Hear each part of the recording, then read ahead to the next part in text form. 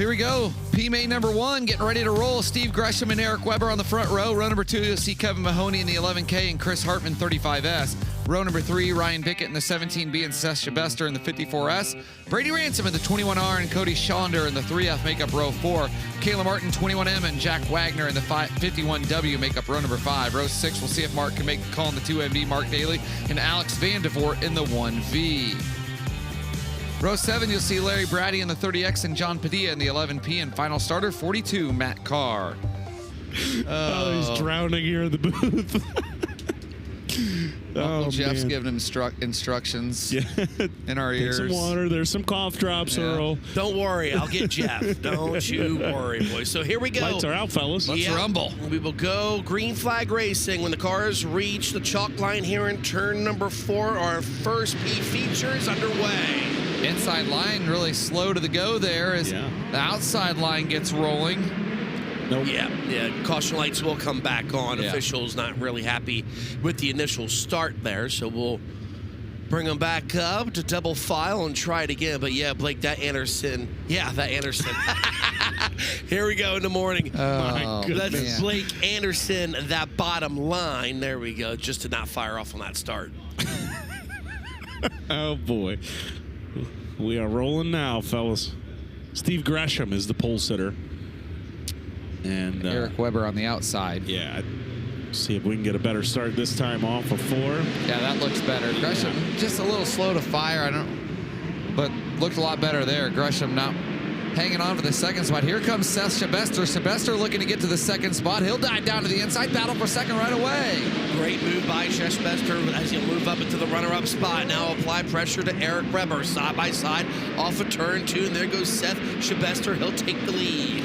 Yeah, if you're looking for somebody here this morning that might be able to do some things, obviously Sammy Swindell in part 2 of the letters here as we work through the soup, but Seth Shabester might be one here in the first sets that will be able to pass some race cars already up into the lead. Here comes Vandevoort trying to move into another transfer spot. He's on the bubble back here in 6th. I don't know. Vandervoort might have a little trouble there because he absolutely nailed the outside wall. You can see the rear end shaking. We got a hard car.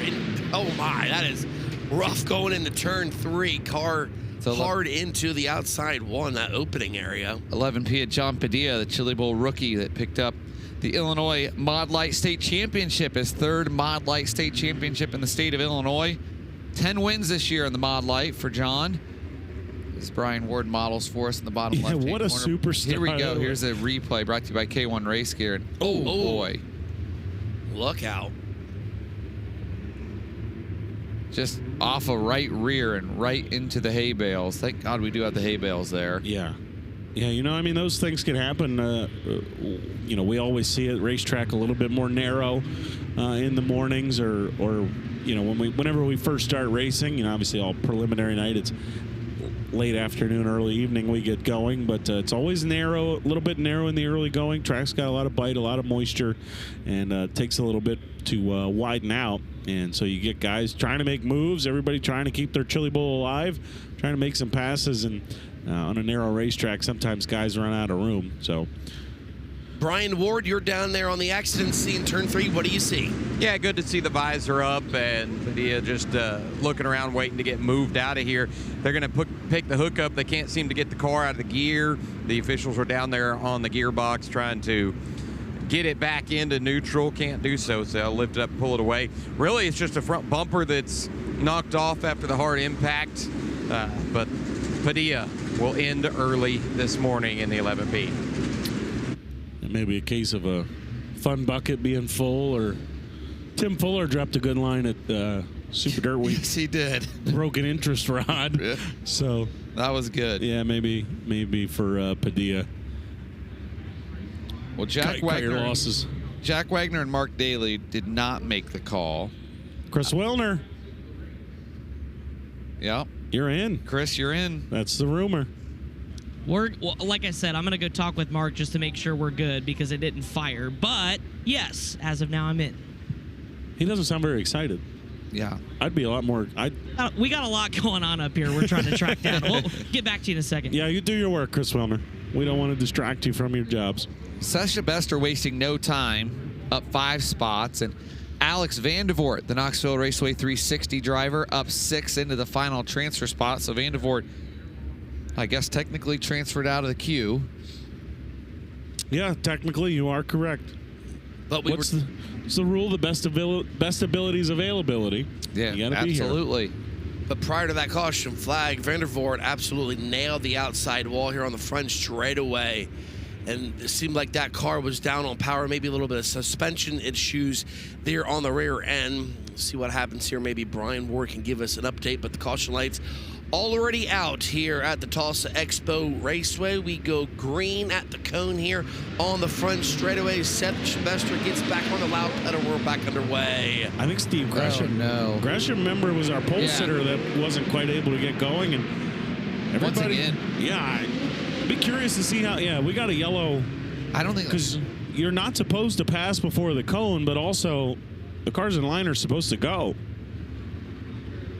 I don't know if that car just doesn't seem to fire. I mean, Yeah, no matter the everyone's going. scenario. Here we go. Here's a replay, and he's in 4th. They're on the bottom, and there you go. Yeah, just did not fire the way he wanted it to. And Yeah, I mean, stack up begins behind him. And Chris, you bring up a good point. I mean, what do? You got to be careful there because you don't want to be charged for jumping the start, but yet you also don't want to be trampled on as well. yeah, I mean,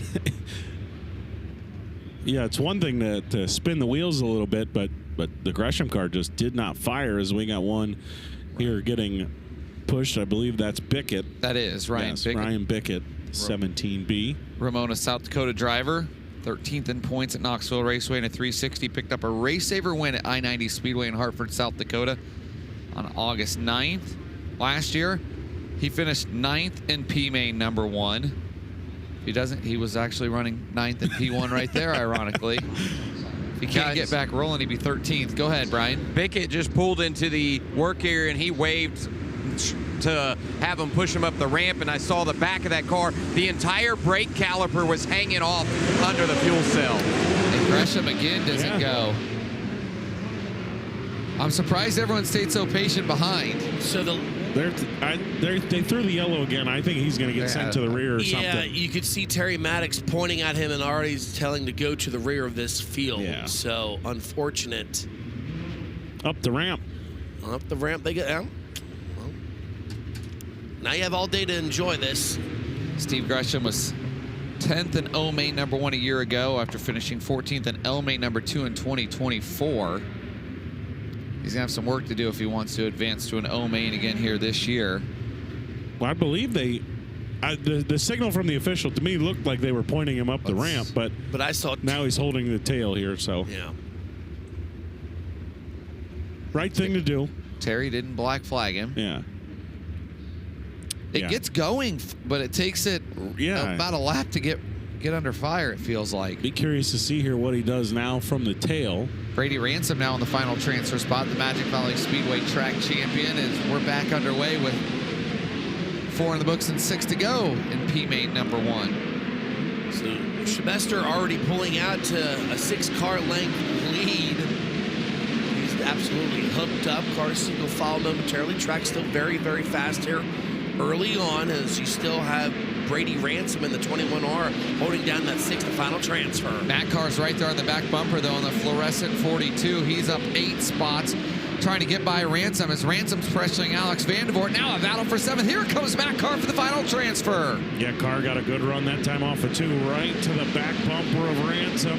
Kayla Martin in the picture now as well. This is a 3-car battle for 1 transfer spot here out of P feature number 1. Carr trying to get it wound up. He'll look to the outside of Ransom here for 6th and 3 and 4. Twin sticks are in the air just 2 more times around. This is a great 3-car battle for that final transfer. Kayla Martin right there. Matt Carr as well. Ransom trying to make that car as wide as it can be at the white flag. Oh, Ransom missed the entry into turn number 1, and there goes Matt Carr for the final transfer. That was the gap that Carr was looking for, and off of turn number 4, Seth Sylvester advances. He'll take Chris Hartman, Eric Weber, Kevin Mahomey, Alex Vandervoort, and Matt Carr with him. Matt Carr up 9 spots. So Seth Sylvester picks up the win by 6 seconds. Chris Hartman, 35S, 48 Eric Weber, 11K Kevin Mahoney, 1B Alex Vandervoort, and 42 Matt Carr, all advanced to O-Main number 1. Their Chili Bowl dream stays alive. A little bit of soup for those guys as they roll to the top of the ramp. And Chris Wilner going to get busy up by you. And, oh, man, we got, looks like a log jam at the top of the ramp there. Lineup will look like this. Donovan Peterson, the 11X, and Noah Madler. We'll see if Noah can make the call in the 17R. They look to be good to go. Row 2, Mike Sullivan in the 06 and Johnny Murdoch in the 0. Third row, row 1 NP, Ray Richards, and 4F, Chad Freewalt. Fourth row, 10K, Jordan Knight, and the D3 of Trent Dixon. Sean Robbins in the 53 and Terry Nichols in the 1P make up row 5. In row 6, you'll see 21 AJ Bender, and 19H of Brian Hubert. Row 7, Ray Brewer in the 47R. In the 1 is Sammy Swindell, and Henry Chambers, the final starter in the 1H. Chris Wilner, top of the ramp. Matt Carr made some passes there to get to the final transfer. He did. Blake Anderson up 9 spots there. A little theatrics at the end to get yourself in. You awake this morning? That was an impressive run. Thank you. Yeah, it's definitely too early to be here, but we'll take what we can get, and we just got to keep going. What are the frustrations like on your prelim night? Car wasn't firing, things weren't working out, but now you get an opportunity to get some laps in. Yeah, we had definitely struggled on our prelim night. We had some stuff that wasn't working, but we got it fixed, and now we're just going to play the game. All right, track's juiced up. You can see the clay on the helmet. He's put in some work there in that first P feature, guys. It'll be fun to watch Matt come from the back. He hasn't run a race yet. He was originally scheduled to start 5th in Q feature number 2. So he's already passed, heck, 10 cars by the book, and we haven't run a lap yet. So he'll take it. Yeah, take all of them. What does Clem Boyle say? They'll give you more than you can take. We get set to go. Lights are out. Donovan Peterson, Noah Madler bring us to green here. P feature number 2 on a Chili Bowl Saturday morning here at Tulsa, Oklahoma. Good race for the lead, and it turns 3 and 4 as Madler is all over Donovan Peterson. Peterson able to power away. As we'll see what Sammy can do here at the back of the pack. The 5-time Chili Bowl champion has some work to do, but I can't believe he made the call after that vicious ride he took on his qualifying night on Tuesday night.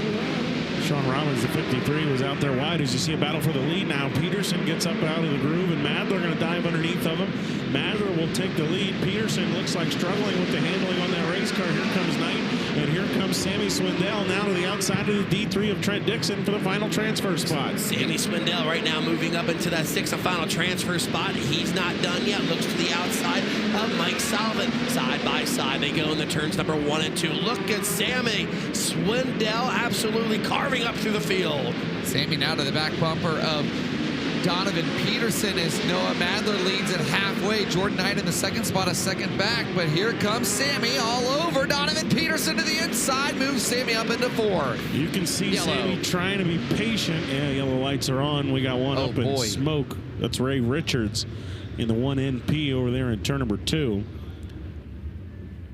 A lot of steam coming out of the engine compartment there. You got to think overheating. Right. Chili Bowl rookie.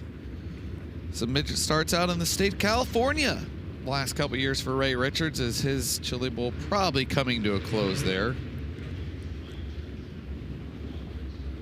We'll see, though.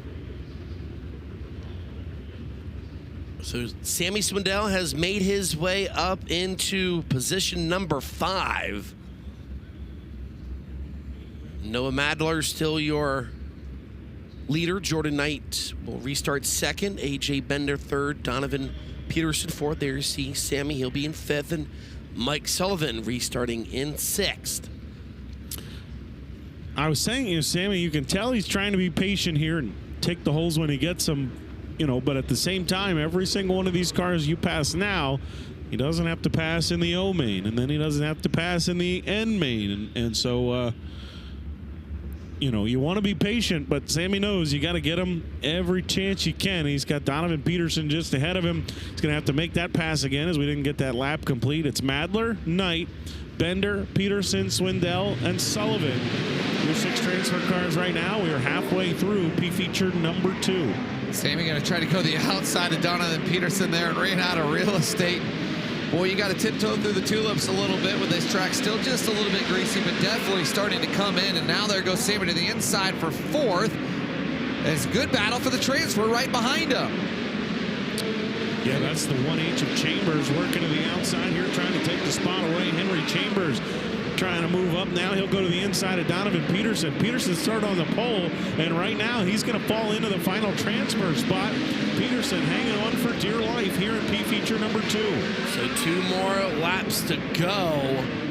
As it's still all Noah Madler out front there. Sammy Swindell makes his way up in the 4th. White flag is out, final time around. AJ Bender inside the transfer, pulled into the infield. That'll shake things up. A tough break for the San Diego, California native. Boy, that's what Mike Sullivan loves to see. Yeah. Battle for the transfer right there on screen. The final transfer, Chris Moore. Yeah, that's Hubert trying to go to the outside of Sullivan, but it's not going to work. Yeah. Credit to our camera guys. They quickly recognized with Bender pulling to the infield. Sullivan and Hubert were going at it for the final transfer spot. That was the 19H of Brian Hubert, who comes up 1 spot short. The 06 of Mike Sullivan gets it. So Noah Madler, Jordan Knight, Sammy Swindell, Henry Chambers, Donovan Peterson, and Mike Sullivan move up out of P feature number 2 into O feature number 2. O feature number 1. Getting set to roll down the ramp. You get a look at the NOS Energy Drink Ram Camp there. Here's the lineup of O feature number 1. Andy Eichhoff and Robert Bell. The Colfax Comet on the front row. Josh Hawkins and Michael Pickens. We don't expect to see Tommy Colburn, Danny Fry in row 3. Jason Tessier, Zach Bowden, Darren Nida, Caleb Paget.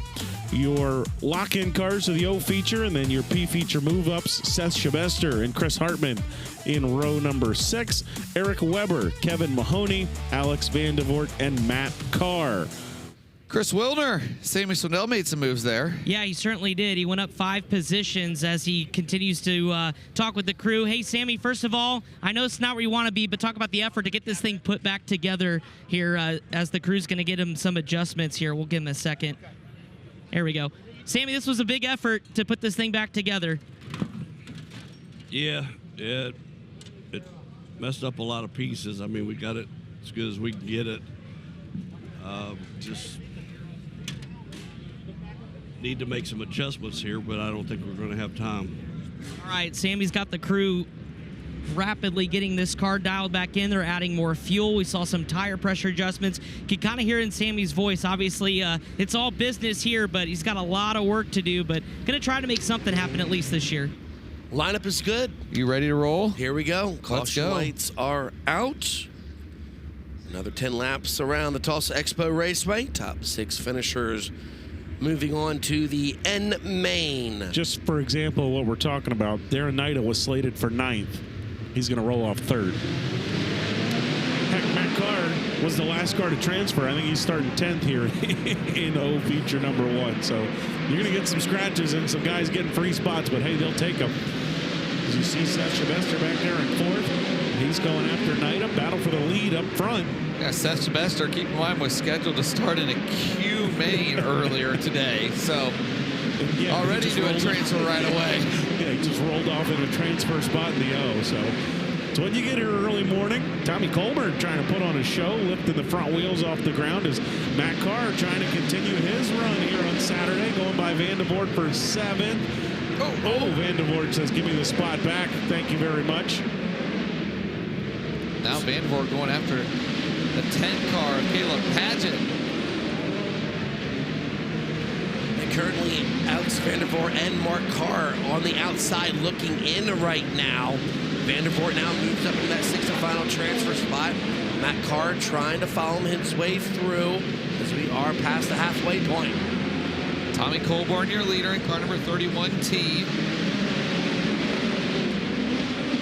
Colburn, the Muskego, Wisconsin native, as he's pulling away, but Darren Nida trying to track him down in the Bigs 3D. Laps starting to tick away right now. You still have Tommy Colburn, the leader. Nida running 2nd, Josh Hawkins in 3rd, Seth Shabester in 4th, Chris Hartman 5th, and Alex Vandevort in that 6th and final transfer spot. You see the 42 of Matt Carr. Carr got a little tight on him going into turn 3. He'll bring it back down. 2 laps to go. Can Carr steal away that final transfer spot? 3 Carr battle down the back straightaway. And a nice shot to the shorts to Alex Vandevort there for the final transfers. Vandevort trying to get to the inside of the 35S of Chris Hartman. There goes Matt Carr around the outside. Here comes Vandevort back to the inside. Down the back straightaway for the final time they go. Car to the outside. Vandervoort trying to find some bite down low. Car makes the pass. Checkered is out. So Matt Carr will transfer into the N-Main. He will finish in 5th. Chris Hartman gets that 6th final transfer spot. However, Darren Nida, he will take home O-Feature 1. Tommy Colburn 2nd. Josh Hawkins 3rd. Seth Shabester in that 4th spot. Then you got Carr and Hartman. O-Feature number 1 got good there. Again, track still widening out. Still in that process of widening out the racing groove, and so it can be tough to pass some race cars, but these guys trying to make it work as best they can. Jimmy Light and Stuart Snyder will start on the front row of O-Feature number 2. Ted Holloman, Ryan Bowers in row 2. Matt Johnson and Brody Enner in row 3. Row 4 is Steve Miller and Cody Brewer. Ben Kovich and Cody Beard, your lock-in cars to O-Feature number 2. Noah Madler and Jordan Knight in row number 6, Sammy Swindell, Henry Chambers, Donovan Peterson, and Mike Sullivan, your P-Feature move-ups. As we work our way, O-Feature number 2 rolling down the ramp, and Chris Wilner with a guy trying to work his way through some soup. Seth Shabester's moved up another spot. Yes, Chris Moore. We've got a couple eating some soup, that is, here early, Seth. What do you think? You're through 2. Track's starting to change a little bit. You starting to get the feel of this thing? Yeah, it's a lot better than it was my qualifying night. That's for dang sure. These things are a lot of fun. Man, I'm proud I'm actually going through some of these for my guys. My qualifying night didn't go so well, so we're going to try to eat some more soup and see how far we can go. Obviously, we talk about this every Saturday morning at the Chili Bowl, not where you want to be, but you mentioned the pride of doing this for your team and your guys. Do you kind of feel like that gives you that extra little oomph out here this morning? Yeah, I mean, I let them down on the qualifying night, plain and simple, so I'm just going to try to go as many rounds as I can today and see how they feel after this. All right, Seth Shabester has the smile on his face through 2. We'll see him coming up in a little bit in an M-Feature. You like either of those? Well, you don't like Nebraska. I don't like Nebraska. Minnesota, okay? Minnesota, whatever. Is what it is. Yeah, they're not a threat. They're really not. Neither's Nebraska anymore, really, if we're being fair. honest. I mean, So here we go. Lights out, coming to green. We got to fire people up. You get me fired up here, we Chris. got to get things going here. Sammy Swindell's about to get us fired up. That's what's going to happen. Oh, Sammy, look watch out, out. Sammy. Look out. Hey, well, there's hey, two cars. free You just- cars. Yep. there's 2 more. Yeah, Jordan Knight and Noah Madler. Yeah. Yep. Boy, Madler's had an adventurous morning. Yeah. Rolled over in hot laps and now rolled up on Jordan Knight's left rear. Here's the replay for you, Christopher. Uh-oh. Madler just getting in hot. Came Yeah. on race gear. You get over that left rear, most of the time it's not going to end well. Yeah, that really That was probably best case scenario right there. Exactly. Yeah, we've seen a lot worse this week. But looks like both cars are going to drive away and just making things a little bit more difficult. Both were P-Feature move-ups.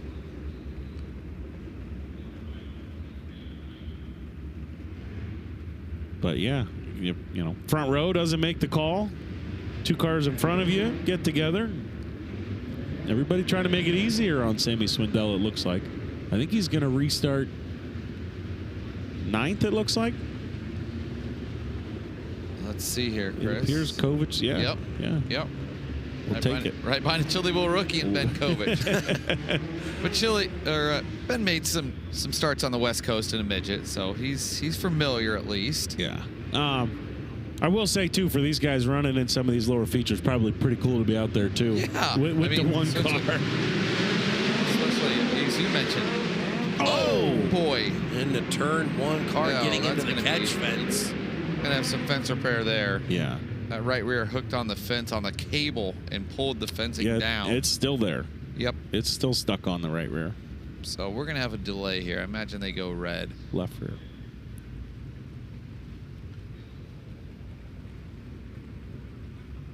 Driver's already out of the race car, climbs out from underneath. It was hanging just enough to give clearance on the backside of the halo. Undoes the belts, falls to the ground, and slides right out. Thank you, Brian Ward. And you were right, Blake. Red lights are already on. They've got them all stopped there just outside the work area. Oh, man. Just caught in that cable there, the cabling that they have in the fencing, so they're going to have to replace 3 or 4 poles. But the nice thing is here at the Chili Bowl, these guys are pros when it comes to fence repair. And yeah, they've already got it unhooked. Yeah, they don't waste car any rolled time. back over. Yeah, it looked like he was just kind of trying to shoot a gap that was closing to the outside of another car down the front straightaway and got up onto the wall and did that. That puts us at 58. Henry Chambers. In the 1H, the driver upside down. Henry was 14th in M-Main number 2 a year ago, was 13th in Heartland Modified Tour points this year with the best run, a second. Did that 2 times at Central Missouri Speedway with the USRA mod on July 4th and 5th. And Brian? We got Henry here, so they're going to hook the bucket to the top of this race car.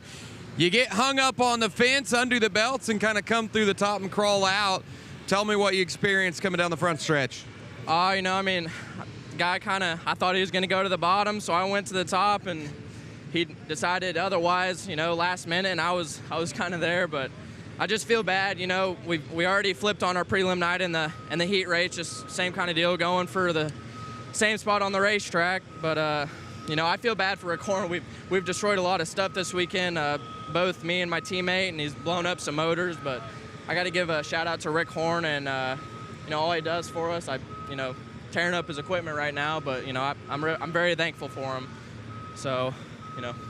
Well, glad to see that you can climb out and you're all right and can make it back up to the pit area. Yes, sir. Thank you. Henry Chambers will get a ride up to the pits. Another one of those Shriners cars. No, I don't know if we can curse you, Wilner. Yeah, you're uncursable. Wilner. Well, I'm going to wait for the announcer's curse when I'm out there in hot laps. Well, that's We've Caleb seen that Hart. happen a That's time or Caleb. two. Yeah, Yeah. Caleb, if you're watching this morning, please, no mention of Chris Wilner at all. I don't know. He might be busy at hot yoga. Yeah, he told us at breakfast this morning. For some reason, he showed up to breakfast. He was going to do hot yoga and Pilates. Yeah, Caleb's got the morning off and shows up to breakfast at 7:30 in a pink T-shirt, gym shorts, and blue sneakers. Yeah, he was really supporting about every color. Roy G. Biv over there. So here we go. feature Sammy. number 2 underway. One of the big stories, Sammy Swindell trying to eat some more soup here early on at the Tulsa Expo. Look at Sammy. Man, dipping and diving. I don't know if he has a little damage to the right front of the number 1, but he's trying to make some hay work on the bottom side of the racetrack. Yeah, Sammy Swindell got a little hairy there for a moment, climbed the front stretch wall, came back down on all 4 wheels, now trying to get underneath. Believe that's Brody Enter for the 7th spot. Brody, Sammy! not again. We talked about that damage to the right front, and unfortunately it digging in and him going over. Earl, when you mentioned that, I took a look at it, and it had a lot of bounce to it. It looked like the shock was broke. It looked like the shaft was bent a little bit, and the shock was not able to work properly.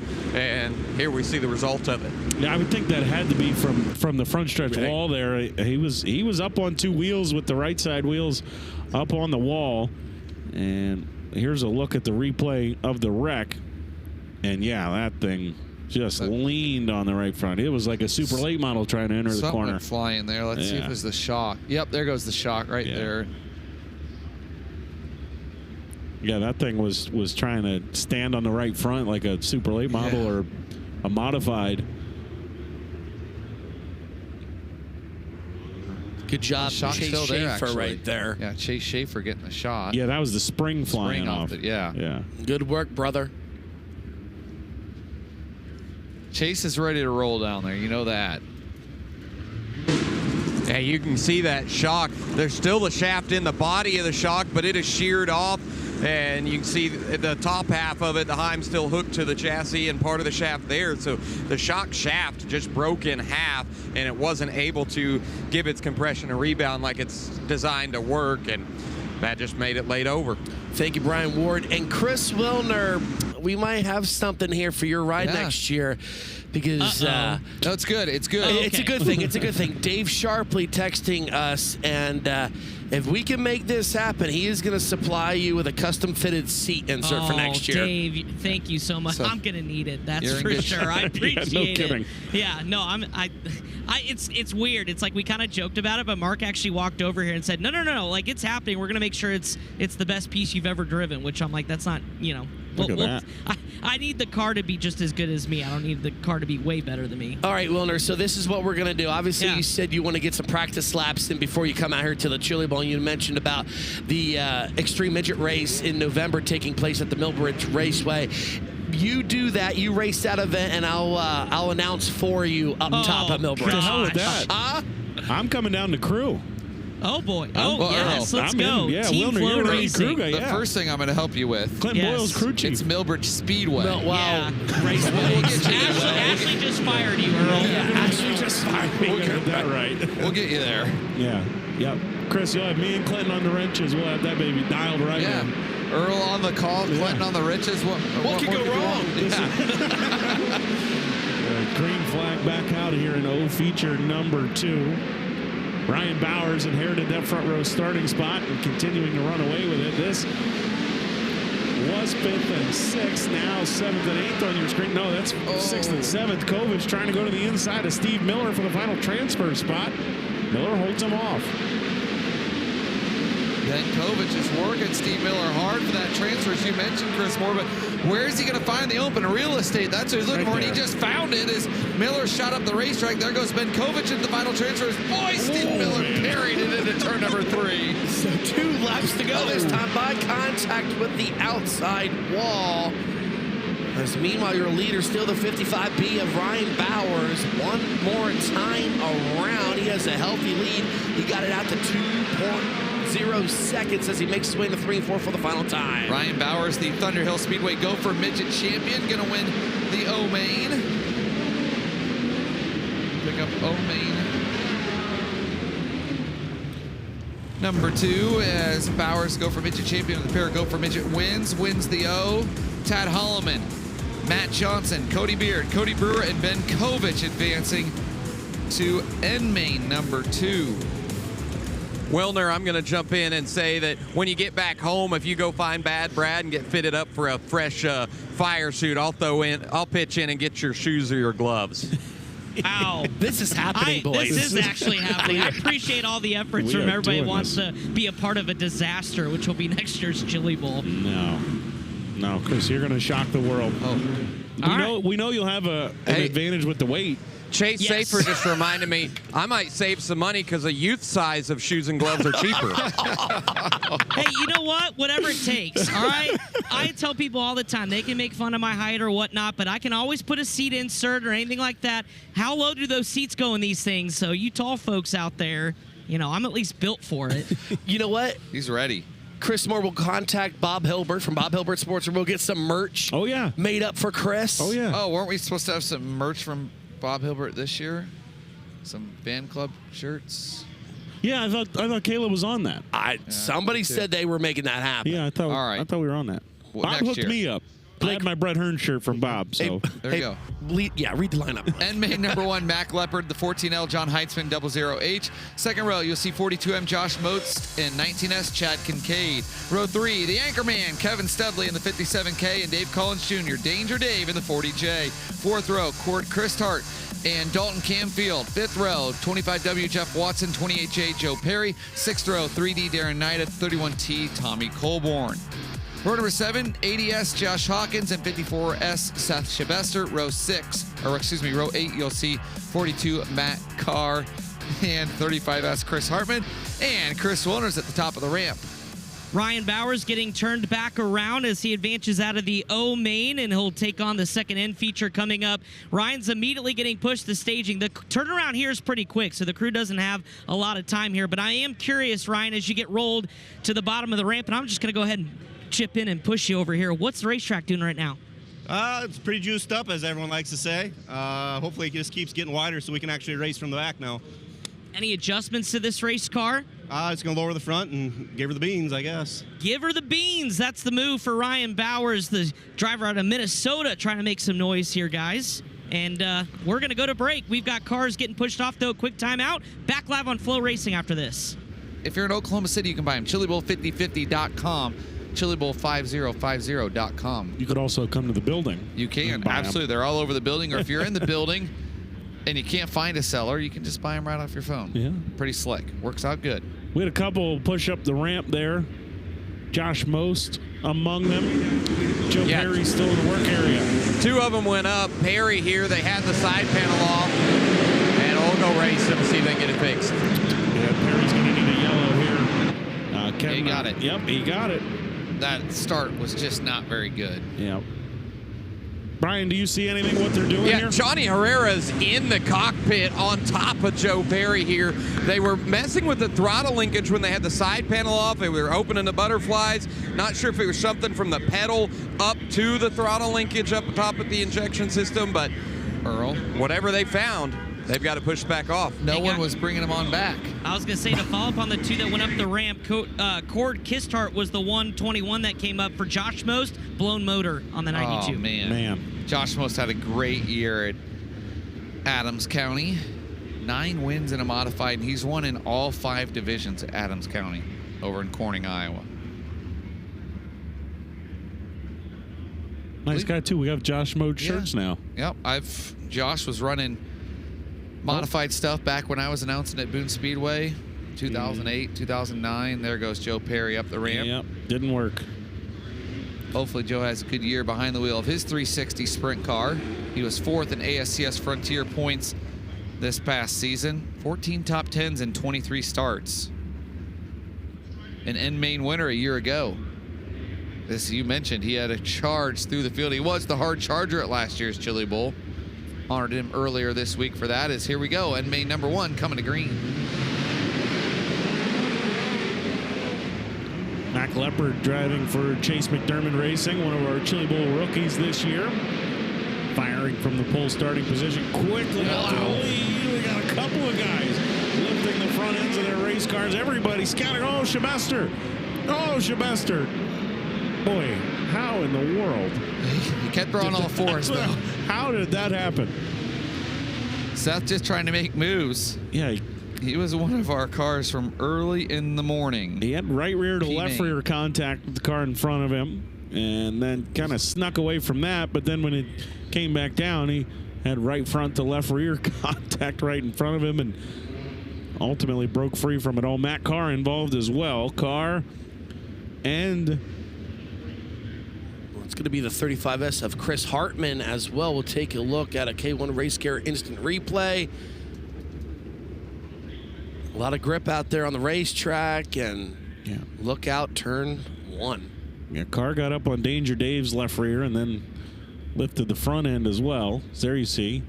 But then he kind of breaks free of it, but then just as he's trying to corral it, more contact again. I believe that was his 25W of Jeff Watson was the other car that made contact with. Matt Carr actually technically right now is our furthest move up. He was scheduled for 8th in the Q-Main, and he showed up, so he advanced out of the Q-Main, then transferred through the P, transferred through the O, and is now here in the end. And fortunately,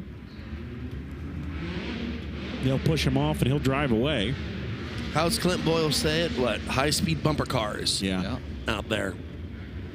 35S of Chris Hartman going to get towed into the infield. Oh, he's got a flat left rear. Jeff Watson, the final transfer, not related to Randy Watson, who is Roger Slack's favorite musician. Roger's a big fan of the Randy Watson experience. Or, excuse me. Lights are out. Well, they're playing bumper cars down the backstretch already. Hey, time to go. 1 lap is in. Still gives some time for these guys at the rear of the field to make their way up through, try to transfer as we get back underway. Heitzman a little slow to the go there as a battle for 3rd starts to the up. Darren Nida going after Kevin Studley for the 3rd spot as Heitzman slips up the track.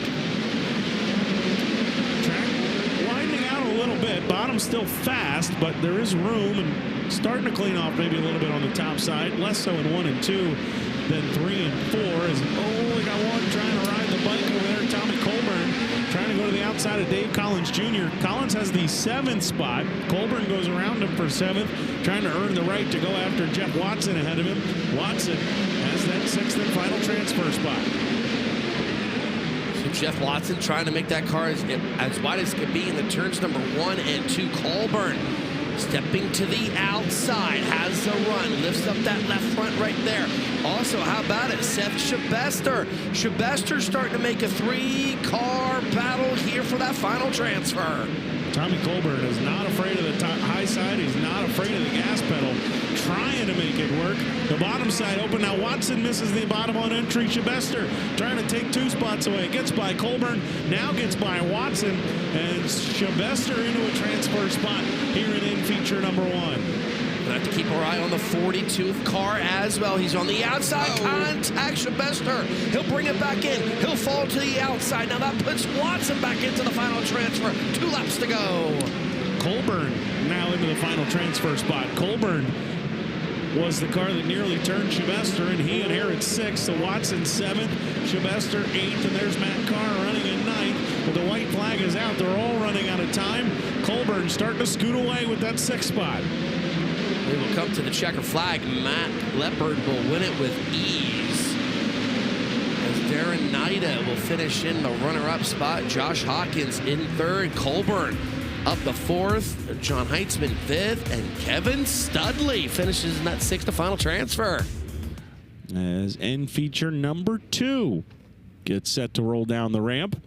Bill Johnson and Sean Cleveland on the front row. Pierce Urbanowski and Scott Jordan in row number 2. Kevin Newton in one of those trifecta motorsports cars put on a show on his prelim night until he ran out of time. And Jan Evans alongside in row 3. Eli Guido and Melissa Perkins in row 4. Chance Morton and Tony Pennick, your lock-in cars through their prelim features. Ryan Bowers, Tad Holloman in row number 6. Matt Johnson, Cody Beard, Cody Brewer, and Ben Kovich round out your O feature transfers here at the back of N feature number 2, the NOS Energy Drink ramp cam.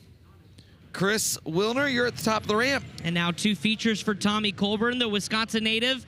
You got to catch your breath there a little bit, but had it feels there, especially at the very end. Battle for the transfer spot, but you also got some insurance there at the end as well. Yeah, I mean, we found the top late. I think it's finally starting to come in. It's not super rough up there. You figure everybody's going to be on the bottom, so we're going to have to go past them up top, so we did at the end. So happy with the car. There's an advantage to running a lot of laps, getting through a few mains. Do you feel like that's going to help you here starting at the tail of this next one? Yeah, definitely. I had no idea what I was, going into when I went out for my first one, and now I feel, super confident. So, yeah, I would say so. I also want to thank Sober Racing, my dad, Eli, Dan, and Troy for all they've done this week for me. We'll see what we can do. Tommy Colburn up to the M main. He talked about the confidence. That's why I love to see you start to see these drivers as they advance through. They look more and more confident as they head back up the ramp. You get 1 tear off? Okay, Yep. I'll save that for you, So Chris. far. So far, okay. Yeah. All right. There's more on the way, trust me. All right. Well, you keep lining up supporters, though, then we'll increase your compensation. I was told Remy will help sponsor. Remy, our FloRacing team mascot. I love it. Yes. I'll need a therapy dog probably after hot laps. And feature number 2, 6 more cars. We'll move on to the M. And we've had quite a few scratches. As a matter of fact, one of our move-ups, Ryan Bowers, is starting in a transfer spot. Hey. They'll take it. Yeah. Oh, Kevin Newton. Bowers just shot up the racetrack, though, and lost a handful of positions. Right now it's Tad Holloman, one of our transfers. He's already in the final transfer. Yeah. Well, Kevin Newton, look out. Turn 3. And here comes Cody Beard, just like that. He's in a transfer spot, but he has damage to the right front.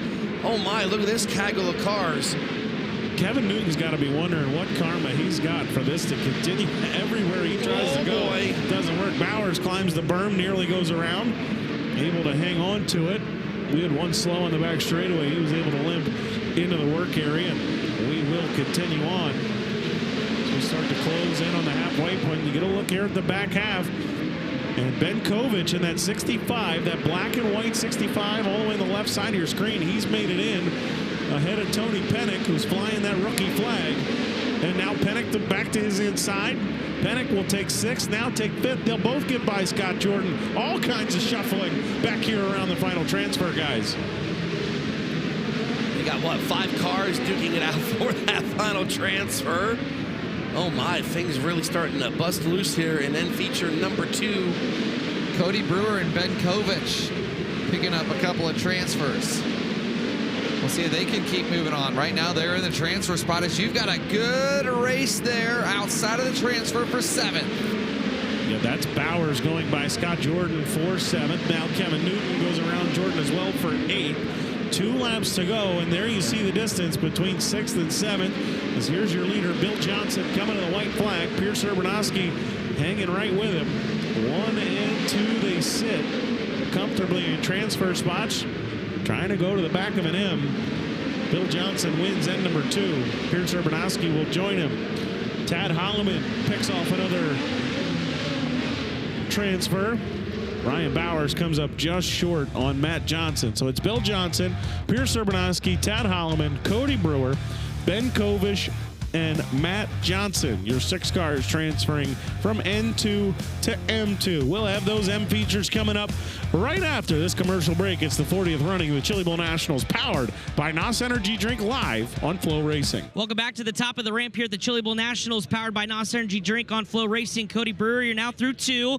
I asked you about what do you think. You go, I don't know. It's nice to get some laps now. Do you still feel like you're starting to get comfortable now that you've had to pass some cars here early this morning? Yeah, it's nice. We just hadn't had a lot of laps the last couple of years. We've been busy with the racetrack, so had engine troubles here the last couple of years as well. So the prelim night wasn't any easier on us, just the wrong place, wrong time. So yeah, it's nice to string some laps together, help me get a little bit more comfortable. And the guys keep saying, hey, what do we need to do the car? And the car's not the weak link, the driver is here. So the more laps I can get, the better. What kind of things do you learn out there on the racetrack? And obviously with these quick turns, the track doesn't change a whole lot. So what are some of the things you're picking up on? Oh, yeah, I mean, the track crew has to get it pretty juiced up to last all day. So, it's pretty juicy. It's already kind of a little bit ledgy in a couple spots, causing some ruckus. So, early when it's real crowded, try to steer clear of all that and let those guys tear themselves up. And then after you can get a little bit more clear track, you can air it out a little bit more. All right, Cody Brewer's going to get turned back around. We'll see him in an M-Main coming up. But again, through 2 features already here this morning. We'll get to the third what if I was going to mention. After the lineup here, M feature number 1, Gage Trube and Jimmy Sivia. On the front row, Connor Joaquim and Cy Lynch, Sean Deskins, Eric Bloomer, Brett Klabundi, Brian Strain Jr., Kyle Hawes, and Jake Johnson. Your 5 cars locking into the M from their prelim night, Mac Leopard, Darren Nida. Your N feature move-ups, along with Josh Hawkins, Tommy Colburn, John Heitzman, and Kevin Studley. Which has been interesting. Clinton said it last night, and I feel like it's kind of been the theme. 1 and 2 been really tricky a lot this week. It was like that on Thursday when Christopher Bell won. The top side is just, as those 30-lap A-Mains has gone on, has gotten trickier and trickier. But last night, he was able to use it to his advantage to get the win. So, oh boy. Oh. We're adding 2 more. Started at the front of the pack and carried its way all the way through the field.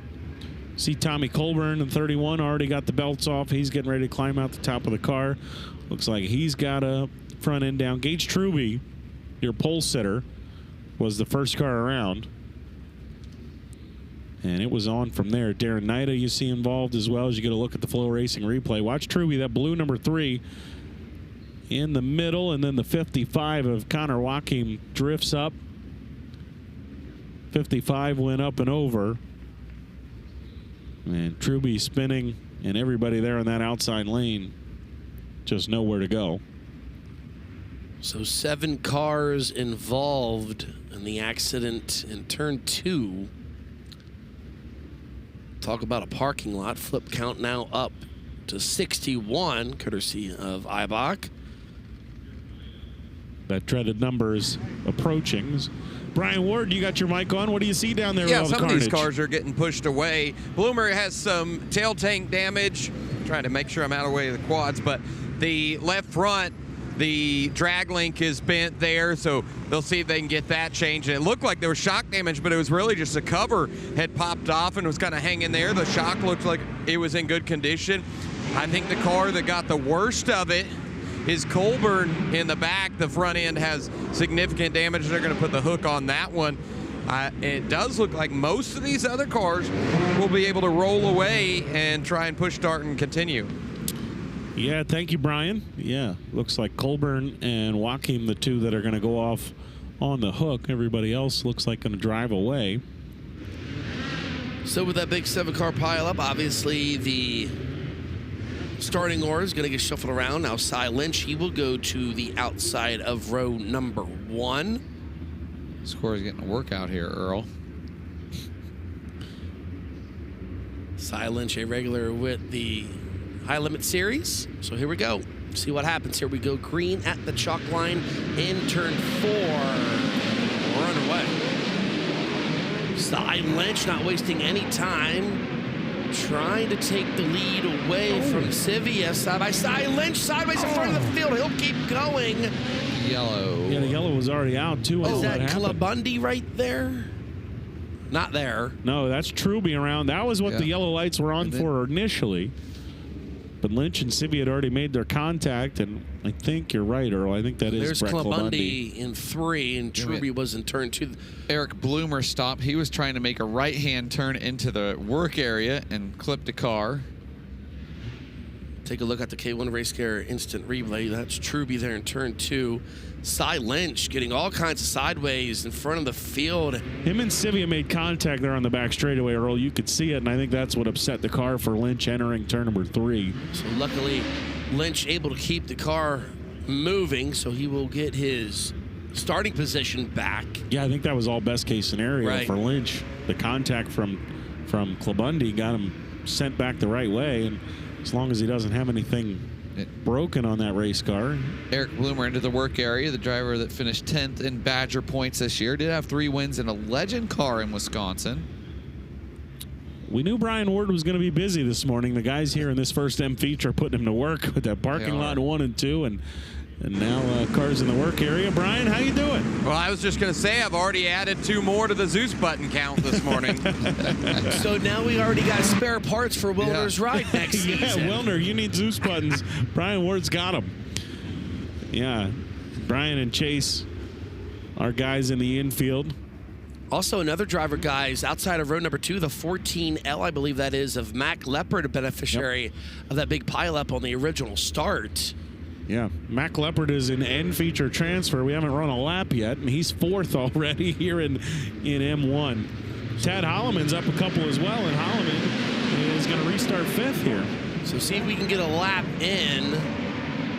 As now Sean Deskins looking down low in turns number 3 and 4.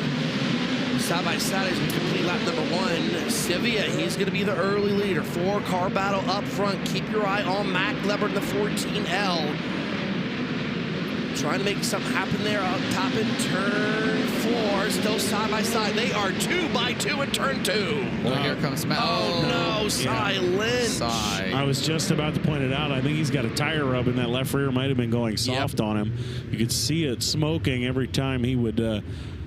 they were leaning on the left rear a little bit, and yeah, I think he's got a tire rub. I don't know if it sent it soft but definitely, yeah, you can see the smoke, and it's definitely a tire rub, Nerf bar to that left rear. We'll see how bad it is. Brian Ward, down to you. Yeah, it's right on the outer edge of the tire, and it's the lower side of the Nerf bar. There's still a little bit of clearance on the top side, but the bottom bar on that left side Nerf is just dragging on the outside of that tire.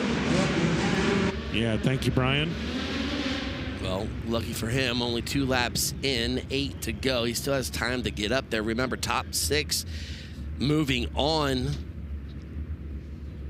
Signed 9th in high limit points this past season. Picked up a good crew chief this year going into the 2026 season. I'll have Heath Moyle on the wrenches as we're back underway. Sean Deskins brings us back to green with 8 to go, and there goes Mac Leopard. Leopard picked up a Badger win and a Mara Midget win this year and ran a good majority of the USAC NOS Energy Drink National Midget schedule, and now trying to rope in Sean Deskins for a win here in the M-Main. Leopard closing in on Deskins for the lead. They'll go nose to tail down the back straightaway they go.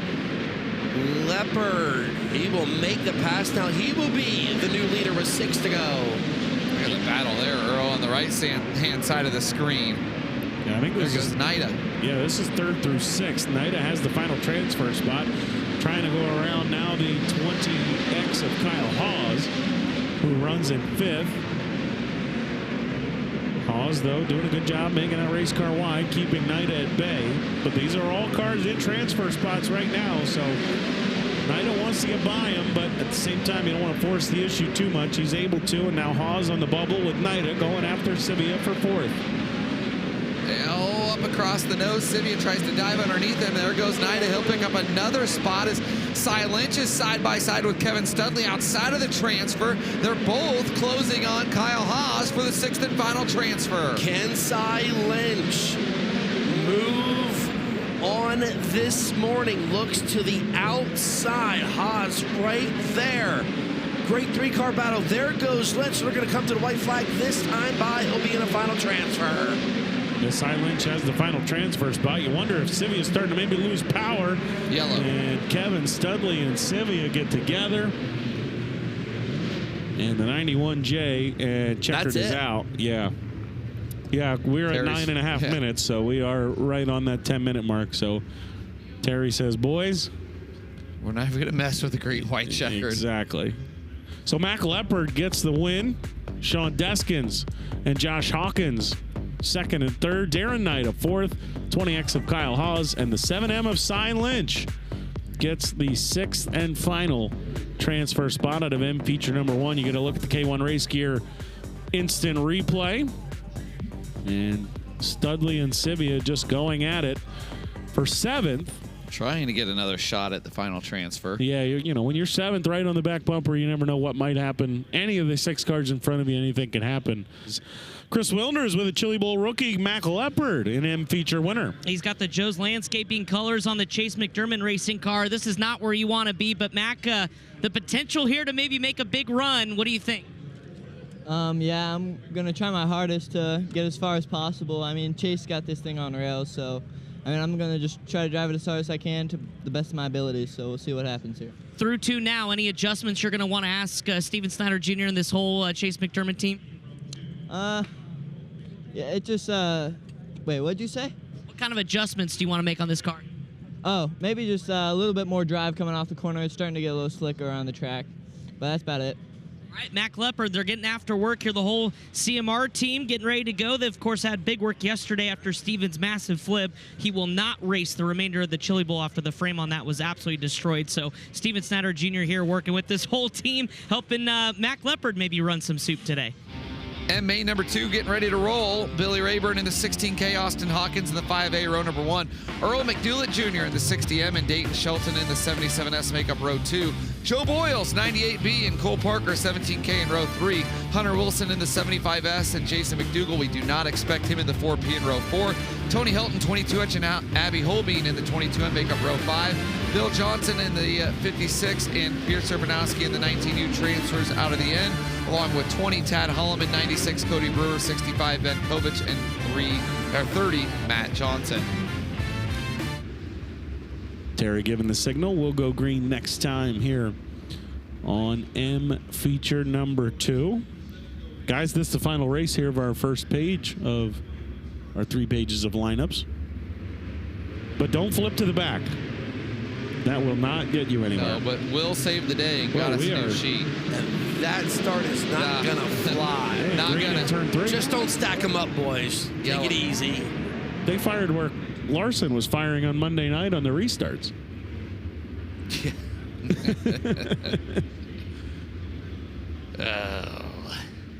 Credit to Kyle for joining us on that pit walk last night, Blake. That was good. You and I were both surprised he signed up for that. I did not expect him to join us when I asked him.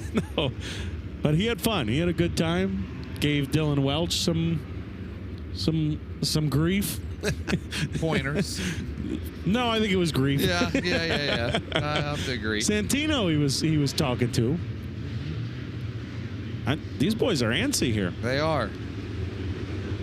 Let's have main number 2. Yeah, let's go. Oh, we're going to change the front row. A little too antsy. No, maybe not. No, they did. Did they? Yep, Earl McDoulet. Yep. Sliding ahead of Billy Rayburn. Earl. Let's go EMJ. Yeah, another junior out there. Oh, boy. Oh boy. Oh, boy. Here we go. No. I don't know if the outside row's going. I just don't know if he's firing on time. They're going to stay green there. Yeah, It's the same thing happened that we saw earlier in the day. Almost 4 wide. They are 4 wide as we come down to complete lap number 1. We're and stalled. We're yellow. flipping. We're flipping. And here we go. We stalled one out on the front straightaway, and then we flipped another one going here into turn number 1. I think that's Cody Brewer, maybe. I can't quite read the Or number. it could be the 56 of Bill Johnson. Oh, yes, there that's we go. what I Yep. think. Couldn't tell if that was what number that was there on the first digit. You thought it was in? Yeah, okay. All right, I could see. Now I can see what you're looking at. Yeah, the 4 wide here. Oh, mama. Oh, yeah. And one jumps on the binders to stall out, and then everybody... Even confused our great cameramen up top. They didn't know where to shoot. The meatloaf. We want it now.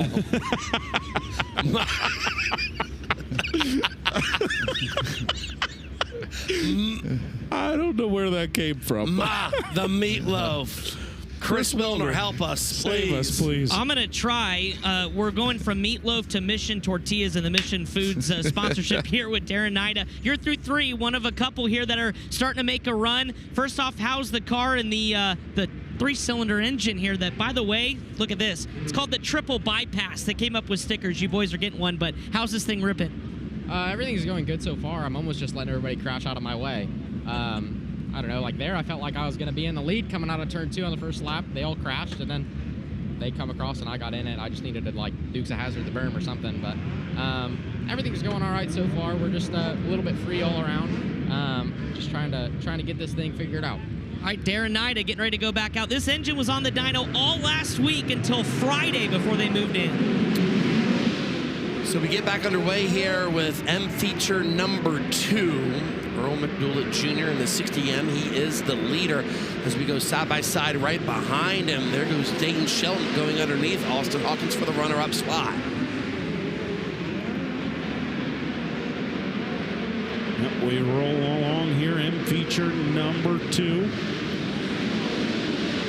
Everybody file in line here now on the bottom side, at least down in 3 and 4, 1 and 2. Starting to scatter things out as you see Cody Brewer and Hunter Wilson going at it. This is 5th and 6th. Pearson Urbanowski right on their back bumper. Now here comes the 20 of Tad Holloman as well. Oh, we got one upside down in front of us. Right in front of us. Earl, wave, you're on TV. Hi, Mom. Where's the meatloaf? We want it. We want it now. For the record, I hate meatloaf, for the record. That's a hot take. So let's take a look at Billy the Cape Race Scare. There he is. You got a lift, man. That was full send. That was 63. We're approaching the dreaded number. Oh, Billy, he was. Oh, yeah. Boy. Hopefully, when we get to 66, we get like 2 at the same time or something. Billy was 9th in an O-Main a year ago, so his 2026 Chili Bowl was an improvement. Uh-oh, we got helmet flying, and help him out, Chris. Something flying there. Yeah, well, he ain't even in the car anymore. No. He's already out of the car. I've already been around a helmet flying. That was 2 weeks ago at the Tulsa shootout. I don't need to be around that. No kidding. And Brian Ward, you also made your way to the accident scene there in turn 4. What do you see, my friend? Yeah, I get here just in time for them to clean it up. They get the car out of gear, and on the hook, it rolls over to the work area, and we'll go right up the ramp, the right rear tire flat on that one. Didn't really get to see any more damage on it, but done in the 16. Hey, Earl. Yes, Seymour. Your fan club just tweeted about it. Oh, boy. Are we going to get this much anticipated arm wrestling contest at today's pre-race show? We'll see. You gotta wake up. See if I can get it approved by the Chili Bowl Green Jacket Club. And Dad. Yeah, I'd be more worried about Dad than them. So halfway, so we're trying to complete the second half of Cody Brewer, we're on the bottom there. Uh-oh. Yella. Tony Helton, 22H. Helton was running in 10th.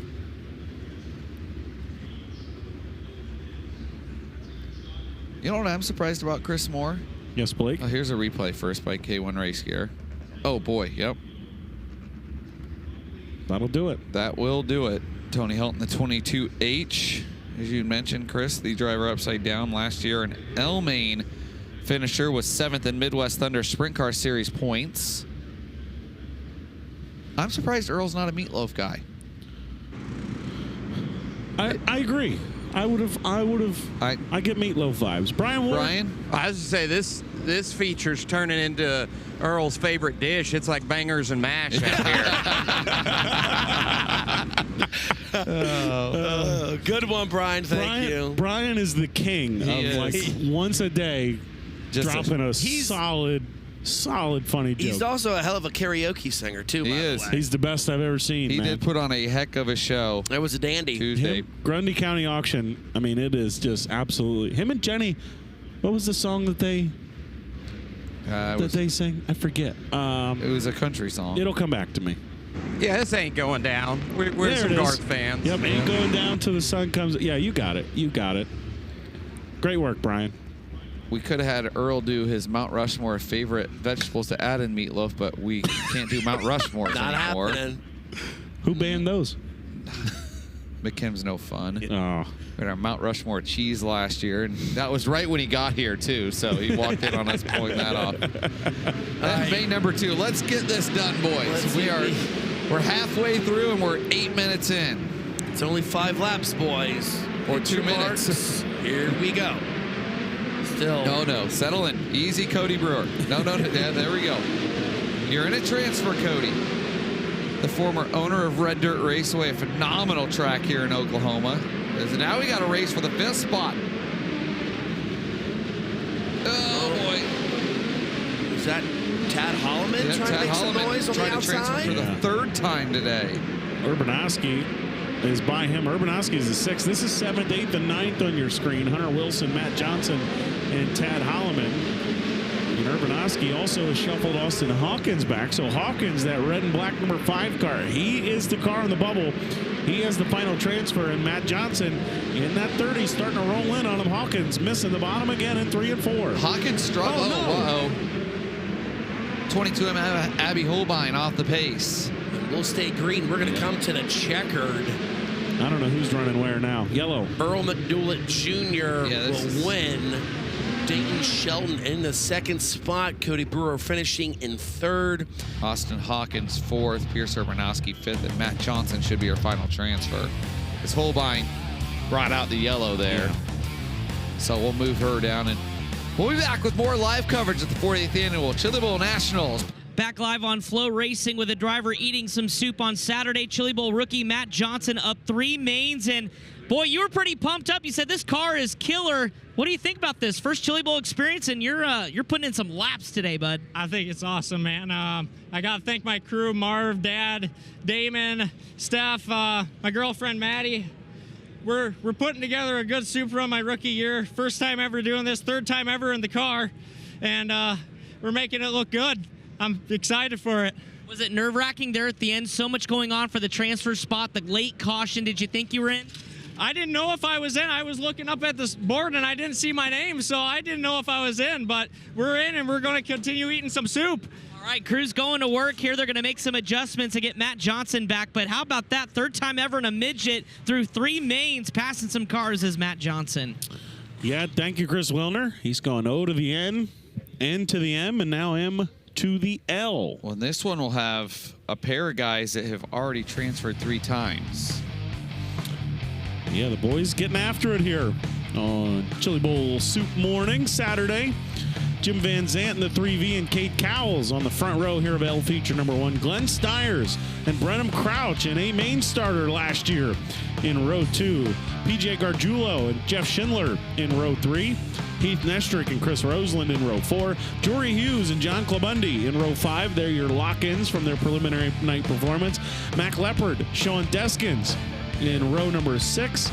And Josh Hawkins and Darren Knight in row 7. Kyle Haas and Cy Lynch, your move-up cars from the M feature. Jeff's probably going to text one of us. Yeah, probably. He's probably waiting in line at Texas Roadhouse to get the lunch special. What the hell does that mean?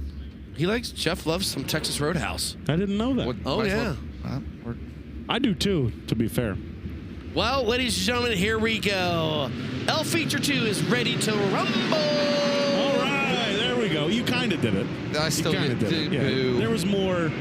You a could lot have done left more. on the table there. There's meat on that bone. There for is sure. a lot of meat on that bone. All right, we'll try again later on, see what we go. But anyway, guys, we are back underway here at the Tulsa Expo Raceway. Three L wide, Earl. Feature 1 coming to life here. A lot of movers and shakers already. See if we can have a couple more guys eat some soup early on. Hang on, keep your eye on Nida. We got a car. Is that Cy Lynch coming to a stop in turn 3? So the caution lights come back on.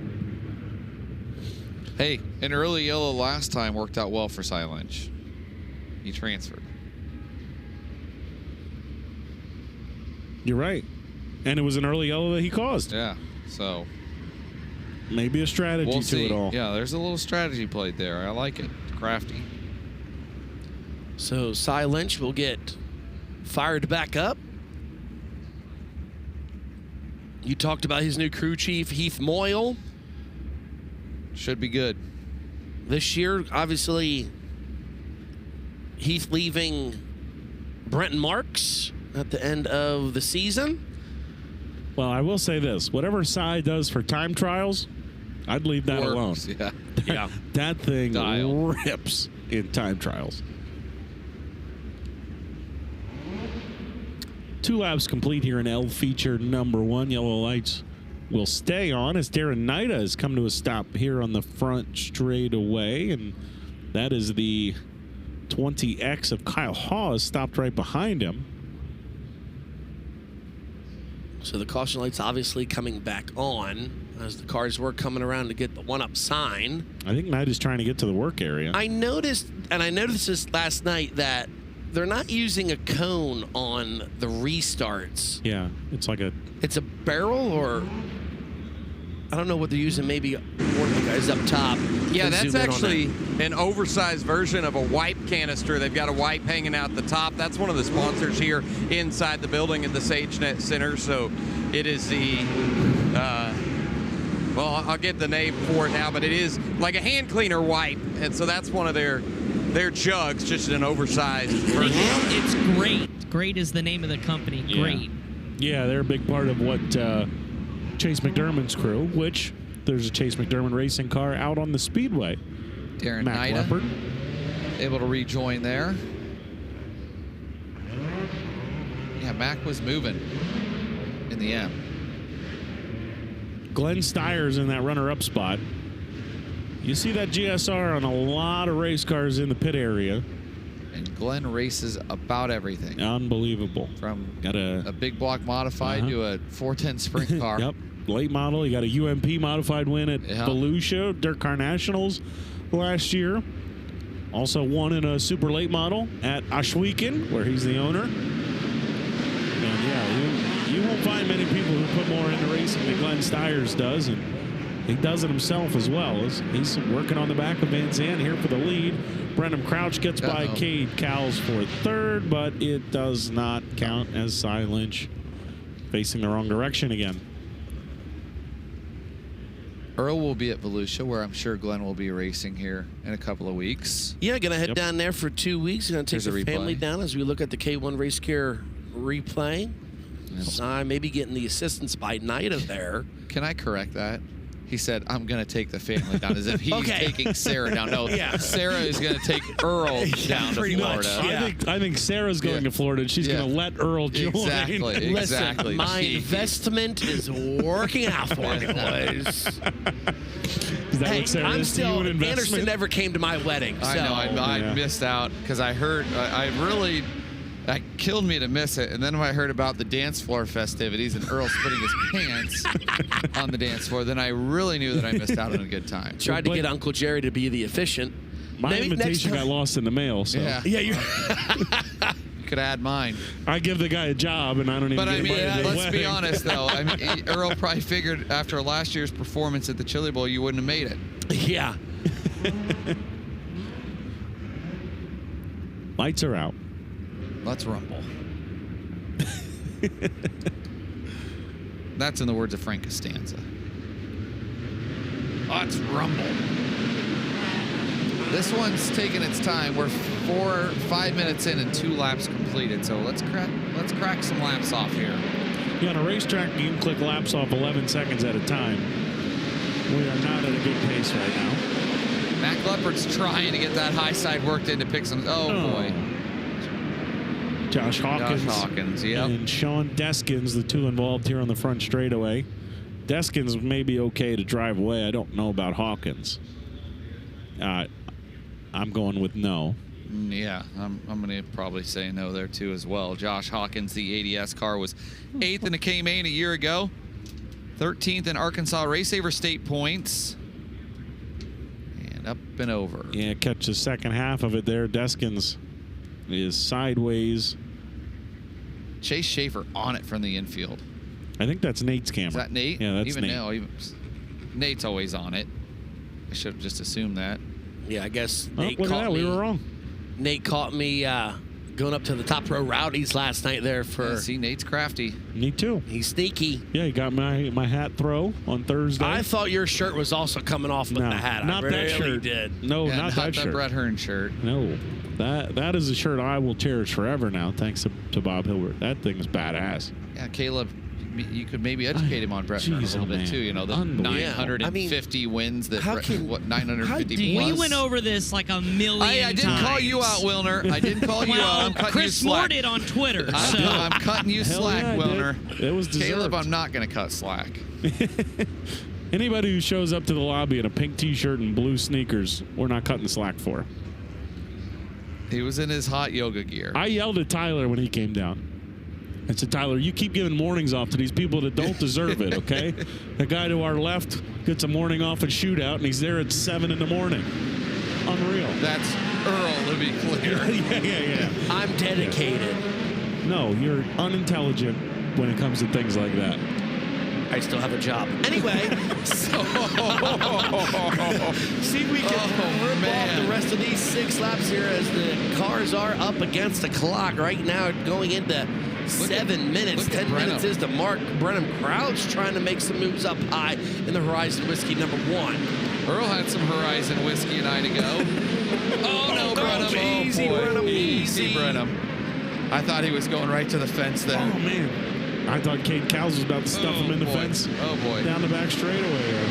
I feel like we're just on the precipice of something big right now. Yeah, it's not. We're trying. I don't get good vibes right now. I don't fellas. either. So Crouch will go 2 for 1 there, turn 2. Settle it on the bottom, Brennan. Makes his way into 4th. Mac Leopard. Oh, trouble here on the front stretch. We were right. 2 of Is them. that Hawkins again? Hawkins again. And Chris And Roseland. Chris Roseland. The Carter Lake, Iowa native. I think Hawkins was determined. So we officially are at the 8-minute mark here for L feature number 1. See what officials are going to do. iBox Springs flip count up to 67 right now. Earl, why would you say that? I'm sorry. You What, did it wrong. what You else did do it you want me to wrong. say?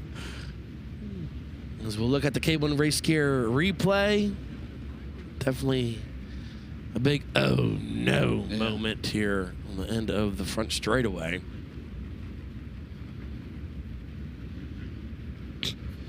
Yeah, Jeff's not on Yeah, it for Jeff, us. mm-mm. Here's Josh climbing out of the car, though. That's the good news. They're going to need the car dolly for this one. The left side Nerf bar is pushing that left rear tire, so they got to get a hook on the front, but that thing's not going to roll even when they get it in neutral, because that Nerf bar is pushing up against that tire. They may just try and drag it here, at least get it into the infield. Josh is going to get the helmet off. It's rolling there, pushing against that Nerf bar. Brian, we've seen the dolly used once or twice this weekend. It's been used. Josh, that has been a rough feature for you. It has been a rough week. And I think I will hop my own car. Yeah, I saw 2 of these 80s in there just trying to transfer. Was there any smack talk before you rolled down the ramp? No, because I started so early in the morning. I've been in the car the whole time. But he got a little crossed up. And guys, back to green. So keep your eye on Jimmy Van Sant. He is the leader Right now it's Gargiulo. Gargiulo, Steyer sideways, and he stalls the car. You heard him talk about yesterday with Chase Briscoe just how easy it is to get these midgets stalled. And Glenn Steyers was running in the transfer spot. So we're officially at the 10-minute mark. Give him a green-white checker. Terry has he's giving him the white flag and the green flag in hand. He's giving him one last shot. Time is what he's indicating. Time, boys, time. Well, all this, and Darren Knight has found himself right in the thick of it for a transfer spot. I think he actually might restart in 7th. Yeah, I know my computer. Yeah, it's going haywire. Yeah, no, I got to take so her to Hughes the right squad now, I believe, next is in week. that 6th and final transfer. Knight in 7th, see what he can do. As we believe we are going to come to the green and white flags. We'll keep our eye on Terry. See what happens. Here we go. Yep, green and white together, Earl Hood Jr. So Van Zandt works down low. Gargiulo up high, 2 by 2 down the back straightaway. They're going to come to the checkered. Nida making moves. Nida gets 5th, and we flip here in 3 and 4. Steyers. Jory Hughes gets 6th. Steyers is the car up and over, but Nida transfers. Yeah, 5th. Nida and Jory Hughes both got by Cade Cowles there coming to the checkered. Cowles got wide down in 3 and 4, and Jory Hughes able to stick underneath of him and get the spot. As here's a look at the replay of the flip. Steyers just enters on the cushion, gets up on the bike, and over he goes. And now we are log jammed here on the ramp. I can tell you Darren Nida just advanced for the 4th time of the day. Darren Nida's ripping. And Mac Leopard just advanced for the 3rd time of the day. Back live here on Championship Saturday at the 40th running of the Chili Bowl Nationals, powered by NOS Energy Drink here on FloRacing. Brenham Crouch getting his soup run potentially started here, already through 1. I know, Brenham, we had a lot of high hopes on your prelim night, but what kind of confidence now in this race car, now that you've shaken it down here on Saturday, do you have to maybe make several runs up here? Yeah, the guys, I don't know if it's the flagman or who, but they're helping me out. I'm getting extra practice having to pass extra cars, and we didn't do any favors to ourselves on the prelim night. We just had some stuff out of our control, and we needed to get a little bit better driver and car. So this place is just cutthroat, and like I said before to my guys, nobody really wants to do the soup run, but they're always like, what if, right? So, that's our goal, is just to make this a story, and we have no expectations. Everybody's here for fun, so just going to see if we can't catch Joel in the D and try to give ourselves a decent day. All right, he's got the crew already hard at work. Rizzy and this entire team getting this car dialed in. So here's some of the benefits. Obviously, disappointment on a prelim night, but an opportunity for drivers like Brenham Crouch and some other names to make some noise and potentially make some really big runs here. We've already got a couple through 4. We'll see what happens later on. Thank you, Chris Wilner. And Brenham, we can assure you, if you're putting on a show, we're going to follow it and keep up with it as L feature number 2. Corey Mullins and Richie Biersick will bring him to green. Curtis Jones and Brandon Lewis in row 2. Joe Walker, David Camfield Sr. in row number 3. Grant Schott and Casey Burkham in row number 4. Will Garretts and Ryan Roulette in the 5th row. Your N-Main transfer cars, Earl McDougall Jr. and Dayton Shelton in row number 6. Cody Brewer and Austin Hawkins in row 7. And Pierce Urbanowski and Matt Johnson in row number 8. And the lights are out, so we'll go green next time by. Good news for these guys, they're not on the clock yet. We talked about 10 laps or 10 minutes. They're not on the clock yet until that green flag falls.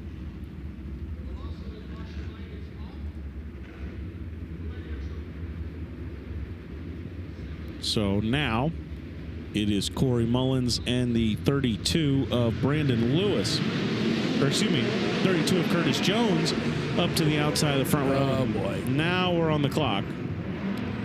And that is 68, I believe. I think that's the 7E of Casey Burkham. I believe Combine Texas native. You are correct. Seymour. Yep. Every now and then.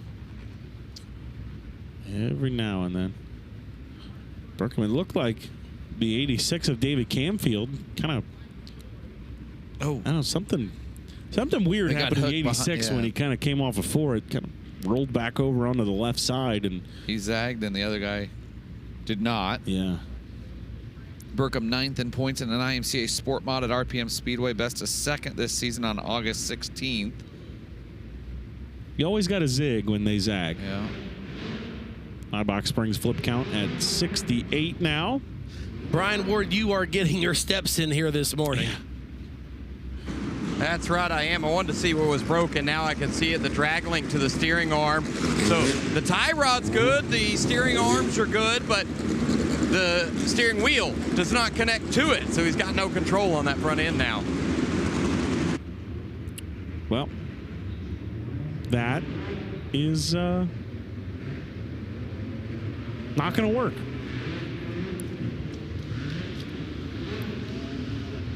So we'll get them restacked. And still no laps complete. Again, we are on the clock, though, now. 10 laps or 10 minutes. Earl, your take-home share of the 50/50 is over 80 grand now. Let's go. Daddy needs a new pair of shoes. Yeah. Here we go, Earl. That outside of the front, or outside of the second row did not get up to speed there. We're going to stay green, though. Yeah, and that's Camfield, remember, who struggled on that last restart as well. Yep. But this time, no problems caused because of it, and so we will continue on. Ryan Roulette into the 6th and final transfer spot. And here comes Earl. EMJ trying to make his way up through the field. Are you rooting for him? Yes, let's I mean, go. You have Come to. I feel on. like you have to for Earl McDoulet Jr., the Arkansas native. I need to get a shirt. Well, Dayton Shelton has drove around Earl and around Camfield, and he's up to 7th. Now trying to work on Ryan Roulette here in 6th, and he's got it. Shelton in that orange and blue number 77 car. He grabs the final transfer spot, and we're going to go yellow. Yep, we got 2 together here in 3 and 4. That is Hawkins and Camfield. Ryan Roulette, keep in mind he is the B-52 bomber pilot for his day job.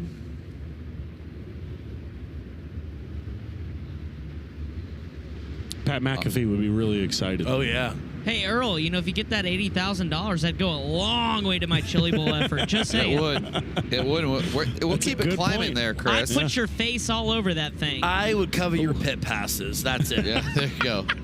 What a generous fellow you are. Wilner, I cover What a your guy. pit passes, my you're friend. the man. Don't ever say he doesn't do nice things, Chris. Boy, big spender over there. Especially considering Wilner gets the pit passes for free. Yeah. Yeah, exactly. Still be on the flow, Solid bro. investment. Well, that's what Earl will do for him. What a guy. Man. You can buy your 50/50 tickets if you're in the state of Oklahoma on chilibowl5050.com. Not even a tire, Earl? Nothing? No, I get What if it gets to 100 grand take home? Would you buy him 2 tires? a couple tires? I'll buy him some food from the concession stand. Okay. Are you kidding me, Earl? Something Hey, off you the guys dollar have menu. great walking tacos there. I will give you that. The walking tacos are on par. But you're not going to be able to eat them because we're going to have to watch out for your weight. Yeah. You Yeah. need to. Yeah, no, trim Chris, you got to be in shape. Earl Yeah. knows about diets. He's Yeah, I going to do. keep him Yeah, locked in training on the starts on same Monday. diet that he's I am running. a very healthy individual. Chris Earl, is- you do hit the gym, though. Wait, has Maggie had anything to say about this, Chris? Or Yeah. She's not happy. She's not Okay, happy. so You know what, though? This is taking off. I can't say no now. Yeah, it's a little too No. late for yeah, that. so your Yeah. legal team will write up a permission slip. There you We'll go. send it to Maggie. There you go. Just Oh, get now the Maggie's leader- pit pass, too. And now that Curtis Jones, he's the leader, he goes up the ramp, so his day is done. So now Joe Walker will be. Earl, that puts you one spot closer. Yeah, baby, Yeah. let's go. Come on, EMJ. I believe by scoring, that will slide McDougal up to 8th and puts Ryan Roulette back in to the final transfer spot. I may have to stand for this. I don't know.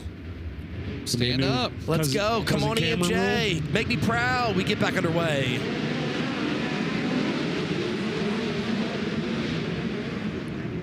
Oh, Roulette Roulette in the 67 Let her was a eat, little EMJ. Go up sideways. high. Let her eat. We just let Earl do this. Yeah, Earl, you got it. I'm Put out. that right rear up on the cushion. Let's go. Oh, no. Don't follow him. Go around him. Now that is Boom, expert baby. analysis. We're making spots up. Now take the line away. Hold strong. 4 laps to go. You're running out of time, Earl. Joe Walker still the leader. As Grant shot runs that runner-up spot. go. Let's go. Keep her going. Hammer down. Now hit your marks on the bottom. Get those left rears right back in the grip. I think that's 7th he's got now. Yep, he's up to 7th. Don't stop now. Got to get underneath Shelton. Shelton's trying to advance his positions. He's on the bubble. Nose to tail. Hold strong. You got it. 2 laps to go. We're keeping our eye on Earl McDoulet Jr. He'll look down low in the turn. Oh, but the car got out from underneath him. He'll go up the hill. He got to get back on the horse. We're going to come to the white flag. Final time around.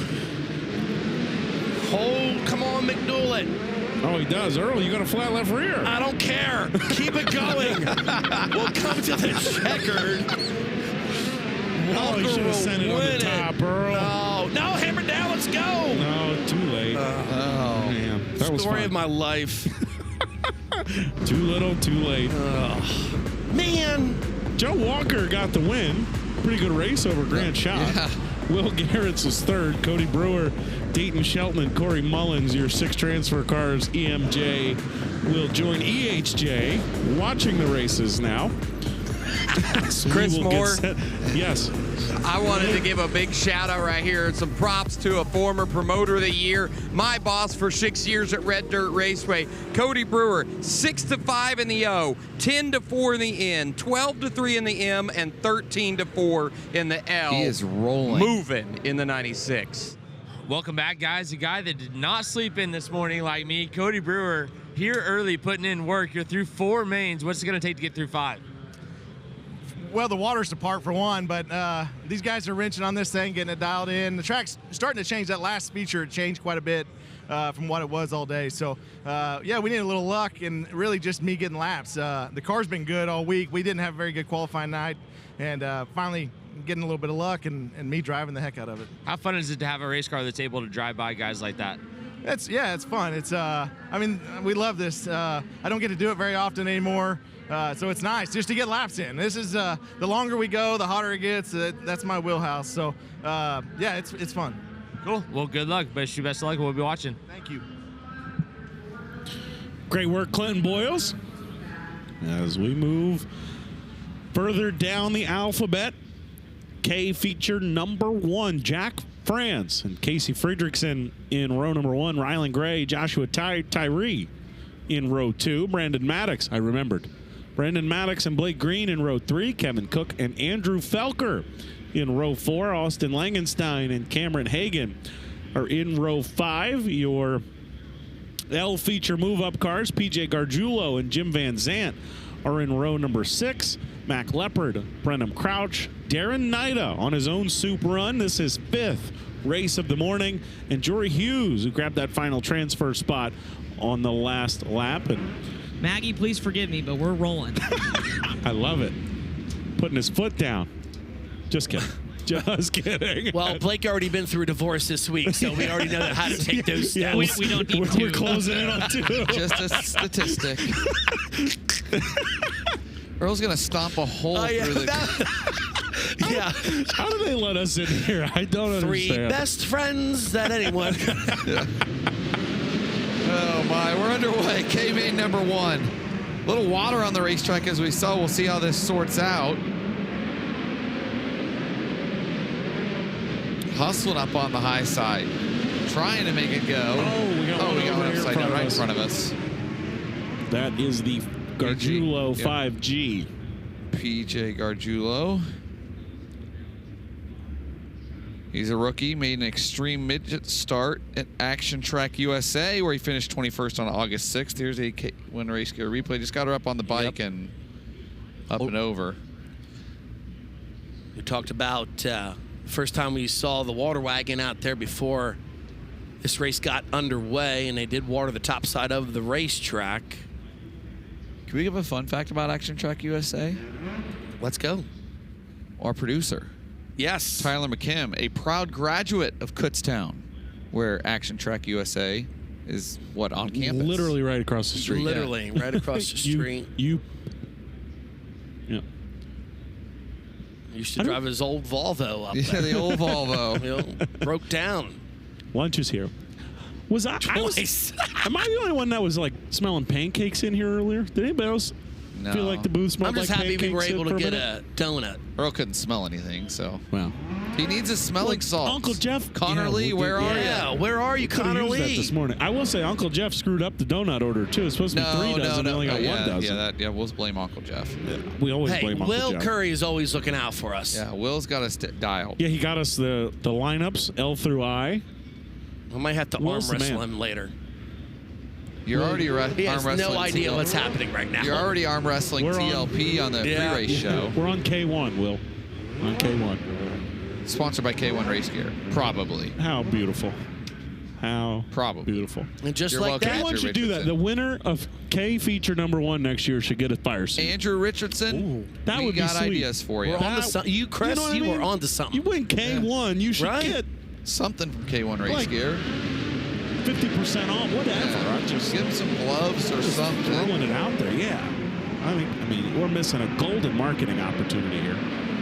Rylan Gray is letting it I was going eat. to say Riley Gray is not missing an opportunity to rip around the top side of the expo. Looks good over there in 1 and 2. It's fast. 3 and 4 looks like he's kind of holding on, but Darren Knight has got to get going. He has been the biggest passer of the day. needs some green flag laps right now, but it's getting harder. Mac Leopard and Brennan Crouch are there with him. I was going to say, They're don't good forget cars. about Crouch right there, trying to make his way up through the field. Mac Leopard's making it happen, though. The youngster, Chili Bowl rookie. Oh, on the bike. Easy. Oh, boy. Got it back underneath of him, though. Leopard rolling to the high side. Nida following right along with him. They are 7th and 8th. And going around the 57 of Blake Green, and now maybe around the 77 of Kevin Cook as well. So Leopard will cross the line that time 6th. Kevin Cook was 5th, but now Leopard's by him, and so is Nida. So Darren Nida in a position right now to keep the soup run going, and the 77 of Cook goes around. And that actually, if they don't score that lap, that actually might shake things up for Nida, as he was scored behind Blake Green though, at the last completed lap. If Darren Knight can advance here, he would be just the 7th driver in Chili Bowl history to run 6 mains in one day. And he's in a position to do it. Yeah. He is in a position to do it, as there you see Cook, who was running, I believe, 7th, he had fallen back to. Went around. And so right now our lineup, according to timing and scoring, should be Rylan Gray, Casey Fredrickson, Jack France, Joshua Tyree, then Mac Leopard up to 5th. And Leopard's got his own solid soup run going. Leopard on his 4th feature of the day. Yeah. And then Blake Green, it looks like, should be 6th, and Darren Knight is 7th. Brendan Crouch is 8th, too. So Crouch is in the picture for this deal as well. Trying to keep moving things along. 4 laps to go to get it done. Move yourself on to a J-main. So now Rylan Gray, he will go to the top shelf. Fredrickson down low. Just keep your eye here. The mission ships 3D of Darren Nida and the 1 of Brennan Crouch. They're trying to stay alive here on Drillers Saturday at the Chili Bowl Nationals, powered by NOS Energy Drink. Nida wasting no time, able to get to 6th. Now right back to the top, trying to get off the bubble. That is Joshua Tyrese pulling up alongside. Brennan Crouch trying to follow him here. Crouch is on the outside looking in. Nida trying to get around Tyree and Jack France. Look at Darren Nida hustle. Here comes Brennan Crouch as well. Nida picks up a couple of spots. Brennan Crouch on the move. Crouch trying to shoot into the final transfer spot. He's got it off at turn number 2. They're going to come to the checker flag this time by Gray. He's going to win it. Don't need to worry about him. And Brennan Crouch and Nida move on. So Darren Nida becomes the 7th driver in Chili Bowl history to race in 6 races when he rolls onto the track next. Brennan Crouch advances. So Rylan Gray, your winner. Mac Leopard will race in his 5th feature of the day. Casey Fredrickson 3rd, Darren Nida 4th. Brenham Crouch 5th, and Joshua Tyree the 6th and final transfer, and that got good for the final transfer. How about Mac Lepper, Darren Nida, and Brenham Crouch? All were L feature transfers, and now they all transfer out of the K feature as well. And now with K2 rolling out, Blake, we've got a chance for another driver to join that list of advancing. Yep, Cody Brewer trying to continue on this morning. You heard Brian talk about it. Colin Deming, 8D, and Kermit Burnham Jr., 4A, make up the front row. AJ Johnson, the 22G, and Kate Taylor in the 80 make up row 2. Row 3, Trevor Service in the 111 and Dustin Morris in the 25 GP. Row number 4, you'll see Jordan Herman Sater in the 32X and Cole Vanderheiden in the 15V. 5th row, 3G of Chase Park and Logan Julian in the 85J make up the 5th row. 6th row, Joe Walker, 51X, and Grant Schott, 33VZ. Row 7, 3L Will Garris, and 96 Cody Brewer. We'll see what Brewer can do here. He's in his 6th feature of the day, if he can transfer. And then the 8th and final row, Dayton Shelton, 77S, and Corey Mullins, 44J. And now Clinton Boyles is ready with the TJ Ford's Pit Report. Yeah, guys, Darren, you are the 7th driver in Chili Bowl history to go through 6 mains. How does that feel? It feels good. I feel a lot better. I told my guys, last time I come up the ramp, I said, I need you guys to be ready. I got to get out and go take a leak. I've been sitting in this thing forever. Hopefully we can sit in a little bit longer.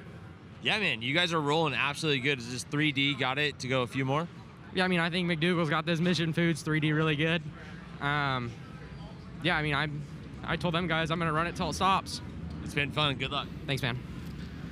I love Saturday mornings at the Chili Bowl, boys. Hey, hopefully he's in it long enough. He's got to go again. Yeah. Darren Knight, Kings Royal A-Main starter this year. Do a documentary on that swing at some point. It's about 110 degrees every race. We're the only show in town. Yeah. Anywhere. So here we go. K feature number 2. Rolling right along here. Saturday morning. See if we can get some solid green flag laps. It's Colin Deming. He will set the pace down the back straightaway. He's a little bit out of shape in 3. Still hold on. Cars getting together in turns 3 and 4. See if we got the lap. 51X of Joe Walker. I don't think we got the lap.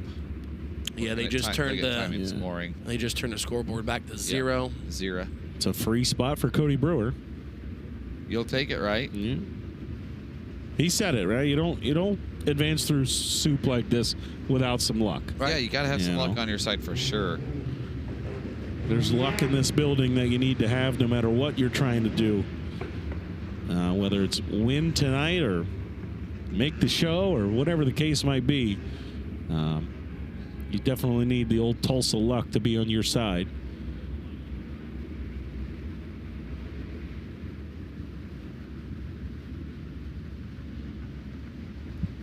As we... You know what we got coming up next year? Something about Iowa basketball? No, we got some Kevin Studley J-Mains up next.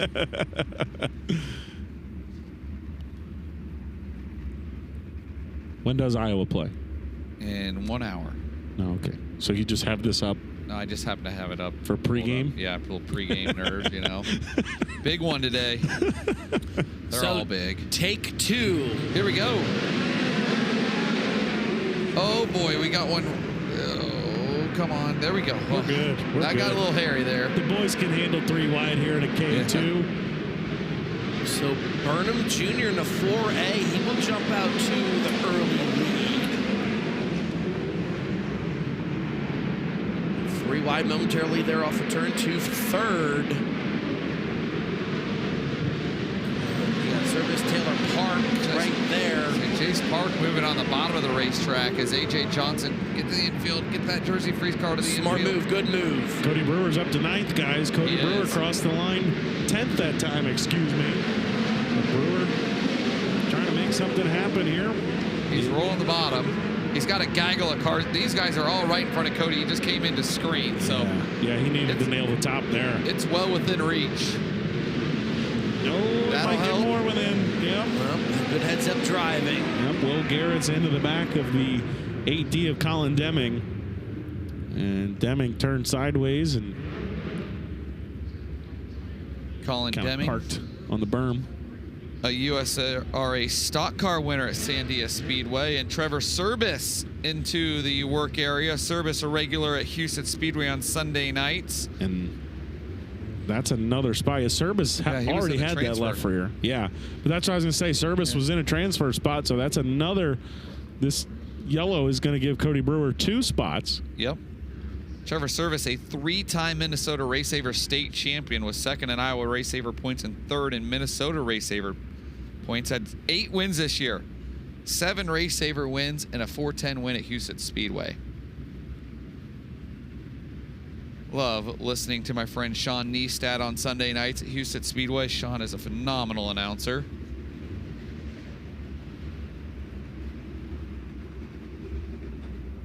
See if Deming can refire the USRA stock car winner. Somebody already made a rap for Chris Wilner. We are in business. I got bad news for you, Maggie. Maggie, it's happening. I don't think you're going to be able to fight this one. Hey, I got an update. She said I'm 65% of the way there. The safety gear was the big thing. Oh, round up. Nothing. Round up, we're there. Yeah, we are, yeah. That means we're more to the good than the bad. No, the safety, we'll have you taken care of. That's easy. Yeah. I know a guy who will put you in a suit. Chris, this is a done deal. Done deal. As Chase Park drives around Kermit Burnham into the top spot. And Cody Brewer got by Will Garrett's. Brewer's up into the 7th spot. It's Dustin Morris on your screen in 7th, or 6th, excuse me. And there's Brewer in 7th trying to run him down. 4 laps to go, and Cody Brewer nails the bottom off of 4 that time. Driving to the inside of Morris for the final transfer spot. Let's see. Morris goes to the middle and the high side. Here comes Cody Brewer to the inside. Battle for the transfer. Cody Brewer in a transfer spot. Hell yeah, boys. Let's get excited. Cody Brewer is ripping Yellow, through. big crash on the front stretch. We got a big crash. Banner missing. You see the cabling there. That's Corey Mullins, Dayton Shelton, and Colin Deming all involved here on the front straightaway. Look at the banners there, Chris Moore. On the front stretch, yeah. Earl, did you catch that? Caught it in the corner of my eye there, looking outside of the booth. Right now, Cody Brewer, the story in this one, into that 6th and final transfer. Brian Ward making his way down to the accident scene. We'll take a look at a K1 Race Gear instant replay. Wow. Was that Dayton Shelton? Yeah, he's the orange car.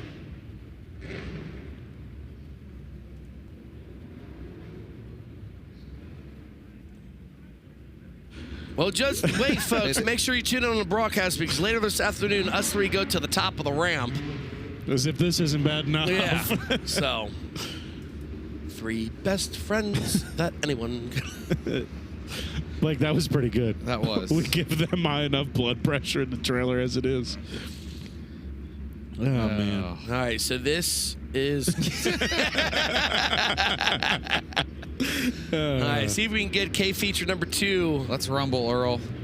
3 laps to go when they come back to green. We got some all business. Chase Park out front. He'll get back on the hammer. We get back underway. We need Cody Brewer to get another spot or 2. I imagine it's going to be the last try after that red. We're at 15, 16 minutes now on this K feature number 2. Coming to the Twin Sticks. Cody Brewer trying to drive underneath the 15 vehicle Vanderheiden. Cody's moving. Yeah, he's got that bottom side. He is, as Clint Boyle says, rolling some hot bottom. This is for 4th and 5th. The 4 of Burnham Jr. is falling out of a transfer spot. Is now Will Garrett in that 3L is into that 6th and final. As we come to down the back straightaway for the final time, Brewer trying to grab one more for good measure. It's going to be Jace Park and Logan Julian, your top 2. Cody Brewer drives to 3rd. Cade Taylor, Will Garretts, and Cole Vanderheiden. Your 6 transfer cars, but how about it? Darren Nida and Cody Brewer have both transferred to a 6th main coming up here in. Crazy that you think that coming up at the Kevin Studley J-Mains. There we go. 40th running of this event. We've only had coming into it, 6 guys advanced to 6 main events. We just had 2 in back-to-back features do it. As we'll be back with more live coverage of the Chili Bowl Midget Nationals, powered by NOS Energy Drink, live from Tulsa, Oklahoma on FloRacing. Back live here at the top of the ramp on Chili Bowl Saturday. Cody Brewer joining Darren Nida, now up to their 6th main event. How much fun are you having right now? Not only are you transferring, but you're driving up there, up to 3rd at that point. Yeah, we had that red flag on the last one, and they said, hey, you're in a transfer, just don't lose it. I said, well, I think I can get some more. And they said, well, if you can get more, go. So, yeah, I'm having a blast. This is probably the most racing I've done in years. Just getting some more laps, and I just keep, just getting more comfortable in the car. And with every pass, obviously a position higher to get you closer. It's only going to get tougher from here, so what more things do you need out of this race car, or are you just going to kind of go out there and see what you have? Yeah, that's what I've been telling them the whole time. Just let me drive it. Get it. Car's good. Just let me drive it. I just need laps under my belt, So, yeah, I mean, we pretty much sticking to the bottom. Kind of want to let the melee happen and sneak past that. But we're getting pretty good drive off the bottom, so we'll probably stay there if we can, but we got to go where they're not, so it doesn't really matter. There's potential history on the line. Has your mind kind of thought about that as far as joining some elite company that have made some big suit runs? I don't know anything about that. There's a guy named J.J. Yaley that did it. Oh, yeah, he's pretty salty. Yeah, I'm just having a good time. Like I said, don't get to race much, so it's fun just getting some laps and getting to go past some cars. Well, it's been fun to watch. Keep getting after it. Cody Brewer joining Darren Knight as your biggest soup eaters here this morning and into the afternoon. Yeah, it's been very fun for us to watch Chris Wilner. We'll see if he can keep rolling. He looked really good. There is the first of 2 Kevin Studley J-Mains onto the racetrack. Nathan Crane in the 31C and Johnny Brown in the 251 on the front row. Row 2, TJ Stark and Casey Hicks. Row number 3, 47, Danny Stranton. 6B, Briley Kilmer. Row number 4, Will Armitage, the MOA champ in the 75A, and Aiden Gatewood in the 37. Row 5, Devin Camfield, 17C, and Braden Sharamonte in the 51F. Row number 6, 81G, Rylan Gray, and 14L, Mac Leopard in his 5th A main feature of the day. Row 7, Casey Fredrickson in the 2F, and Darren Knight in his 6th feature of the day in the 3D. And row 8, 1C, Brenham Krauts, 7F, Joshua Tyree. I'm excited. I don't think this is a matter of if it's happening. Yeah. No, I know. I got to organize this all. Like, my phone's just blowing up. Chris, do you think you could find a micro ride at Millbridge to stay sharp, maybe? I'm going to have to now. I may have to run shootout and Chili Bowl. Yeah. Maggie's got to feel better because Stidda is throwing in some insurance on this. So Maggie, we're better on that. All right, great. And already we're stacking in the bottom row. We got 4 coming to a stop, including Danny Stratton in that 47 machine. Yeah, I believe Stratton got sideways there on the bottom and stacks up the inside row there. Yeah, you've got the 2F of Casey Fredrickson involved, 17C of Devin Camfield, and the 75A of Will Armitage. Yeah, Stratton just a little bit sideways and nowhere for anybody to go there on the start. Looks like everybody's going to be able to drive away, though. So that's the good news. The other good news is for Darren Nida, is all of those cars were scheduled to start ahead of him.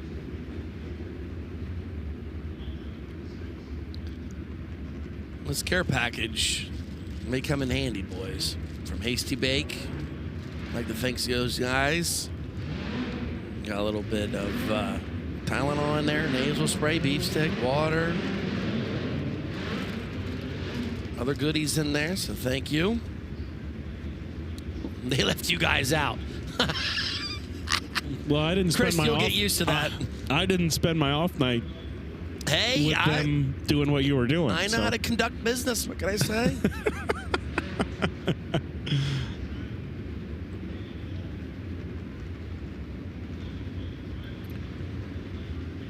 Looks like Armitage maybe a little bit of trouble here getting going, although they've got him spun around the side-by-side. Will pull up to the back bumper of the 75A. Yep, they'll give him the signal to push him off, so we'll get set to go back to it.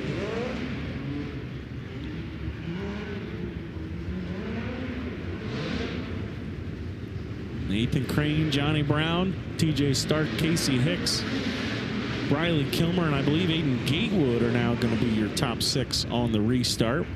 Stratton was 5th, Armitage 7th.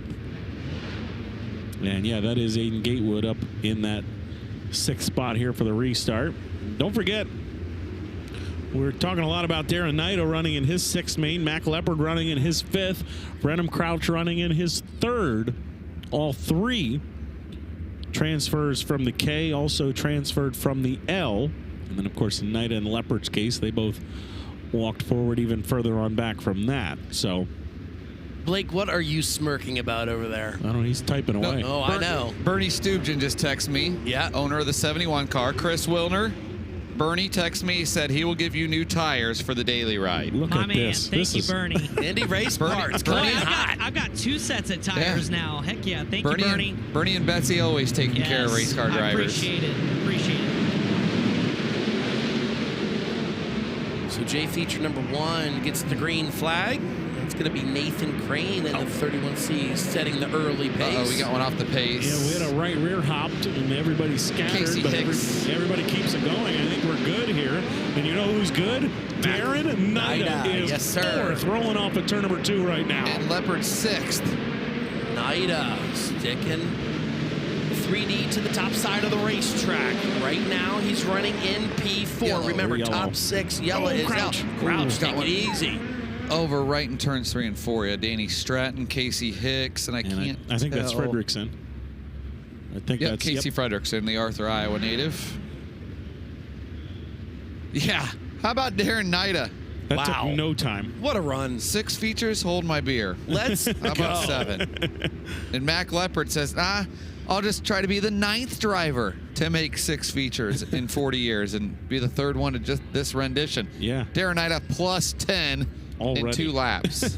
Unbelievable. Kane's on it with the graphics. And Dylan. I'm telling you, our guys in the truck They don't miss a beat. are No. top shelf. And they got to listen to us all day. So, Yeah. oh, Well. man. Before and after the races. At a certain point, though, they signed up for that. No, they Yeah. did. You know, Probably pretty good at tuning us out. they have to be. Uncle Jeff cannot wait for us to get back on the ramp because Oh, we'll have more man. communication Oh, with him, yeah. which will really Yeah. make his day. I got Nathan? a free steering rebuild for Chris Wilner's 2MD ride. Speaking of free stuff for Chris Wilner, Zach Hampton texted me and said he's covering a new race suit for Chris, but See, that's I more feel like like they it. could probably just share. They probably Change at the top of the ramp. Maybe that's Zach's angle here. He'll cover it and then he'll get it at the end. Boy, I'll have a He'll have to couple of return different it. suits now. Yeah, Wilner, you get one for the prelim night and Yeah, one there for you your go. B-main appearance on That's what Saturday. big time racers do. I'm not even close to that. Nathan How about Crane, Darren Naito letting it eat Yeah. upstairs? Yeah. Nathan Crane out front. Hopefully he's got his shirt on for this. That's an excellent point. He had it on when he drew earlier this week, which that was one of the bigger upsets of the week. Is Darren Naito a 3rd? Knight of the 3rd, and Mac Leopard just follow him around the top. Josh Tyree's also a move up. Tyree's in the picture for this deal as well. TJ Stark took the lead for a minute. Nathan Crane takes it right back. This is Nathan Crane weather. He's from Wisconsin. It's cold. Here comes Darren Naito. Might just say, "Hang on, I want to win this thing." I'm going to put money down. Darren Knight is going to win this one. As he's in the 3rd looking for more. Leopard right behind him. 4-car battle for the top spot, guys. Yeah, I was going to say, if he doesn't, Mac Leopard might win it. Leopard is rolling in the 14L machine, trying to get comfortable as Stark leads. Brenham Crouch trying to come through the field, and he was battling for 8th. And yellow lights are on as Crouch has stalled it at the top side. Brenham's got an exciting year ahead. He'll be back with High Limit Racing, and he's got the legend Tyler Swank spinning the wrenches for him this year. T-Bone.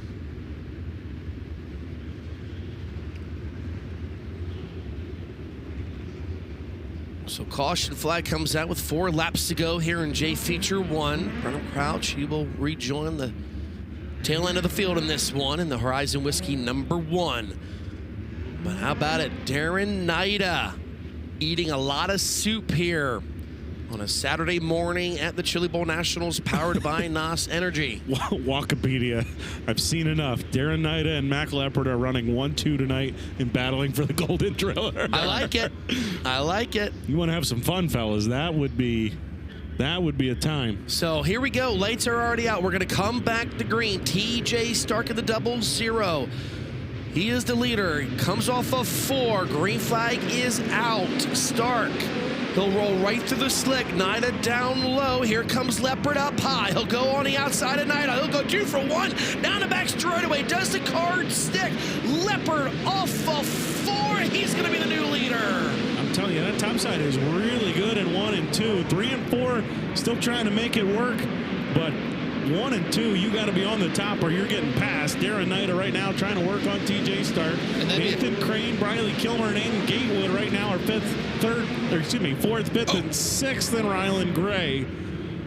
The winner of K1. That's all the more reason K1 should help him out. Gray hard up and over and threw the steering wheel out. He's moving quick. Not sure if he's upset with somebody. I think he might be. Ryland, a 2022 K-Main winner, adds another K-Main to his library of wins, and a 2023 G-Main winner. They just told him to get back in. I think they're not seeing anything wrong with the car. I think Ryland is mad at somebody. Here's a replay. Let's find out. There he is on the bottom. Oh, Briley Kilmer.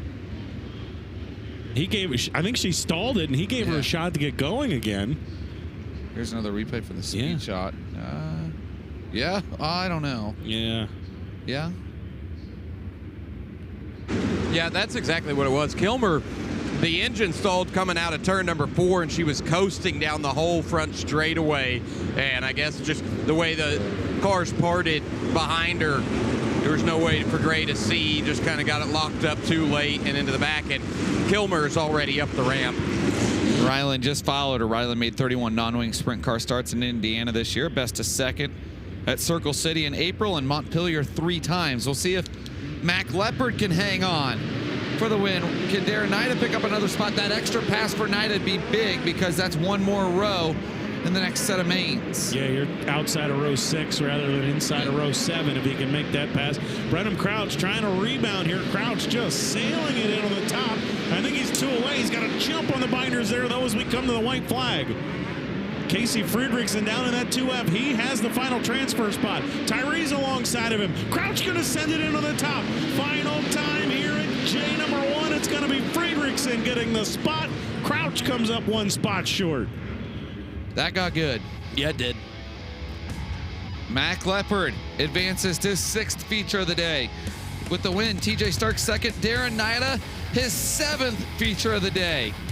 In 3rd, 4th, Aiden Gatewood, 5th, Nathan Crane, and Casey Frederickson, your 6th and final transfer. That ties the record, I believe. 7th. 7. I believe 7 ties the record with J-Mac. Boy, that was an impressive run. Yeah, that took him no time at all. That was almost, Plus I'm not going to say too easy, but yeah, I believe, McDougal. Or no, Chris Carroll, excuse me. It's Chris Carroll a couple of years ago in 2023. Went from the N to the H main.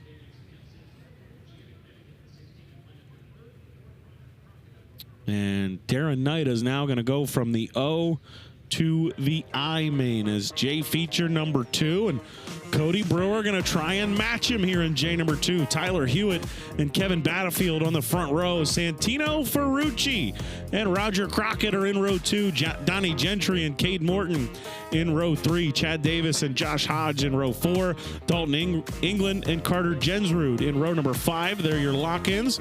Your K feature transfer cars. Jace Park and Logan Julian in row 6, along with one of the men of the hour, Cody Brewer and Kate Taylor, and Will Garretts and Cole Vanderheiden in row number 8. Clinton Boyles, you're at the top of the ramp with another one of our soup runners this morning. Yeah, guys, I got Mac Leopard here. Mac, how hard is it to balance the battle of patience versus being aggressive out there on the racetrack? Oh, yeah, it's super hard. Like, it's just, you got to stay calm, and I'm trying my best to do that, and when I see like an opening, I just go for it. So it seems like it's working, and I'm pretty excited. So yeah. You're through 3 mains. How many more do you think you can go? I don't know. I'm just gonna try my best. All right. We wish you the best of luck. All right, so we heard from Mac Leopard. Let's hear from Darren Nida with Chris Wilner. Yeah, 2nd driver now in Chili Bowl Nationals history to make it to 7 mains. You're so close to the record. Are you thinking about that, or are you more just thinking about wanting to make sure you're in the night program, and are you having fun? I just want to make it to the night program. I'm not really worried about records or any of that stuff. it's all cool, but I don't know. I'm just trying to pass as many of them as I can, I guess. You're passing a lot of cars, but you're also making your way into the battle for the lead in these things as well. So what's been working with this group, and what more kind of tweaks do you expect to make? Just not getting excited. I mean, it's hard because like the routers down there, they're yelling and cheering and all this stuff, but like you just gotta keep your head on straight, I guess. I'm just trying to keep my composure and let the race play out a little bit. I'm not trying to win it into turn one like all them guys were trying to do there. I'm just trying to let it play out because it's so dry. You can't just go out there and pound it 9 grand the whole time. So I don't know. Just gonna try and keep going. Team's keeping him hydrated here. This Dan Binks organization is Darren Knight on the verge of record-setting history here at the Chili Bowl Nationals, guys. What impressive run so far, and he is not done yet. They'll provide a jack for Chris's 2027 Chili Bowl entry. Corey Neshaw said the Chili Bowl pool might have to name the last place redo in honor of Chris Wilner. It'll be the Chris Wilner last place redo. Pay $200. Yeah, Chili Bowl Green Jacket is predicting you win the award next year. Oh, yeah, I would put money on myself to win that award. Well, that's only if you draw like the pole or something. I mean, of a heat race. Yeah, I know. That's just kind of been my luck in this building. Green flag is out here on J feature number 2. We'll keep an eye on the 96 of Cody Brewer continuing to try and march through the soup. And the 3 of Jace Park quickly on the move as we're side by side for the lead. It's Roger Crockett leading the opening lap. Track really getting slicked off here to the cushion. So both lanes are pretty even right now in speed. Ferrucci holding down that 4th position right now. Cody Brewer up 4 to 9th. Kind of keeping an eye on him out of the corner of our eyes as he works the bottom. Yeah, he's been committed to the bottom throughout this run, sticking with it. The bottom's busy right now, though. Yeah, right now, Jace Park, I'm also keeping my eye on him in the Glenn Stiers ride. Up 5. Yep, he's in that 6th and final transfer spot, looking for more. Jace expecting a big year, going to be competing weekly at Knoxville Raceway. In his own ride. In his own ride, yep. As we are halfway, 5 laps in, 5 to go. Logan Julian up 8 spots to 4th. The IRA regular 4 IRA wins for the driver that finished 2nd in IRA points. Of course, you can watch every bumper-to-bumper IRA race live on FloRacing. Oh, boy, getting tight there. This is Will Garrett's going to the inside of Battlefield for the final transfer spot. Cody Brewer and Donnie Gentry right behind them in 8th and 9th. So you have 6th through 9th there. Brewer holding on to 8th, now trying to get to the inside of Battlefield. Running out of time, though, on the magical soup run. Is this a battle for 2nd between Julian and Ferrucci? Ferrucci's got the runner-up spot at the line. We come to 2 laps to go. Jace Park still trying to make some noise as he works the top side of the racetrack now. Dip down low, follow Ferrucci into 3 and 4 as they'll come to the white flag. You can see it. If you can hit the top right in 1 and 2, that's where you want to be. At the bottom in 3 and 4, holding firm. Julian going to try and shut the door on Ferrucci. It'll work. Crockett gets the win. 2nd will go. Too close to call from there. Park gets 4th. Tyler Hewitt and Will Garrett's your top 6. Cody Brewer's soup run will come to an end. What a run. What a hat tip to Cody Brewer. Yeah, hopefully the Rowdies gave the 96 some love as he rolled by. It's Roger Crockett. Ferrucci got the runner-up spot over Logan Julian. Jace Park 4th, Tyler Hewitt 5th, and Will Garrett's gets the 6th and final transfer spot. Brewer ended up 11th, faded there on the final lap, but regardless, hat tip to the driver of the 96. We move on to I feature number 1. That'll be coming up after this commercial break. Back live here on FloRacing as one incredible soup run comes to a close. Another one is now beginning as Will Garrett's is now up through 3. And this is your first midget race. I may be staring at what I could hopefully be doing next year. What's the key? Give me some tips on how you're able to get this midget hauled around here and making up through some soup runs. Well, I have about a half a lap at Angel Park. I attempted to qualify and blew up this motor. So this is technically my first midget race. Honestly, they're doing the work and I'm just, steering the wheel and pushing the pedal. So they tell me I'm doing okay, and let's making a few adjustments here, and we'll see if we can go any further. Obviously, comfort and confidence comes with the more laps, but what are some things you're learning about just how to get around here? It's a lot different than a 410 wing sprint car, I can tell you that. Like the speed is like a lot slower, but everything's happening around me much faster. So just getting used to that, and like we don't race at a lot of tracks with like an infield berm, so getting used to feeling my left front on that is like the biggest thing. But hopefully we can go another one. But other than that, there was no expectations going into this race for us. We were just trying to have fun, and this is just crazy. So. Nice job, Will Garrett's this Welty Racing team. That's pretty good for a Chili Bowl rookie. Makes me a little bit nervous, guys. I don't know if I can do what he's doing. Will Garrett's been impressive. He ran a part-time 410 sprint car schedule this year, came home 15th in bumper-to-bumper IRA sprint car points as Bryson Smith will start on the pole of I-Main number 1 in the 44X gauge Rucker and the 17G to the outside. Row 2, Justin Bates, 21T, and 2P of Connor Lundy. Row 3, Dodge Carlbert in the 1M and Michelle Decker in the 7D. Row number 4, Brannigan Rourke in the 44R and Carson Bolton in the B2. Row number 5, the final lock-ins here, the 6G of Ethan Mitchell and the 12H of Sam Haferteep Jr. and then your J-Main transfers. 14L Mac Leopard, his 6th feature of the day. TJ Stark in the 00 on the outside of row 6. Row 7, his 7th feature, Darren Nida in the 3D and Aiden Gatewood in the 37, Nathan Crane 31C, and Casey Frederickson 2F, your final starters. But Brian Walker sharing with us that he believes, and we're going to double check, but the other big story in Mac Leopard, and maybe the first driver in Chili Bowl history that's won 3 straight of these features on Championship Saturday. So 3 plaques actually coming home to him so far. So really good rookie run for Mac Leopard as well, handling some hardware here on Saturday. Yes, you said it, rookie run. I mean, have a day. So here we go, see what happens as I feature number 1 comes to life here at the Chili Bowl Nationals, powered by NOS Energy Drink.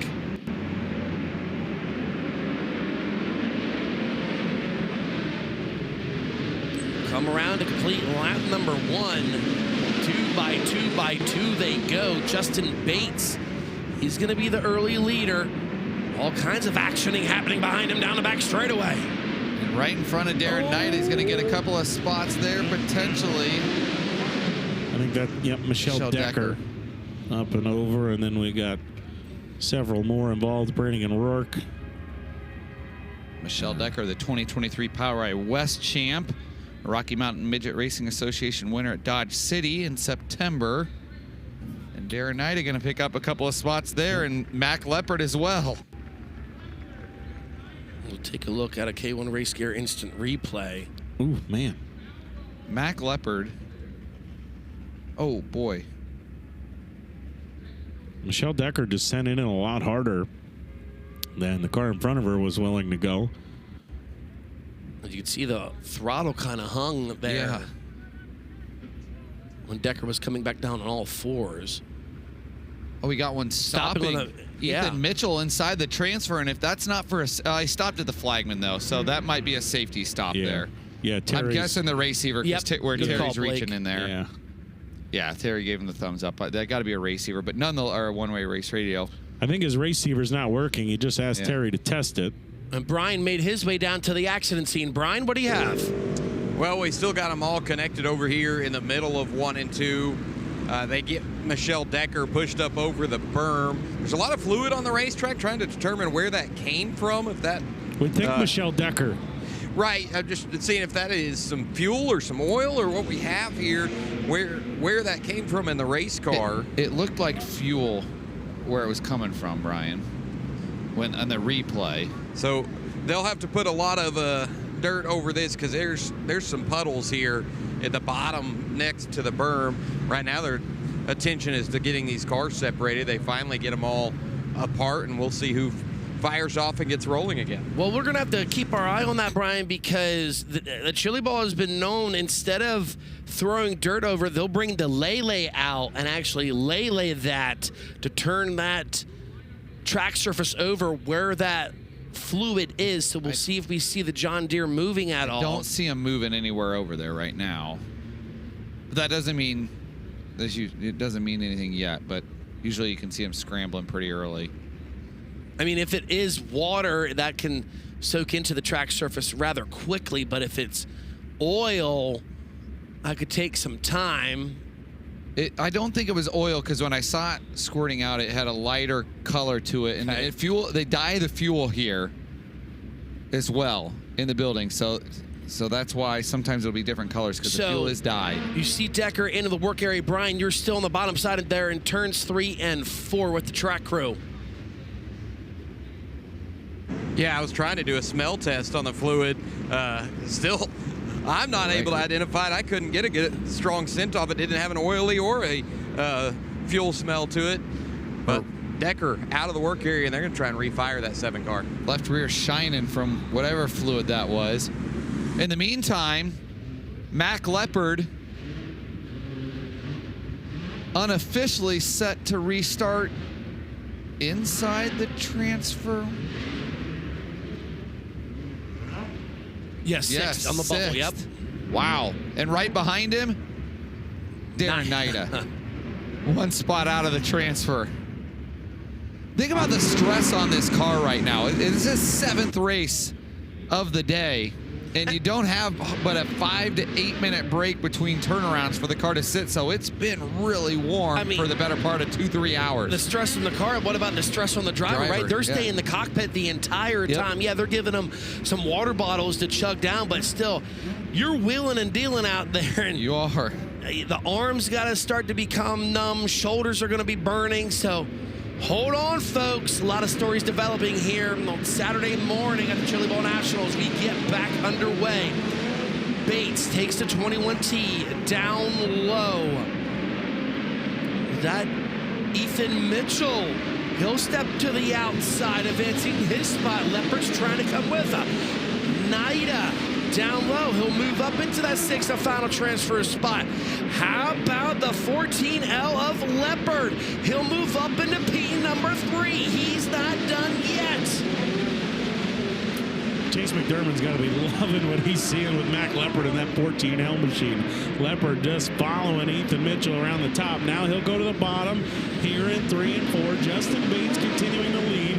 Mitchell runs 2nd. Leopard is 3rd. Lundy, Nida, and Bryson Smith, your top 6. Mitchell going to roll around the top side of Justin Bates. Ethan Mitchell will move to the lead. Bates still on the bottom. Here comes Leopard trying to take the 2nd spot away. Darren Nida right behind him trying to take 4th away from Lundy. Leopard, he'll move up into the runner-up spot. Now he's looking to take the lead in the turns number 3 and 4. Here comes the rookie. We got a new leader with 4 laps to go. Mac Leopard has been so impressive. He is wheeling on the high side, trying to get to his 7th feature of the day. Darren Nida also, by the way, is up into that 4th position. This is a battle for the final transfer. Right now, Bryson Smith in the 44X has it. Trying to make that car as wide as it can be. That is Gage Rucker, the 17G, rolling around the top side. Rucker trying to take the spot. Here comes the 31C of Nathan Crane, coming to 2 laps to go. Rucker has it. Crane working the bottom. Shirtless man trying to take the final transfer spot. He's +8 right now, and +9 if he can get to the final transfer. He transferred out of a J-Main. We're going to come to the checker flag this time by Mac Leopard, already off of turn number 4. He'll win the I feature number 1 over Ethan Mitchell, and caution lights come back on. Checker's out. This race is over, absolutely. Bryson Smith upside down, the driver that was running 8th the last time by, bringing out the yellow flag. Nathan Crane will get a transfer. Bryson Smith. So unofficially, Leopard wins it over Ethan Mitchell, Darren Nida, Justin Bates, Connor Lundy, and Nathan Crane. Boys, Darren Nida just set the record. Yes, he did. 8 mains. Yeah, that's incredible. And Mac Leopard is through 7 now. Just 1 is 4th. We're having a historic Saturday morning at the SageNet Center. Well, we got an interview at the top of the ramp. Darren Nida, you are the record holder. How does that feel? Feels good. It's going to feel a lot better, though, if we can keep this going. Just really thankful for the opportunity. And I got to thank Dan Banks and Mission Foods for all they do for this program. And I really got to thank McDougal for getting me good and comfortable. This is the 3rd or 4th year I've been coming with him. And, I mean, we had issues on our prelim night, but really trying to get here one year when we don't have issues on our prelim night, see what we can really do. McDougal obviously has had his own big soup run. How much help has he been about how to be calm and composed during your soup run? I don't know. I mean, I feel like he's pretty level-headed, so he doesn't get me too wound up. I've watched the Flow documentary like 2 or 3 times, so maybe it's all that studying. Cool. We wish you the best of luck. Have fun. Thanks, guys. Darren Nida, a soup connoisseur. And Soup Run, he's sponsored by Mission Tortilla Soup. Yeah, Let's somebody go. did say they're trying to rename it the Tortilla Soup Run Yeah. here. He's got it going on, man. It's not done yet. No reason to think he and this young man can't keep it going. Chris Wilner's with our other soup connoisseur of the morning, Mac Leopard. That's right, the rookie here at the Chili Bowl trying to keep pace as far as soup runs with Darren Nida, but you made some history of your own. You're the first Chili Bowl driver to win 4 straight mains on Saturday. First of all, what goes to your mind hearing that? I think that's pretty cool, like me being so young doing that and setting a record in probably the coolest building in the world, which is kind of awesome. So, yeah, I'm just having a ball out here, so just see how long we can go. Gonna get a breather. He finally got out of the race car. He's got some water, able to use the restroom. Chase McDermott, though, this whole organization, what have they done for you in this program here this week? I know it didn't start the way you wanted, but it's putting a smile on his face. Yeah, it didn't start the way we wanted, but I'm just glad we can bounce back after that. And I think that's what matters, is not how you start, but how you finish. So, he'll keep it rolling. That's Mac Leopard, Chase McDermott looking into the race car. They're going to make some adjustments. This whole CMR team is just absolutely ecstatic right now. 2 history makers here after that one. Thank you, Chris Wilner. They have been fun to watch this morning. BR Motorsports Speed Shot as we roll off I-Feature number 2. Sean Jackson and Brandon Welty on the front row. Austin Nye and Dane Culver in row 2. Robert Carson and Christian Miller are in row 3. Chris Murray and Austin Gasso. Jeremy Hewish and Caden Sorali, your lock-in cars. Your J-Feature move-ups, Roger Crockett and Santino Ferrucci in row number 6. Logan Julian, Jace Park in row number 7, and Tyler Hewitt and Will Garrett's on his own mini soup runs this morning. At the end of tonight, I'm still standing by what I said. I would have to look. Your prelim night winners, you got Larson and Seavey, but Hahn hasn't, Axum hasn't. Who won Bell. Thursday night? Bell, yeah. So see what happens. You never know. I did think Axum looked really, really strong on Wednesday night. Green flag is out here on I-Feature number 2. A little bit of a breath here. We will keep an eye, though, on Will Garrett's as we got them piled up here in 3 and 4. Robert Carson. Yeah. Christian Miller.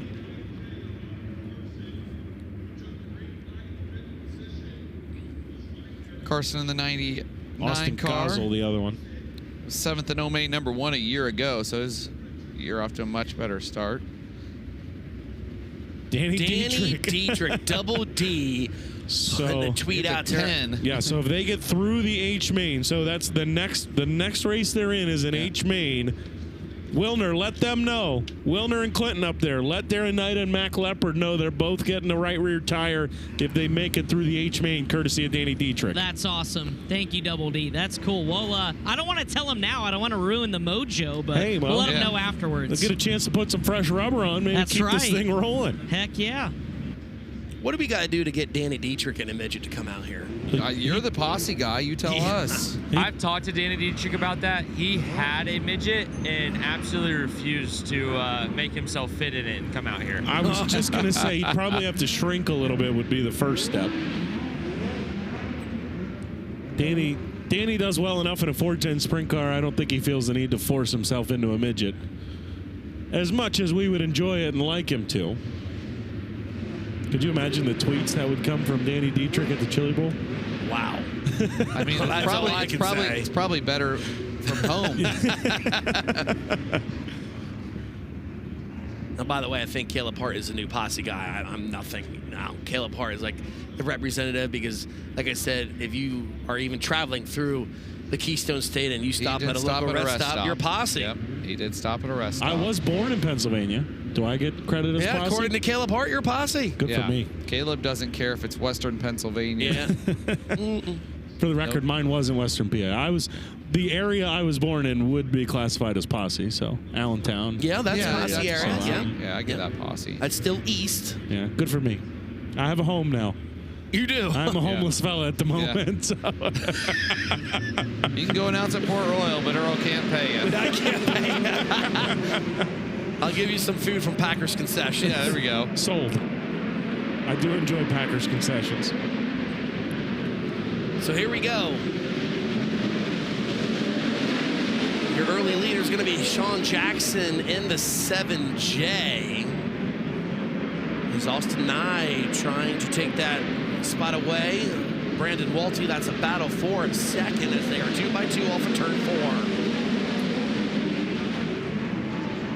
4. 3 wide here, middle of the pack. Dane Culver in that 50 car up around the top side. Chris Murray in the 76 on the bottom, and I believe that's Jeremy Hewish in the 27B in the middle. Now we're 4 wide here down the front straightaway, and the 2 cars that just made passes grab 5th and 6th. That's Logan Julian and Caden Sorali. Julian trying to advance through another main. What a move by Sorali, just threading the needle there on the main straightaways. Now we got a battle for the top position. Sean Jackson, you got company. Walty, he'll go up high. Can he complete the pass this time by at the halfway point? No, he cannot. He's going to have to try to fend off Austin Nye. Yeah, good battling going on here. Sean Jackson continuing to lead the way. Look at this gaggle of cars. Top 7 are on your screen right now. We're going to go 3 wide here for the runner-up spot. Logan Julian continuing to march through the field. Julian's got 3rd, trying to take 2nd away from Welty. Gets up on the bike. Dane Culver flying into the picture around the top. Dane Culver now. Oh, boy. Chase Park right there. Here's the right rear. He'll go 3 for 1. Now Chase Park's up in the 3rd. He's not done yet. He'll bounce in the middle of turns number 3 and 4. He'll put the whip to the horse. If you're not here and wonder why people talk about loving the Chili Bowl so much, you got to get here for the vibes. But you're watching some badass racing on a Saturday morning in an I-Main. These boys are going after it. Here comes Ferrucci into the picture. Chase Park to the lead, up 13 spots. Santino Ferrucci hanging on to the final transfer, but he's got company above him. Here comes Dane Culver. Culver helps him out the pace. Culver said, have some of that. Wow, checkered is out. This one is done. Yeah. Roger Crockett stopped in front of us. I know that because I see JB Henderson on the car, and that's one of the Herrera rides. Is Chase Park, your winner, up 13. Logan Julian plus 11 up to 2nd. Caden Sorali up 7 to 3rd. Sean Jackson 4th. Austin Nye 5th. And Santino Ferrucci 12th to 6th in the final transfer out of I-Main number 2. Hey, Chris Clinton, I think you should just talk to everybody out of that one. They all passed a ton of cars, and yeah, holy cow, Crockett. Yeah. Gonna need the hook. Clinton and Brian would need an hour to explain to us what's wrong with the front end of that race car. I love our job. I can explain it quickly. It's junk. Thank you, Brian Ward. A perfect segue to send us to a commercial break. We'll be right back here at the 40th running of the Chili Bowl Nationals. Back live on what has been an incredible start to Championship Saturday here at the Chili Bowl. Chase Park, you're one of a couple drivers now through 3 after this one, but some nifty moves there. One of them slicing and going 3 for 1. Walk me through it and how you were able to make it stick. Just staying patient and looking ahead mainly. Obviously, I know our car is really fast, so I just got to take him when I can get him and just run my race. For a driver that probably expected a lot more after your prelim night, is there extra motivation to keep the super run going? I know you've got Kevin and Kyle and everybody on this car helping you out. Oh, yeah, absolutely. We didn't have too much fun on Tuesday night, so I'm just trying to have fun on Saturday night. That's the plan, having fun. Clinton Boyles, you're with another driver that's having fun. Yeah, Logan Julian. Dude, your first weekend in a national midget. How crazy is this? Yeah, no, it's crazy. Obviously, you know, no one wants to be here this early in the day, but just getting seat time. I mean, I think, yeah, this is like 4 mains now, so I can't thank Pat, Debbie, and all the Jake Newman Racing guys enough for giving me a shot to get in this car and have some fun. You know, I'm a wing guy. I'm not a non-wing guy, so but yeah, no, just having fun, just trying to keep moving forward. It's getting, you know, tougher and tougher, but I think, you know, running on the track, you know, as much as I have been, compared to some other guys that are come up to their first main, it's definitely an advantage for me. But I guess we'll see. I don't know when they're doing a rework, but just keep trying to move forward, see if we can get to the next one. We saw you didn't have the shootout you wanted, but you're back here running some soup. That's got to make this whole, wintertime season feel better. Oh yeah, for sure. I mean, I don't know what I did to this building, but it hasn't been nice to me the last couple weeks. So, this definitely feels good. Just gonna keep my head down, drink some water, and go to the next one. That's Logan Julian, guys. And more laps to try and work their way through the field as you get a look here at the lineup of H1. Logan Prickett, Jacob Dykstra, Jeb Sessoms and Kaylee Bryson in row 2. Shannon McQueen and Hayden Mabe in row 3. Cole Tinsley and Luke Hall in row 4. Zoe Pearson, Ashton Thompson are in row 5. And your I-feature move-ups, Mac Leopard and Ethan Mitchell in row number 6. And row 7 will be Darren Nida and Justin Bates. And Connor Lundy and Nathan Crane are in row 8. So again, we'll keep an eye. Mac Leopard starts 11th, looking to advance to what would be a record 8th soup if it wasn't for Darren Nida, looking to advance to their first, or to his 9th main event. The bros from the O's trying to make some noise here. They are making noise. They're trying to make more history. See what happens here we get underway. A wordsmith over here to our left, Chris. What a poet. Oh, it's already working for Leopard. Just picked off a row, rolling the bottom, and Nida sticking to his back bumper. I wonder if the two of them realize that they're both going through this together. Well, how about Leopard and Nida? 7th and 8th after one lap. They're absolutely cooking the rest of this field right now. So Logan Prickett is the leader. Slides up the hill in turn 2. Here comes Sessoms. Mac Leopard now up in the 6th. Trying to bring Nida with him, boy. Oh, things are getting tighter off of 4. Nida, hold on, stay in it. Attaboy. Nida throttles out of it. He's still 7th. He's got to close some ground. As there goes Shannon McQueen. Shannon McQueen up on the high side, hustling and making it happen. Now Nida making up speed. He works to the top side of the racetrack. Leopard right in front of him. Leopard trying to get off the bubble. Looking Kaylee Bryson on the bottom. Oh, Nida, here he comes. Off of 4. Pulls to the tail tank of Leopard. High side coming to life, guys. Yeah, it's really where you want to be right now. Although Leopard makes it work down at the bottom of 1 and 2, trying to clear the 7 of McQueen and get off the bubble. Now here comes Nida trying to creep into the picture. Nida will slide in a 1 and 2 up in front of the 7. Nida now has the 6th and final transfer spot. Leopard's 5th, Nida 6th. Fans come onto their feet here at the Chili Bowl. They are going bonkers. Leopard back up high in turns 1 and 2, bringing Nida with them. This time by, twin sticks are in the air 2 more times around.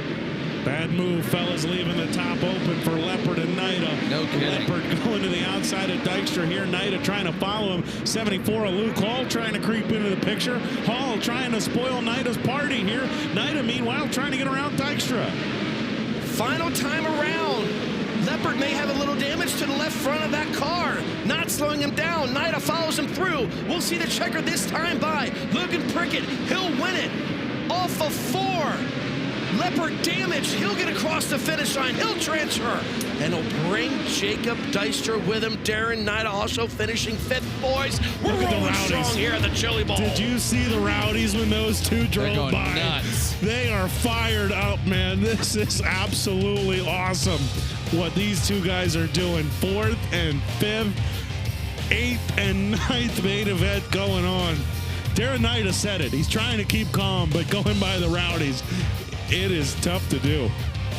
So the guys will go to the top of the ramp. Clinton Boyles, Chris Wilner.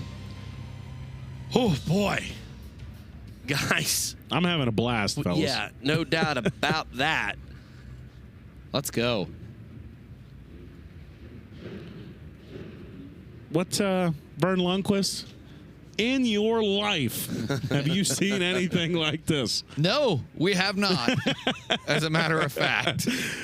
Because it has never happened. Nobody has seen this. History, Mr. Moore. Hey, H-Main number 2's coming hot at you, Earl Hoon Jr. He's firing one away. Amelia Hoover going to start on the pole to the outside. Tyler Robbins in the 35. Reese Moran in the 45X, and Miles Tomlinson in the 22S going to start in row 2. Matthew Recheck, 57A, and Preston Norbury, 77A, make up row 3. Row number 4, 16C, David Camfield Jr., and last year's A-Main starter Tyler Edwards in the 56E. Row number 5, Kevin Baer, 91B, and Xavier Doney, 91S.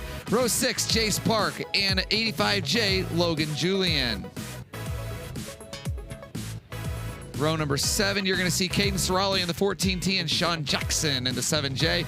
Austin Nye, 21K, and Santino Ferrucci, your final starter. That was pretty weak. That was cool. No, I thought it was good. Wasn't your best, but I thought it was pretty solid. Ferrucci. There we go. I can't roll the tongue. Yeah, I gotta roll it, Earl. I can't. I'll tell you what, too. I think we had the perfect guy at the top of the ramp because it did look like Leopard had some kind of problem with the left front. Yep. And I bet you Clinton Boyles can diagnose it. But before that, let's talk to Mr. Wilner. Thank you so much, Blake Anderson. Clinton and I are both up here with two of the guys making history here today. Mac Leopard, you're in another one. You're chasing him right now. But the good news is Danny Dietrich says you get a free right rear tire after getting out through the H, so that's good. But how do you put this into words right now, what you're doing? Gnarly. I don't know. It's pretty fun. I'm just having a ball out here. Me and Nida going through the soup, so we're doing good. When you're at the top of the ramp, are you kind of looking at each other like, all right, like I see you. Do you understand what you both are doing right now? Yeah, every now and then I'd see the red 3D right there, and I'm like, all right, we're going. Dude, Darren, has it sunk in that you guys together are making Chili Bowl history?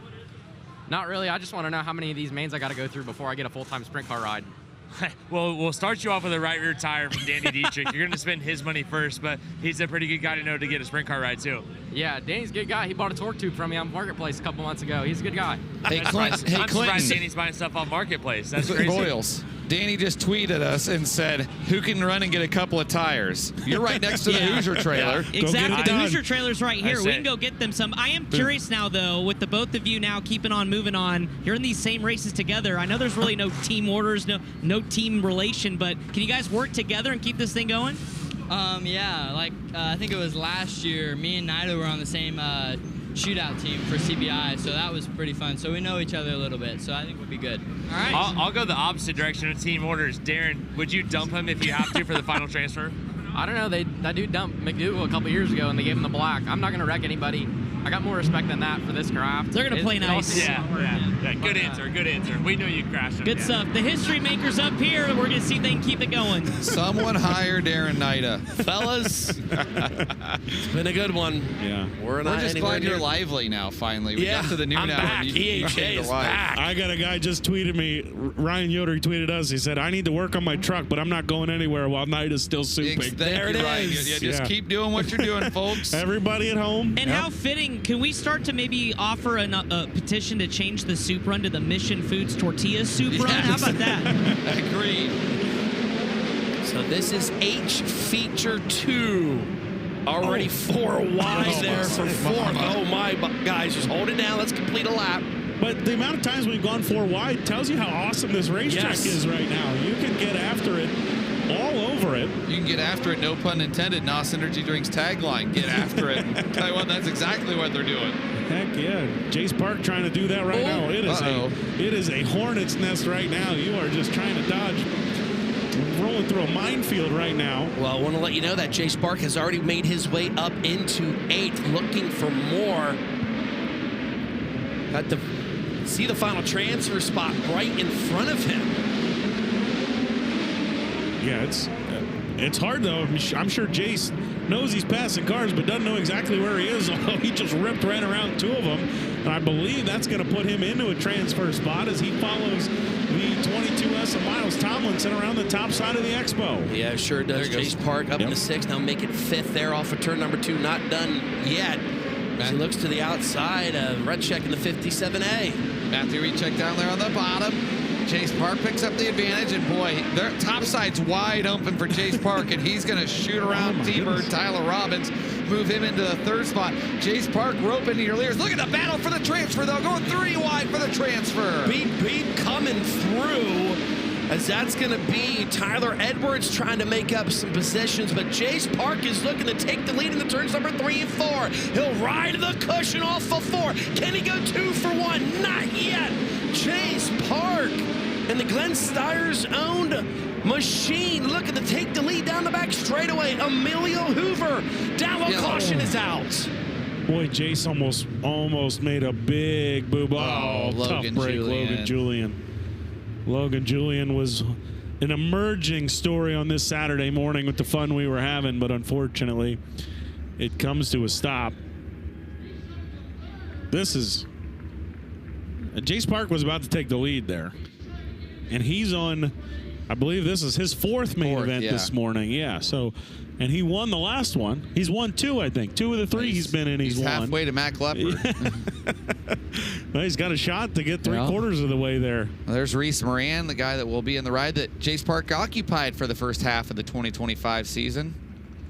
Clinton Boyles, top of the ramp. What's going on with Darren Nida's car? Yeah, guys, we got a full battery change here on Nida's car. It runs so long, there's no charging systems in these midgets. Just put a fresh battery in to make sure everything is going strong on this power unit. How quick of a process does that take up there, Clinton? It's a 3 to 4 minute process. They got to definitely take all the 2 positive and negative terminal screws loose, reconnect all the wires, and tighten it back down. Now we're working on getting it zip tied in so it stays secure, and Darren Knight will be good to go. Thank you very much, Clinton Boyles.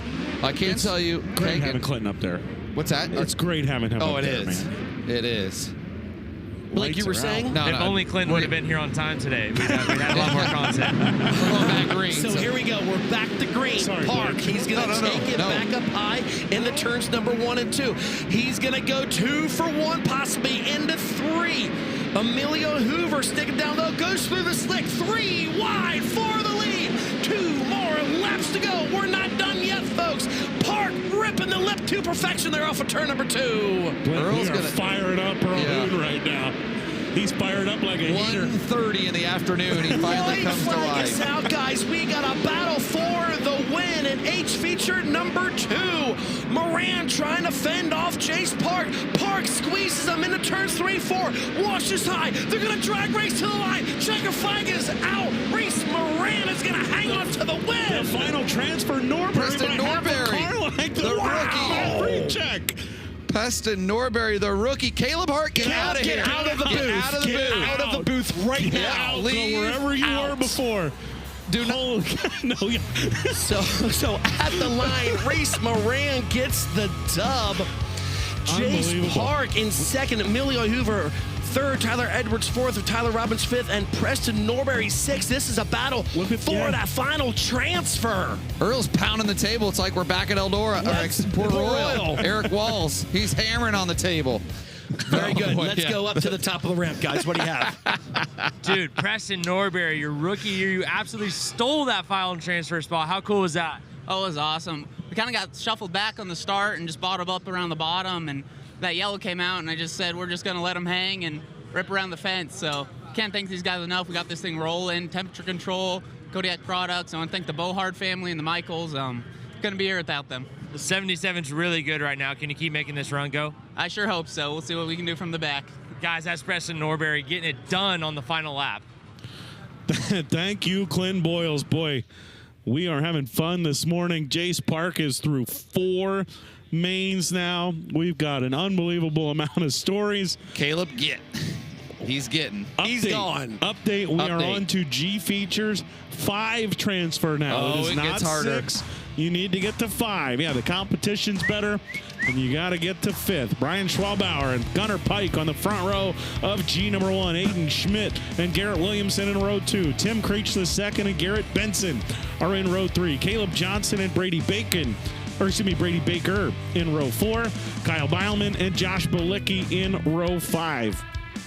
Your H feature move-up cars, Logan Prickett and Jeb Sessoms in row number 6. And then Kaylee Bryson and Mac Leopard, Darren Nida and Jacob Dykstra in row number 8. Chris Milliner, who do you have at the top of the ramp? Yeah, Jace Park debriefing with Kevin Swindell right now. As you guys mentioned, up through 4 letters of the alphabet from his soup run. Jace, race car looking good. I know you really want to get the win. You selling out there on the outside, but what are you learning from Kevin now about how to attack these mains here? Oh, we were just talking about what we needed on the car. Honestly, felt really good there. That's all right. I got second at the line. I'm just starting on the outside where I want to be. So we're just eating some soup here. Do you feel any pressure now that there's been history set in this building? We've got a couple going through 7, 8 mains. You think you can get up there too? What do I got to get the record? You got to get through 8. Well, right now Darren has it, and he still has it. Right now he's through 8. Well, then let's get to 9. All right. Mission is he's going to accept that one. He's going to get to 9 here. Yeah, Chris Wilner, you're missing it. They are Rowdies. They parked Nida right in front of the Rowdies Did to they push really? them off. We're not missing it. We can hear it from the top of the ramp over all the chaos. The crowd is absolutely going nuts. This is awesome. Man, Devin Moran tweeting, how about an Ohio guy and Mac Leopard doing a little soup run today? So the late model guys paying attention this early morning. They had another banger down there for the Wild West Shootout last night. Check out those highlights on FloRacing. How about mashing bangers? We're underway.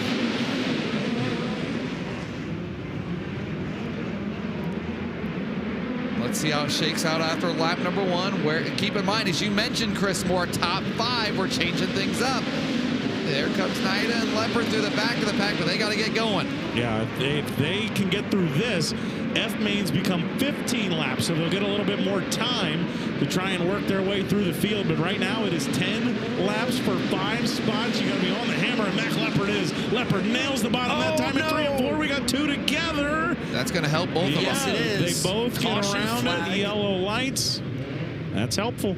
Remember, Clinton Boyle was covered at the top of the ramp. Nida's crew went to work, and they had to change out a battery. They both did. Mac Leopard had to change out 2 front shocks. Exactly. Yeah. And that was Logan Prickett and Brady Baker, who were running 7th and 8th. Heads up driving right ahead of Mac Leopard. So Mac Leopard will restart 7th. And Nida will restart 10th. Yeah, he didn't get off of 4 very well that last time. And he lost a couple of spots there. Still They're got stuck 8 together. laps. Yeah. Oh, they're really hooked together. This is like the dome right here. Oh, maybe. Earl, break it down. Yeah.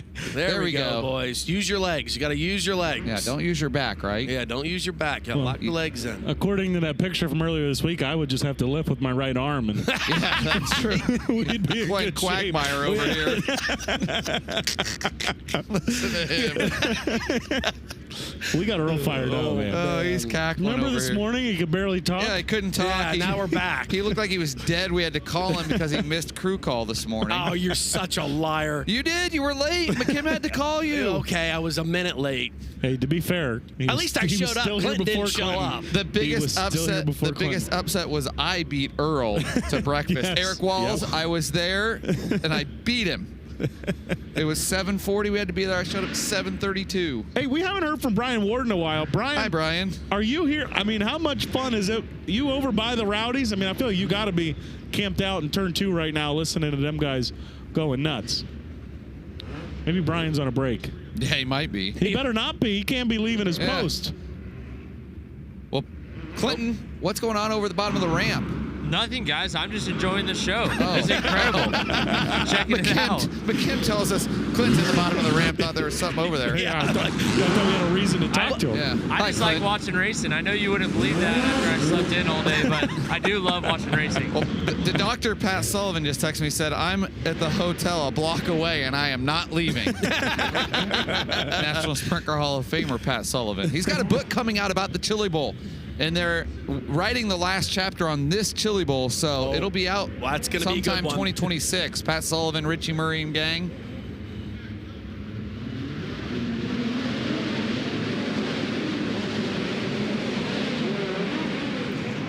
So we get back underway in G feature number 1. Look at that move from Garrett Benson. Benson just sailed around the top on the restart, drove around 2 cars. Darren Nida trying to make up for the last poor corner he had before that yellow. Leopard to the inside here. Garrett Williamson, that's for 6th. There goes Nida. Look at him on the high side. He's going after Mac Leopard. They're side by side outside of the transfer. They're trying to make some moves, though. Leopard's got the final transfer right in front of him. It's Gunnar Pike in front of him, and that's 71. Leopard will drive around him. Mac Leopard looking for another one. 3 wide right behind him now in front of Nida. Nida tiptoeing through traffic in this one. 5 laps to go.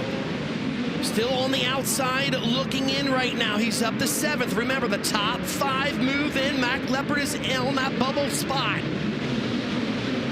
Garrett Benson, meanwhile. Benson going for the lead here, Earl. Going to the outside of Schwabauer. And yeah, G-Baby trying to make a move for the lead. He's got it into turn number 3. Contact. Heads up, stalled out. We get it back underway. Nida on the brakes along with Leopard.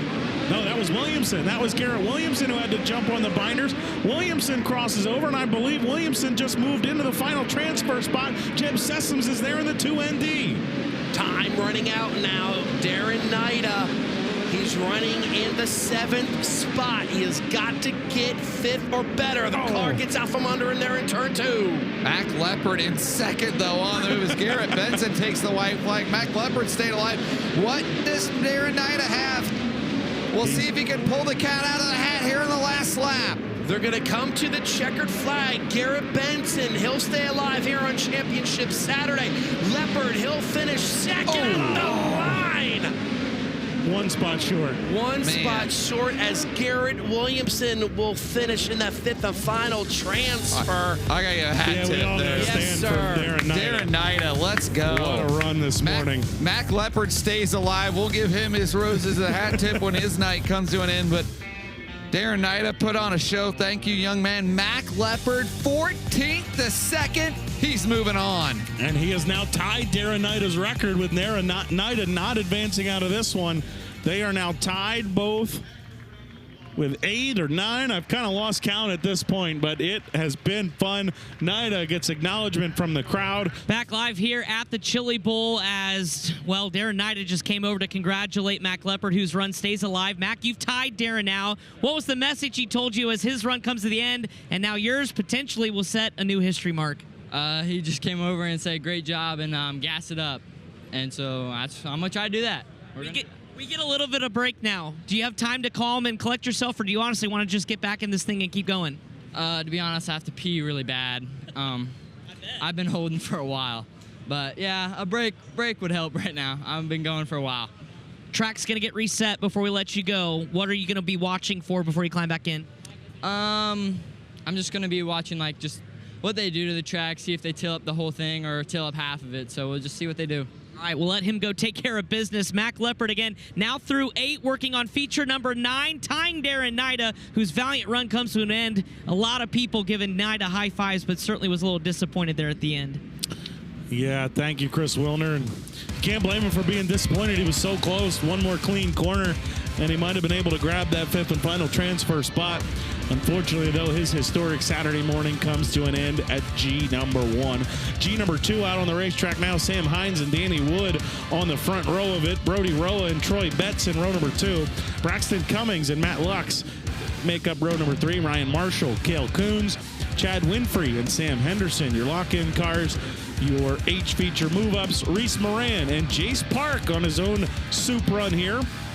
Emilio Hoover, Tyler Edwards, Tyler Robbins, and Preston Norbury. Row number 8.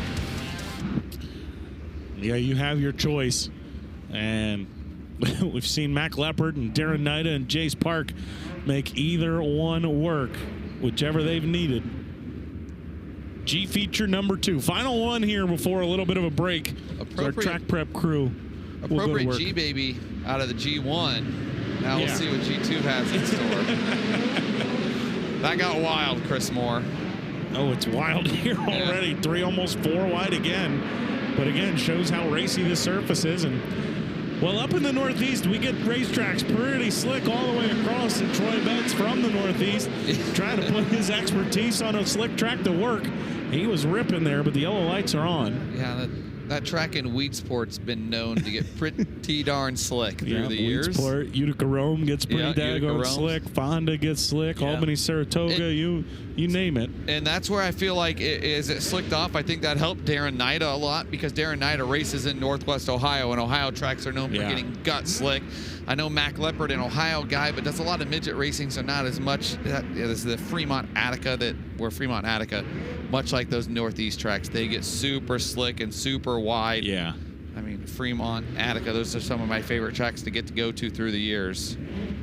Attica, that last year that we had the All-Stars, every race at Attica was a banger. Every one of them. I felt like I think we raced there 4 or 5 times. I think we had 3 or 4 last corner passes for the win for 10 grand. Isn't it amazing? Whatever it is, there are just certain places that just magic. They just find a way. You just always get a good race. Lights are out. We'll go back to green. Sam Hines and Troy Betts. Your top 2, Jace Park up to 10th here on the restart. We'll see what Jace Park can do. He's really, I feel like as it gets to a couple of laps of green flag action, he comes to life. There he is on the bottom. We've seen him make a lot of hay on the high side, though, Chris Moore. Yeah, he just crossed the line in 8th that time by. Betts and Cummings side by side here for the runner-up spot. Braxton Cummings and Troy Betts going at it. Cummings has it by a nose at the line. Sam Hines trying to pull away a little bit. Jace Park trying to get in the mix at the tail end of this battle here. There's Park trying to work on the bottom side underneath. That is Matt Lux, and Lux has the 6th spot. Jace Park taking a short way around, who move up in the 6th. Remember, top 5 move on. Jace Park trying to advance. Does he thread the needle in turn 3? Probably thought better of it. Yep, it's still a long way to go. Halfway. Oh, we got a 5 laps in, 4 to go. Caution is out. Yeah, we had 2 cars, Lux and the car that went around, I believe, Tyler Edwards. How about this? Danny Wood, the Flying Fossil, was winning championships well before Jace Park was even born, and right now Danny's in the 5th and final transfer, and Jace Park trying to get by him. Cale Coons right behind Jace. Jerry Coons Jr.'s son and a rising star in the open wheel world. Sam Hines in the 39H, your leader in G-Main number 2 here. Hines, a Chili Bowl rookie, made 26 non-wing starts in Indiana, did pick up a win at Paragon on April 26th, where he finished 9th in 410 points this year. Troy Betts out from your guys' neck of the woods. Yeah, Delaware guy. He was the Mid-Atlantic Sprint Series champion this year. Yeah. 305 sprint cars. Delaware, New Jersey, Pennsylvania, where most of their racing is. But it was definitely his best year with the 305 sprints. And talked to him after his prelim night. I think that was Tuesday night. We saw him at Riffs. And he ran great in the heat race. And I said, boy, I was talking you up. You kind of let me down there. He lost brakes. They had to swap the rear out, something like that. They had all kinds of problems, and that was kind of a part of the reason that he struggled after running so well in his heat race. But they appear to have it worked out right now. He's rolling in that runner-up spot. So keeping our eye here on Jace Park as he sits in the 6th position, coming to the green flag. He'll go back up high in turns number 1 and 2. Side by side they go for the runner-up spot. He's got momentarily. Here comes Jace Park. You see him in your screen now.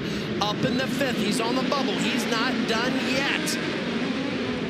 Jace Park into the final transfer, and just in front of him, they're side by side, and that's going to help him. Jace Park roping in 3rd, 4th, right on your screen now. The 22 Troy Betts misses the high side a little, and Jace Park to 4th. Yellow. Going around.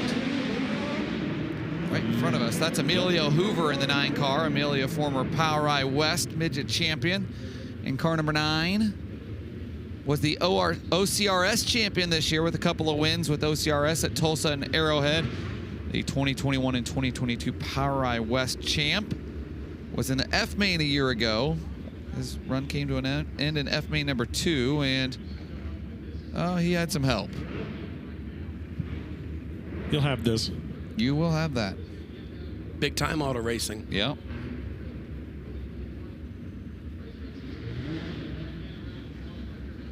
So right now, Sam Hines, your leader, Reese Moran 2nd, Troy Betts 3rd, and Jace Park into the 4th spot. Reese Moran up 9 spots, 11th to 2nd for Reese. Jace Park, he's up 8 spots to 4th from 12th. So caution lights already out here at the Tulsa Expo Raceway. Coming back to green. Restart. 3 laps to go. Sam Hines is your leader. Reese Moran running 2nd. Troy Betts in the 22. He'll go to the top. He'll leave the bottom side open for Jace Park. Park pulls to the inside. He's up in the 3rd at the line. Now he'll go back up high. Try to get some cushion so he has the momentum down the back straightaway. Betts is under fire for that final transfer spot. Cale Coons coming like a bat out of hell all of a sudden through the field. He's picked off a few cars. Coons is going to move up to 4th, and Braxton Cummings has 5th now with Troy Betts trying to climb back into a transfer spot here on the final lap. Coming to the checker, Chase Park is looking to win this thing to the outside off of turn 4. He goes. Does he get it? No. Braxton Cummings got the final transfer spot. Cummings held off Troy Betts to get the final transfer. Sam Hines gets the win. Reese Moran 2nd, Jace Park 3rd, Cale Coons and Braxton Cummings. Your 5 transfer cars, but Jace Park has moved up another one. He's now through 5 soup runs. Here's a replay. How about this 3-car battle for the win? Reese Moran sneaks by to get 2nd by a nose over Jace Park by 4/100ths of a second. Reese Moran takes 2nd from Jace Park, and they nearly both had the win. We'll go to the top of the ramp. Chris Wilner. And a break for Jace Park now through 5, working on number 6 when we get back underway. Get a chance to digest everything. What did you think about that last run kind of before we get a reset on the racetrack? Got pretty racy there. So far, I've been having fun. Track's been pretty good. There's been a bottom and a top, so just looking forward to this next race. Hopefully they don't tear it down too much. Keep us high side would be nice, but yeah, it's been good. Kyle and all the guys at GSR have been giving me a good car. Kevin Swindell's been doing great so far. Just happy to be here and on to the next one. Few more cars and 5 more laps. Is that enough time and opportunity to go back up and continue this run and get through 6? I hope so. All right, Jace Park ready to go, and Clinton Boyles, you're with a driver now through a couple. Yeah, guys, I got Reese Moran here. Man, what a run there to get to the front of that field. Yeah, it's hard being patient in a midget. You know, coming from a wing car, you normally got a little bit more grip. But, man, I think Jace, both races I was in, was about the same, if not better, on the top. But it seemed like every restart I could pick a couple off on the bottom, so I was just going to stick to it. It's almost like all the guys are trying to track out and block the top, and there's a whole lane of moisture they're kind of leaving open on the bottom. And I think that's how I was able to pass as many cars as I did. But it's only going to get harder as the races go on. Competition gets tougher. I think the amount of transfer spots goes down, and the track's going to get worse. So we'll see how long we can keep this up. Yeah, 20 laps here. You're going to add a few more cars, but we're getting a rework. Does that change your mindset and how you approach this feature? Yeah, if they rework the whole thing, it might make it a little tougher starting at the back. But if they choose one good lane, I feel like we can get our car good enough to maybe throw some sliders if it's on the top, or we've been real good on the bottom all night, so maybe keep it there. But we'll just have to wait and see what happens. Awesome. We wish you the best of luck. Well, thank you so much. Real quick, guys, I think we should all agree we'd give him all the slack in the world if he transfers through this house. Absolutely. Okay. If he can pick off a few here, you got it. All right. Daniel Adler and Cap Henry are your front row. Casey Schumann and Parker Perry are in row number 2. Cole Wakeham and John Barnard are in row number 3. Riley Kreisel and Levi Klatt in row number 4. Cam Schaefer and Cameron LaRose in the all-cam row 5. Drake Edwards and Brody Wake making up row number 6. 7th row in behind them, Clinton Boyles and Ty Wilkie. Riker Pace and Garrett Benson, the cars locking into this out of their preliminary night results.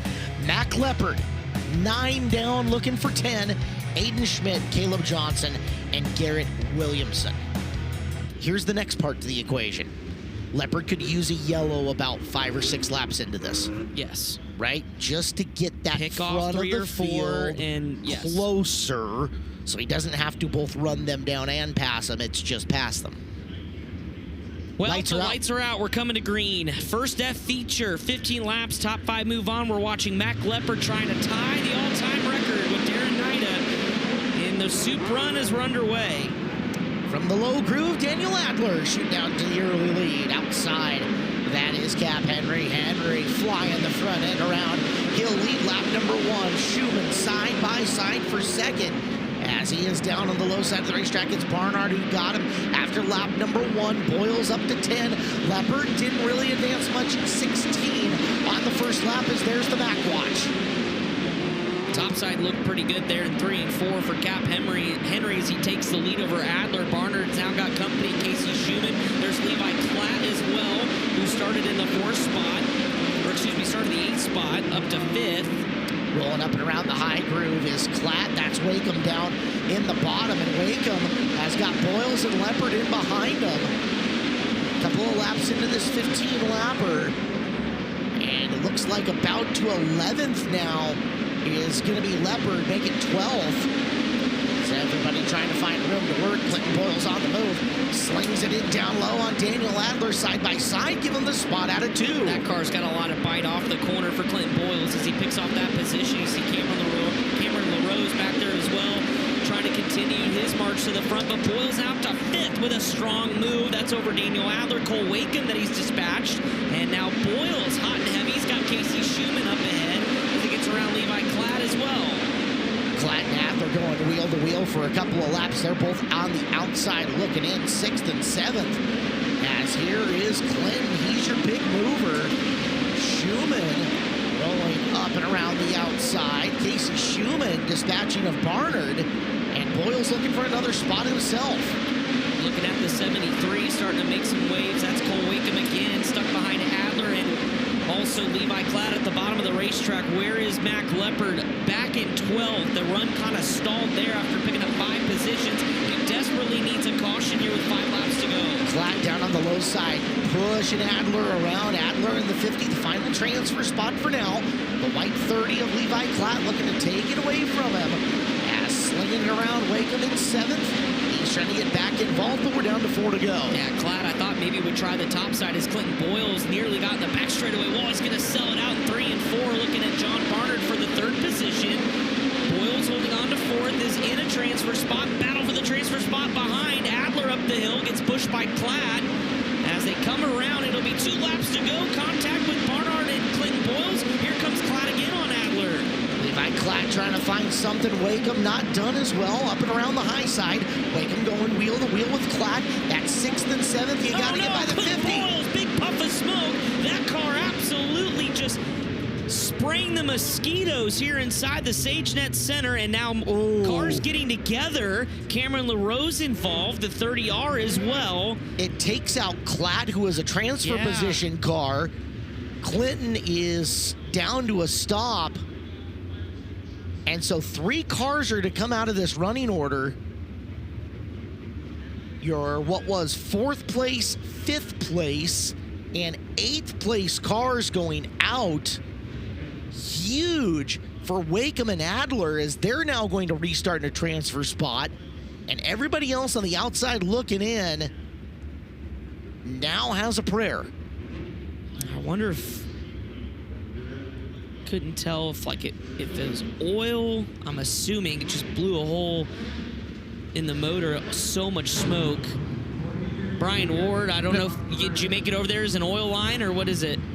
I'm still stuck over here in the work area waiting for a safe opportunity to cross over. Caleb and Chris, something to keep an eye on with Mac Leopard. Started 17th. He needed to advance 5 positions to tie the record for most positions advanced on a Saturday here at the Chili Bowl. 6 to break it. He was 11th, I believe, there with 3 cars dropping out. Should restart around 8th. Here's a replay. That's a good point, too. Yeah, and K1 Race Gear replay. There goes Boyles, and you can see it just coming down and collects up with Klatt and LaRose, and boy, look at Wakem. So watch the black 73 car here. There's the 007 smoke screen. Fogging for Skeeters down the front straightaway, and somehow Wakem snuck all the way up and around without getting involved in the incident. Absolutely. Might be a transfer position winning move for him. Absolutely. And a tough break for Klatt as well as Wakem, or excuse me, as Daniel Adler. They could not see. Cameron LaRose was just outside of a transfer spot, got collected in that as well. No maple syrup today, unfortunately. No.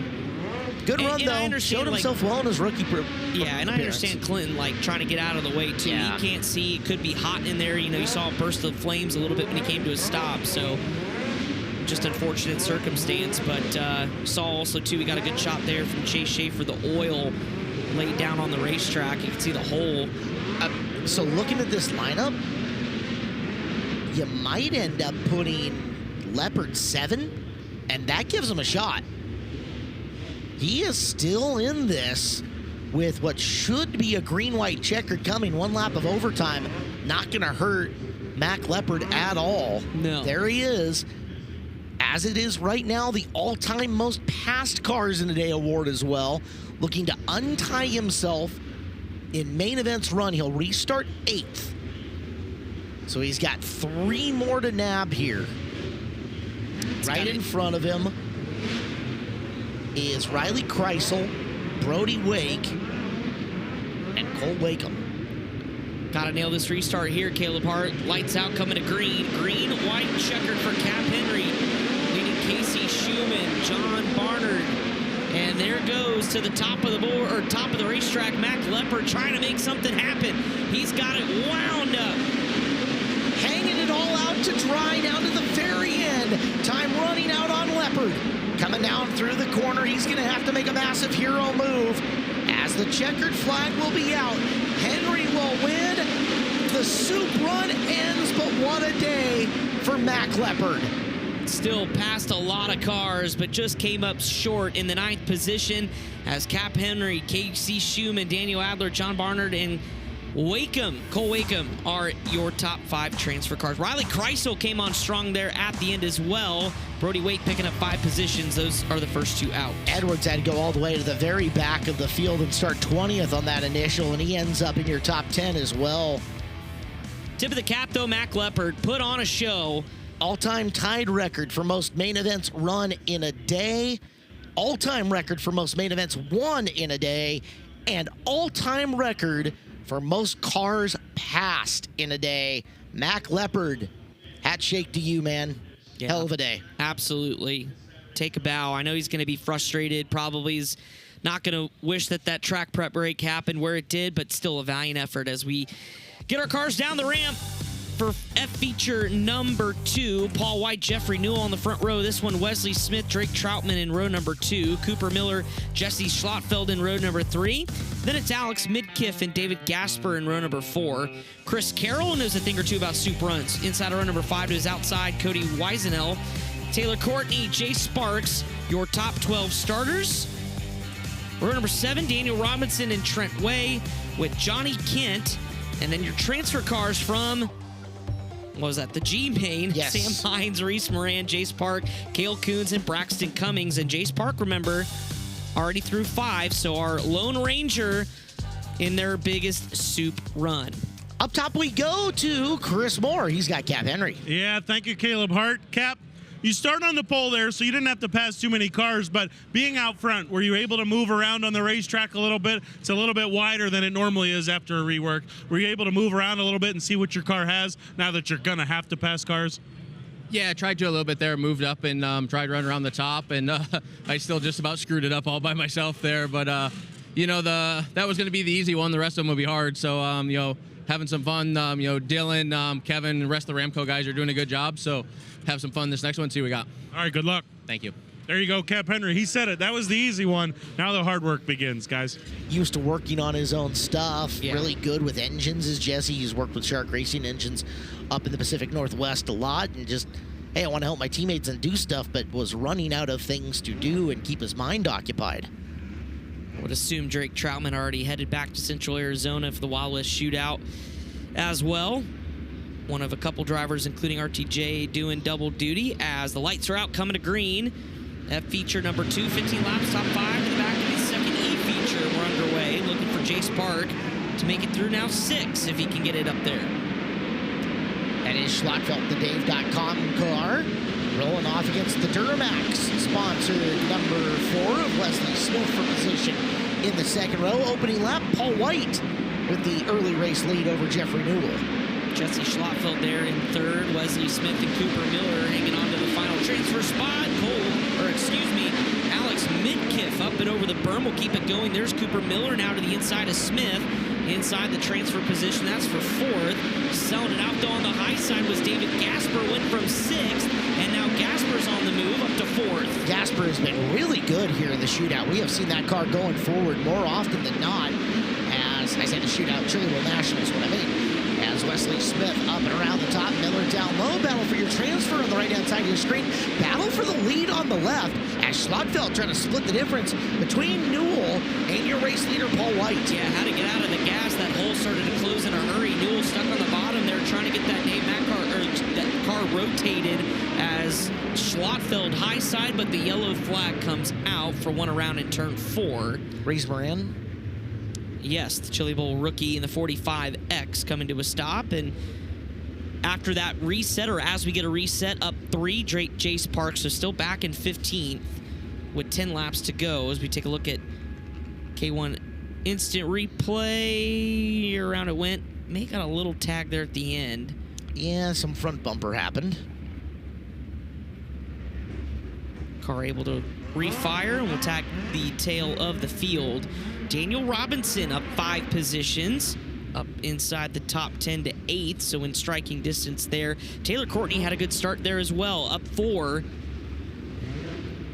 from 11th. Nice run, Taylor. Yeah. He rolled in, joined us at the shootout for a few minutes. He was did. Fun. Yes, always loves coming down to the booth. Now calls the Tulsa, Oklahoma area home. Both of the brothers have a lot of personality that they do. Shines through. Absolutely. Back under the green flag for Paul White. Jesse Schlotfeld there in second. Here comes Gasper again in that 14S. Outside lane working for the 14. Up and around Jeffrey Newell, though Newell get the bite off the corner. Gasper has a problem. He loses a spot. Wesley Smith is through. Now Gasper's in the 5th and final transfer spot. And Cooper Miller on the attack going into the bottom of the 3rd turn. Take a look. Miller down low. Gasper trying to get it wound back up top. A little bit tricky up there at times, but he's going to come back in on Jeffrey Newell, trying to shuffle him back to position 5. Newell down to the bottom. Gasper up top in the run for 4th. Battle for the lead on the left. Transfer battle on the right as Paul White having fits with Wesley Smith for the battle for the runner-up spot as Jesse Schlotfeld starts to pull away. Meanwhile, Cooper Miller in the 8J starting to close in on Jeffrey Newell. Again, that's the battle for 5th. And around goes Gasper. Inside a transfer spot. Does a 360. Keeps it going. That'll save him some spots. Keep this race green with 5 to go. 2/3 of the way done. Wesley Smith was all the way back, almost in 6th at a time, as we're going to have a stoppage now. Cale Coons in the 63. Coons was in the 15th position. That may be Trent Way next to him. They were running right next to each other. That makes sense. Take a look at what happened. K1 Reskier instant replay. There's Gasper over scrambling the eggs in the middle of turn number 2. Now down the back straightaway, going into the corner right behind Gasper. It's Midkiff's 5 throwing that gigantic bomb. Coons goes up, slaps the wall, and Way nowhere to go in behind him to a stop. Actually, that's Braxton Cummings. So Cummings was 19th. That was the car coming in late, trying to avoid Coons. I think just stalled the motor. So Park Watch, see what that gives him.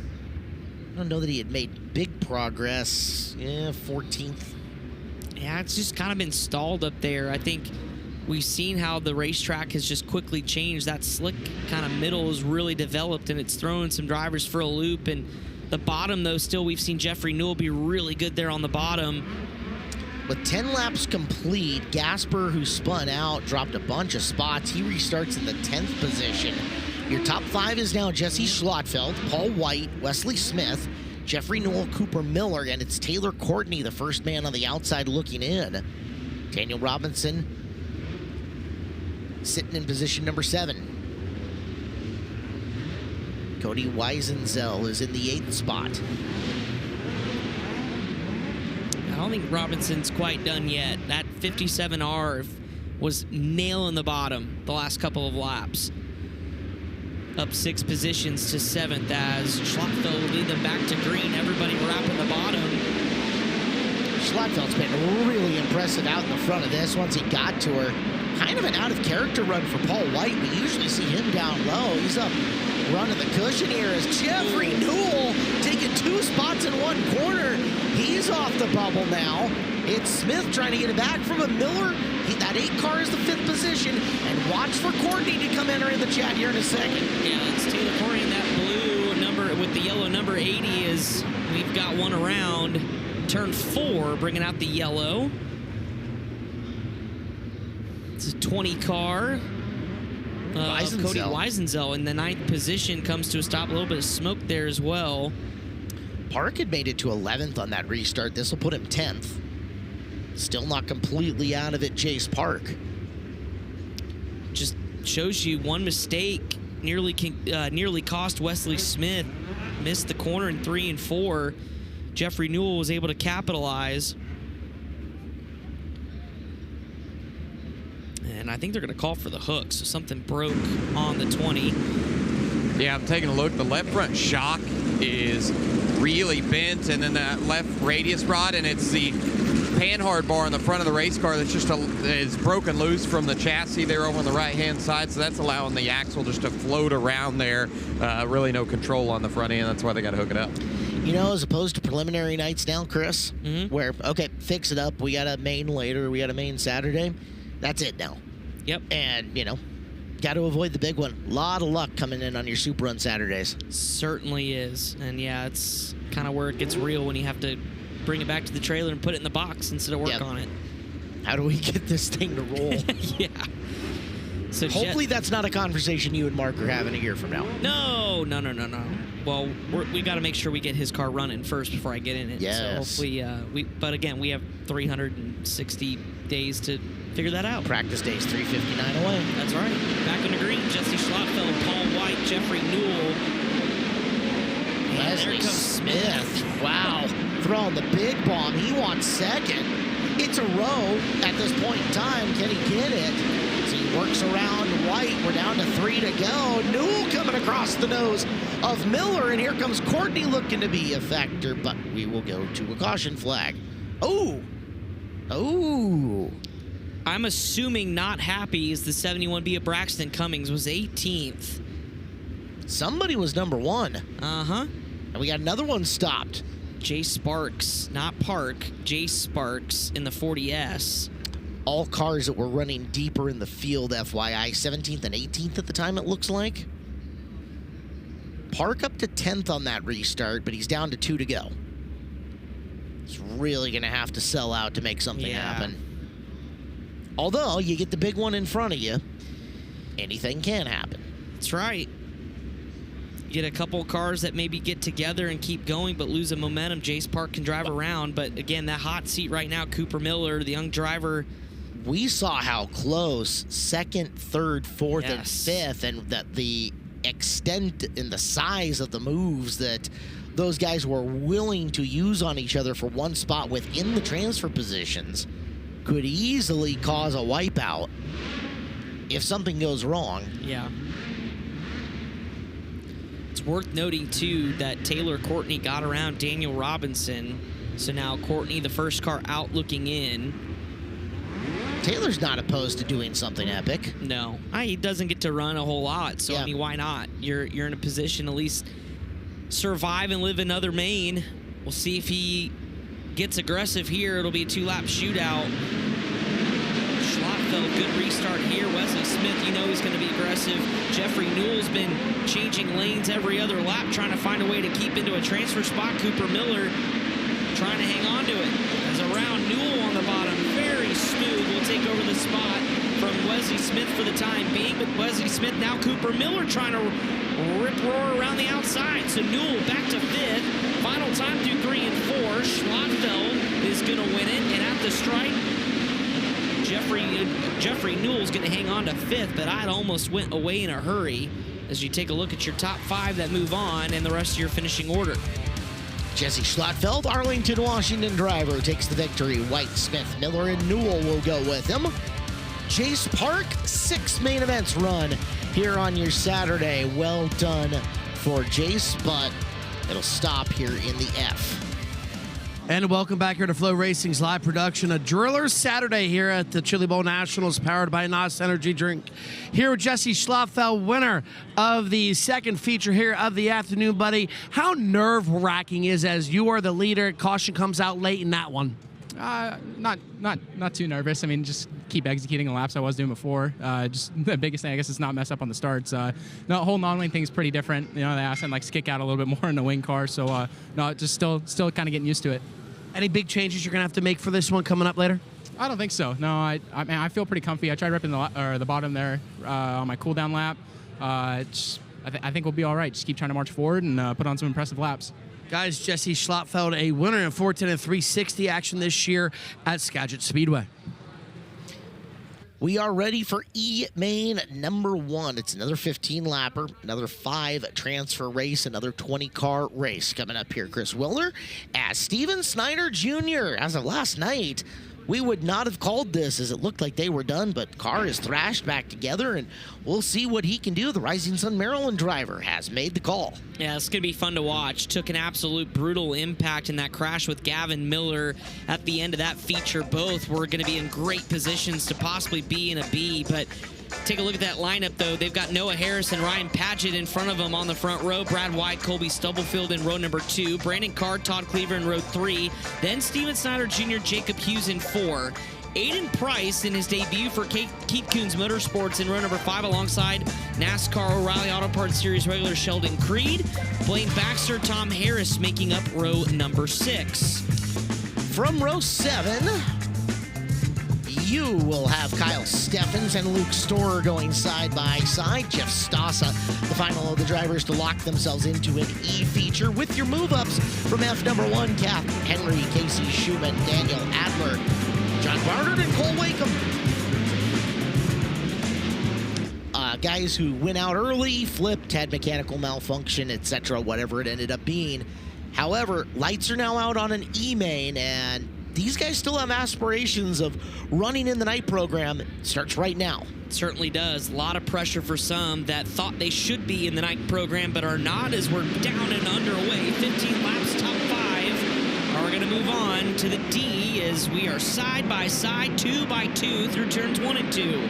Noah Harris has got the early lead. That's the yellow number 20, working way uphill. Ryan Padgett unloaded a bit. We have got a traffic jam of cars together. One of them's Creed. It's Creed in the 94C. Stubble? STU. Let's figure it out. He's there. The 12C. Stubblefield? No, not Stubblefield. Storer. Yep. Yes. He was too far up. Take a look at what happened. As you watch, there was Steven Snyder Jr., then 6, so about 9th on back, and Creed here coming up already around in the picture, and then Storer and Cap Henry come through. Drivers at the time. Storer was 14th. Creed was 10th. Crossing the line in the initial lap. Henry looks like he's good to go. He'll fire back off.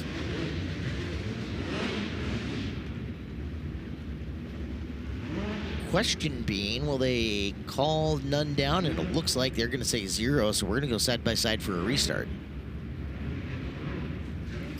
Feature 1, these drivers will move up to fill 5 positions in D-Main number 1. After the D-Mains, we get ready for opening ceremonies, pole shuffle, C-Mains, B-Mains, and A. That's it. They got Creed goes fast. Yeah, they got Creed fired off. Of course, running for 94 Racing has Jay Drake on the wrenches as Jacob Hughes gets pushed back around. Looks like he'll rejoin the field. Was running 8th before dipping off to the work area.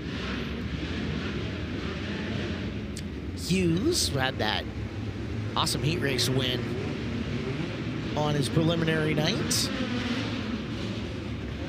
Driver is accomplishing, hey, I want to heat race the Chili Bowl Nationals. It's a big deal. I mean, we saw a lot of celebrations over the course of the week for drivers that picked up either their first or a long-awaited or a long time span between heat race wins. So whether it's a heat race, a qualifier win, a feature win, or even a lot of these drivers picking up, don't forget, if you win one of these mains, starting all the way back from when we began in P's all the way through, you get a plaque. Yes. You get some hardware saying, I want a main event at the Chili Bowl. Did Robert Bell make the call today with his brand new motor? I did not see Robert. New to him motor?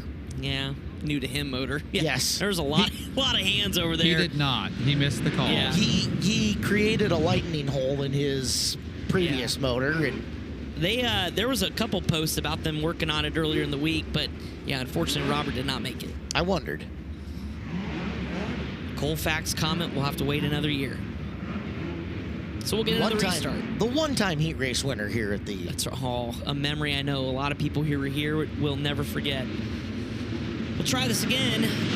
Green flag in the air, Harrison Paget.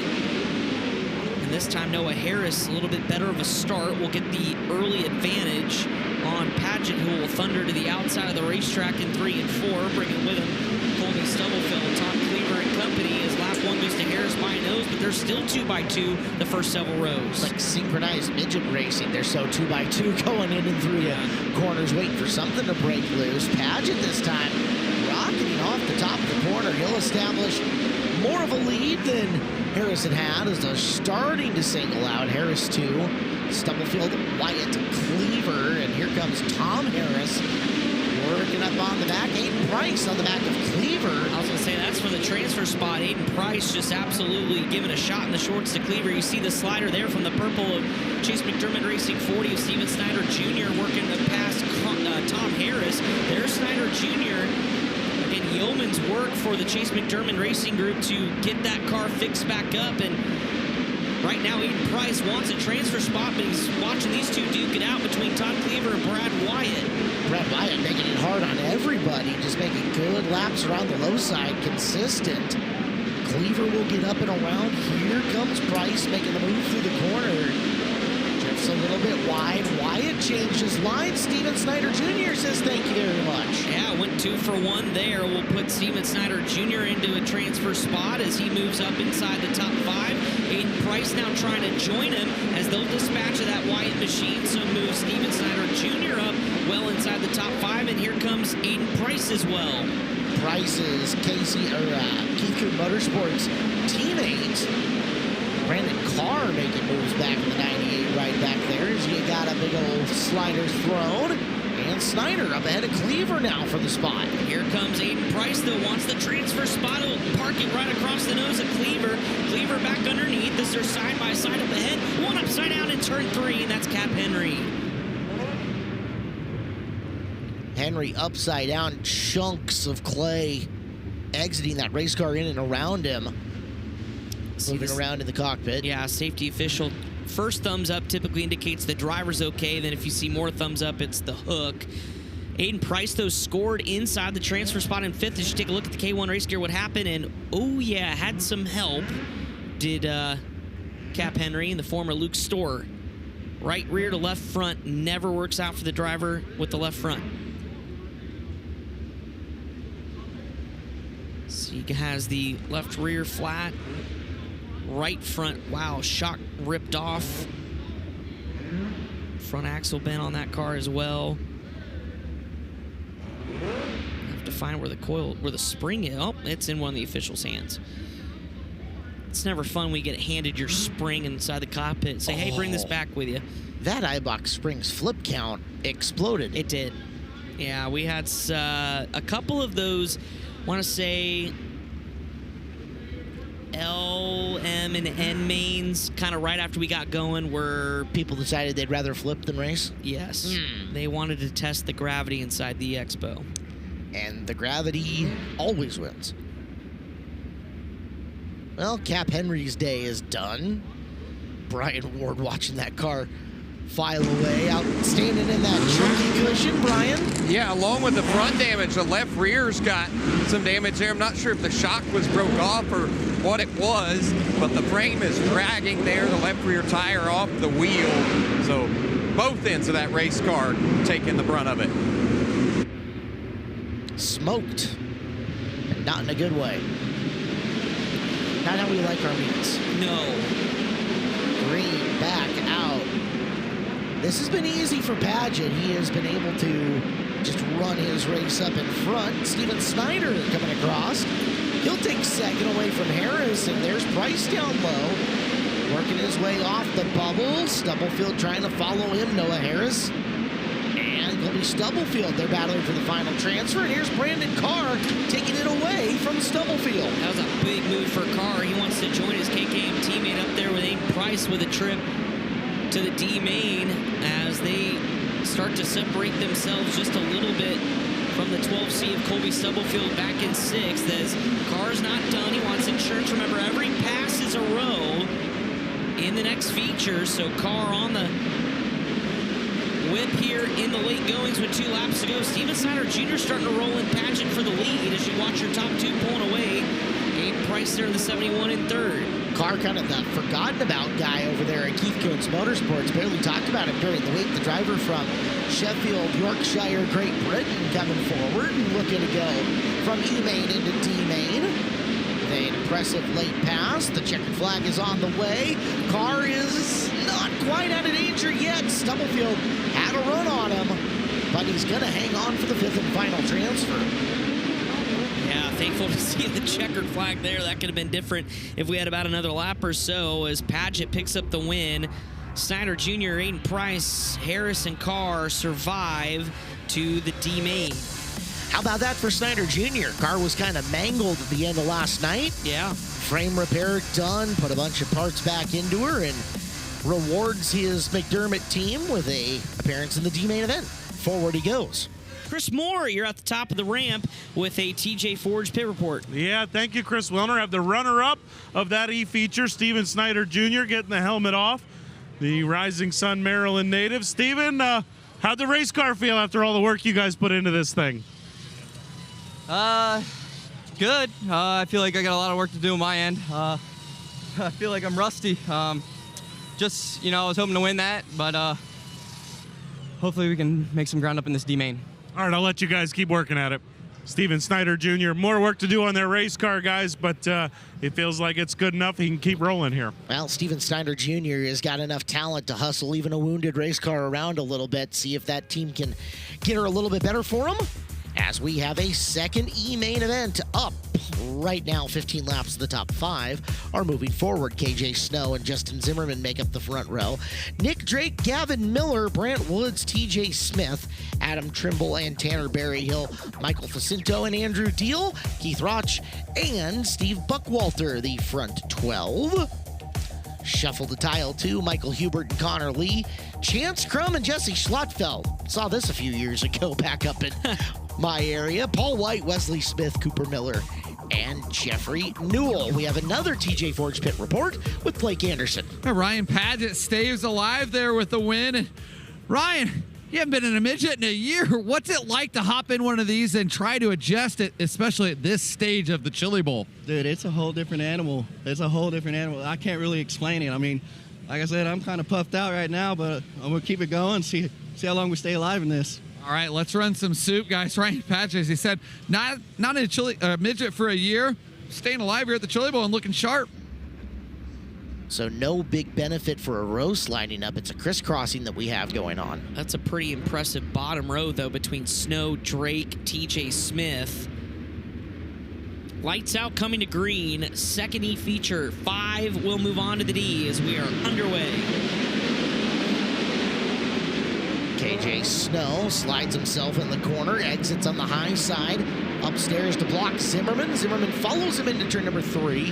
With Drake also getting to the high side, but we're going to have some carnage at the back. It's Michael Facinto and Wesley Smith. Wesley Smith, who transferred from the F, climbing out of the race car already. And gonna walk over to Michael Facinto. A couple words and message sent. Let's see what happened. Yeah, here's the K1 Race Gear instant replay. Oh. What's he supposed to do? Michael was out of the gas, something a problem. He's just trying to keep it out of the way, heading to the work area, and then Smith just nowhere to go. Jeffrey Newell got a piece of that as well, was able to keep going. And you know, the only thing on Smith's end is maybe he was looking for Facinto to make that sharp right turn, but who knows what broke on Facinto's car? Steering? Right? Yeah. Who knows? Well, the front end completely folded on the Wesley Smith machine.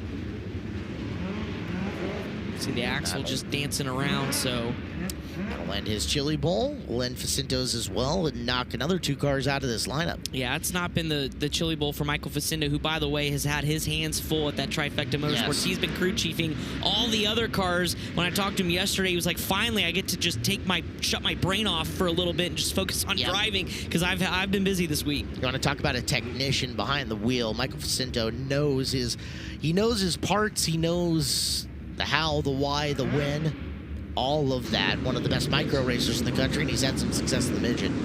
Guys, Jeffrey Newell came to the work area. They looked at the car, then decided to push it up the ramp. I asked Johnny Bolin what he saw, because it looked like they were looking under the hood, and he said, well, front axle's bent, we're done. I hate to hear that for Jeffrey.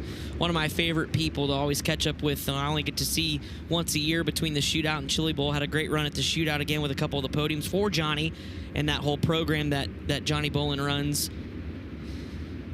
Rough for Jeffrey, but he's had a pretty good run here in this arena. Yeah, pretty good start to 2026 as we're underway again with KJ Snow leading the field into turns 1 and 2.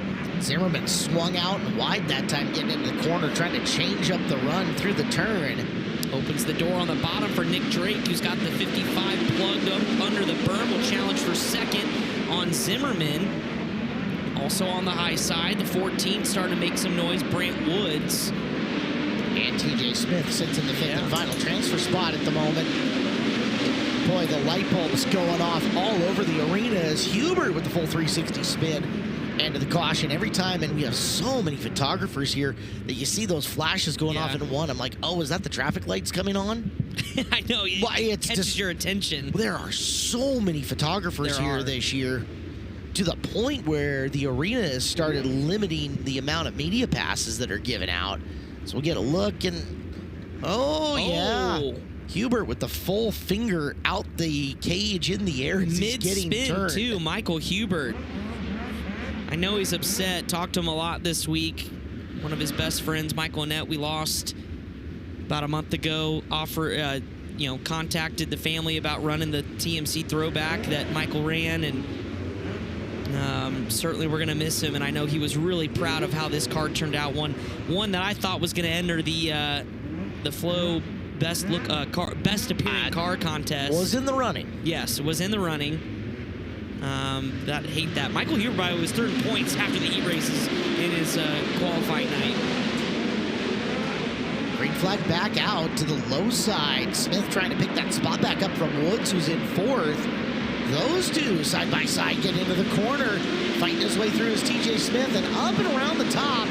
Keep your eyes out. I think that's Adam Trimble on the march of the 5T. Yeah, Trimble starting to make something happen. The caution flag comes out yet again. Trimble was closing in on 6th as Buckwalter is looped it around in the 25. Chance Crum, the blue 7, up towards the top. Crum was 14th. Buckwalter was 8th. So Buckwalter around and Crum couldn't miss it. We've seen that a couple of times today. Paul White from the F up 7 to 10th as we take a look at the replay coming at you in the speed shot. Buckwalter on the berm. Oh, there was contact there, and monster trucking over was Connor Lee. 417J. Oh, come on. You got to use the right voice for that. Monster trucking. I just can't do it as good as you. Yeah. I don't have that voice. Connor Lee, by the way, I know they were talking about it earlier. I didn't see him at the top of the ramp, but I was really looking forward to my morning dose of smelling salts to wake myself up. No, thank you. Caleb, I'm telling you what. That it's an experience you have to at least try once. No, because I don't have to wake up on Saturday morning, so yeah, that's fair. Y'all pass. If you're ever tired. Speaking of waking up on Saturday morning, waking up just to have it blow up. Clinton Boyles. We'll let him eat his pizza. At least we got lunch for him. Yeah. Back under the green flag, it's Snow, Zimmerman, Drake, as Drake now will have to fend off TJ Smith to the bottom. That's battle inside the transfer spot for 3rd. Smith now will fall around the outside, and the caution flag waves again. And it's Trimble, who you just pointed out, looked really good there, running 7th. And, this is letting some guys make moves up the field, Chris. They keep plunking out from mid-pack, and Paul White, the first one out of that sub-main, is now into the top 10. He should be restarting 9th as you get another look at a K1 Race Gear instant replay. You know how many times over the past 3 weeks we've had the truck come back and said we didn't get it? Once, maybe. I was going to say once. They have been on it all week, both the truck and our camera guys. Flip or a spin happens, and they have nailed it. We've got a lot on the K1 Race Gear instant replay of figuring out how it all went down. We're spoiled with the best in the business that join us each and every year, and this crew especially has been on it from the Tulsa Shootout to the Chili Bowl. A lot of people ask us how we do it, and it takes a village. 27 total on staff as far as the broadcast is concerned to bring you the sights, the sounds, the stories of this amazing event. And that's not even counting everybody down the back channel and on the back end, as content has been killing it this week on things happening in the background that you've been seeing, Matt, Heavy Lunch, and more. Speaking of Heavy Lunch, wonder if he's recovered from his Chili Bowl After Dark. You can watch that on FloRacing. We're back under the green flag. He made a really interesting human bowling ball. Coming out of corner number 2, and it is still KJ Snow, who is patiently waiting to get some consecutive laps strung together in this. That battle for 4th has been great. Now it's really a battle for 3rd, as Drake under fire with Smith and Woods. Really evenly matched between the two of them getting into the turn. Sliding across, there goes Smith, trying to put the 14 of Woods in jeopardy. And down low, Connor Lee is the guy who's going to try to go running him down. Barry Hill in 7th, and then take a look from the F-Mains.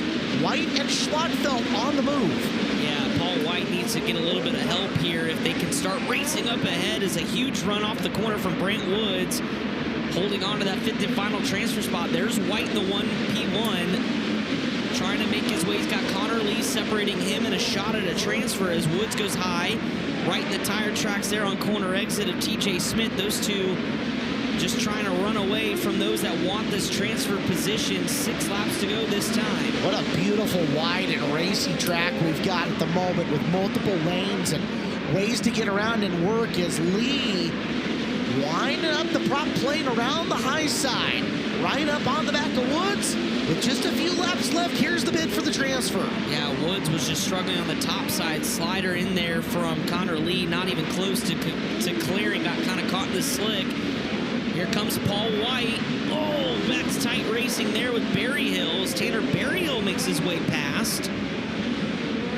And Berryhill will go up to 7th as here comes Connor Lee in the battle for the transfer spot. You watched Woods with that little hiccup coming out of corner number 2. Lee back on him, but the way it is, you might only have one good shot here. Gotta make it count. Got to team up right here. He's going to throw it in the slider. Not quite close enough. Woods bangs it off the cushion. 2 laps to go next time around.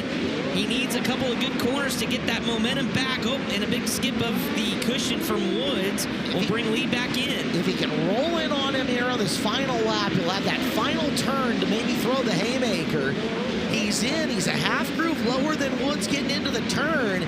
Carried some momentum. He's made the ground up, Chris Roller. Can he make the pass? Can he make the move? And he got helped out a lot right there. Screwing up on the cushion was Woods and a yellow. And that's Chance Crum for the second time involved in an incident, setting us up for a thrilling finish.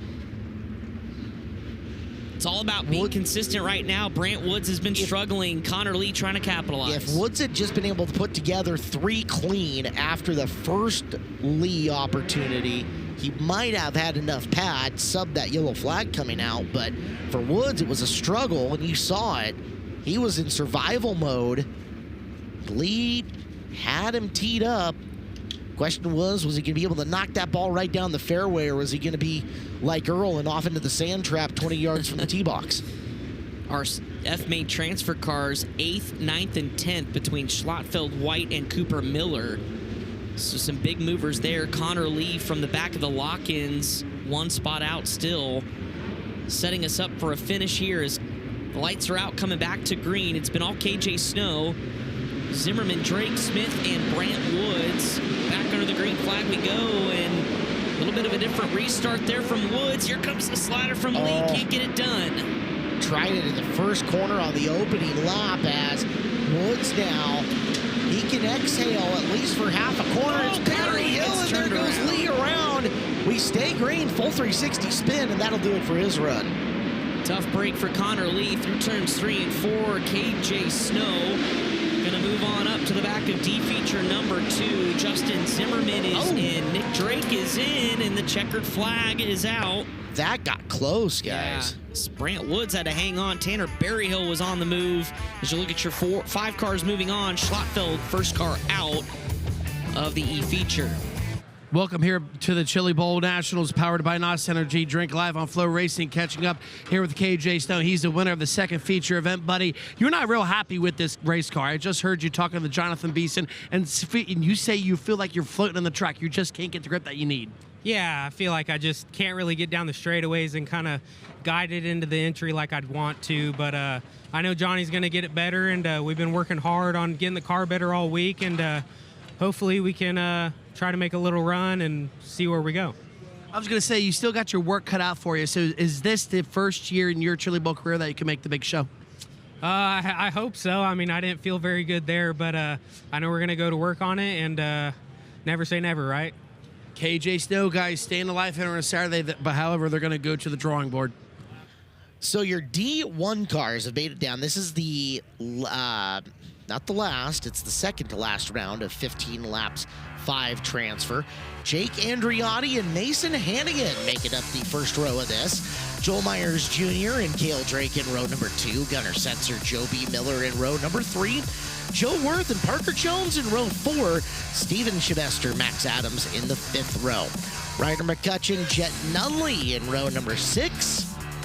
As we go over to row number 7, it'll be Jeffrey Abbey and R.J. Johnson.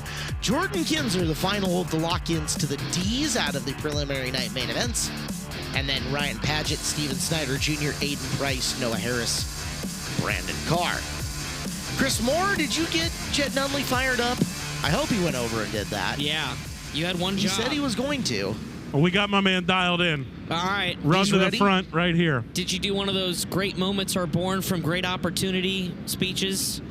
Miracle's good. I went Rocky Balboa, though. I'm a Rocky guy. Okay. All right. That's respectful. What do you got? Philly. Yeah, right. Yeah. Eagles, Duh. well, they suck, but Jet Nunley does not. Yeah. I was wondering where you were going with that. So I didn't really have a plan. It just kind of happened. Yeah. And as most things in my life. If that doesn't sum up the Saturday broadcast, I don't know what does. We had fun. Yes, and you guys did. The racing made it very easy for us to do what we had to do. A great observation. I think it was made by you. We had these great soup runs going this morning. Go ahead, finish your thought because you told it to me earlier. Well, it was good. As soon as somebody else sat in the chair in the booth, the runs ended. Yeah. No, the one run ended while you 3 were still in here. All right, the other 2 also ended at a point. Told you. All good things come to an end. You guys. got it off axis. No, because the one run continued. Leopard advanced after I had walked into the booth and walked out of it.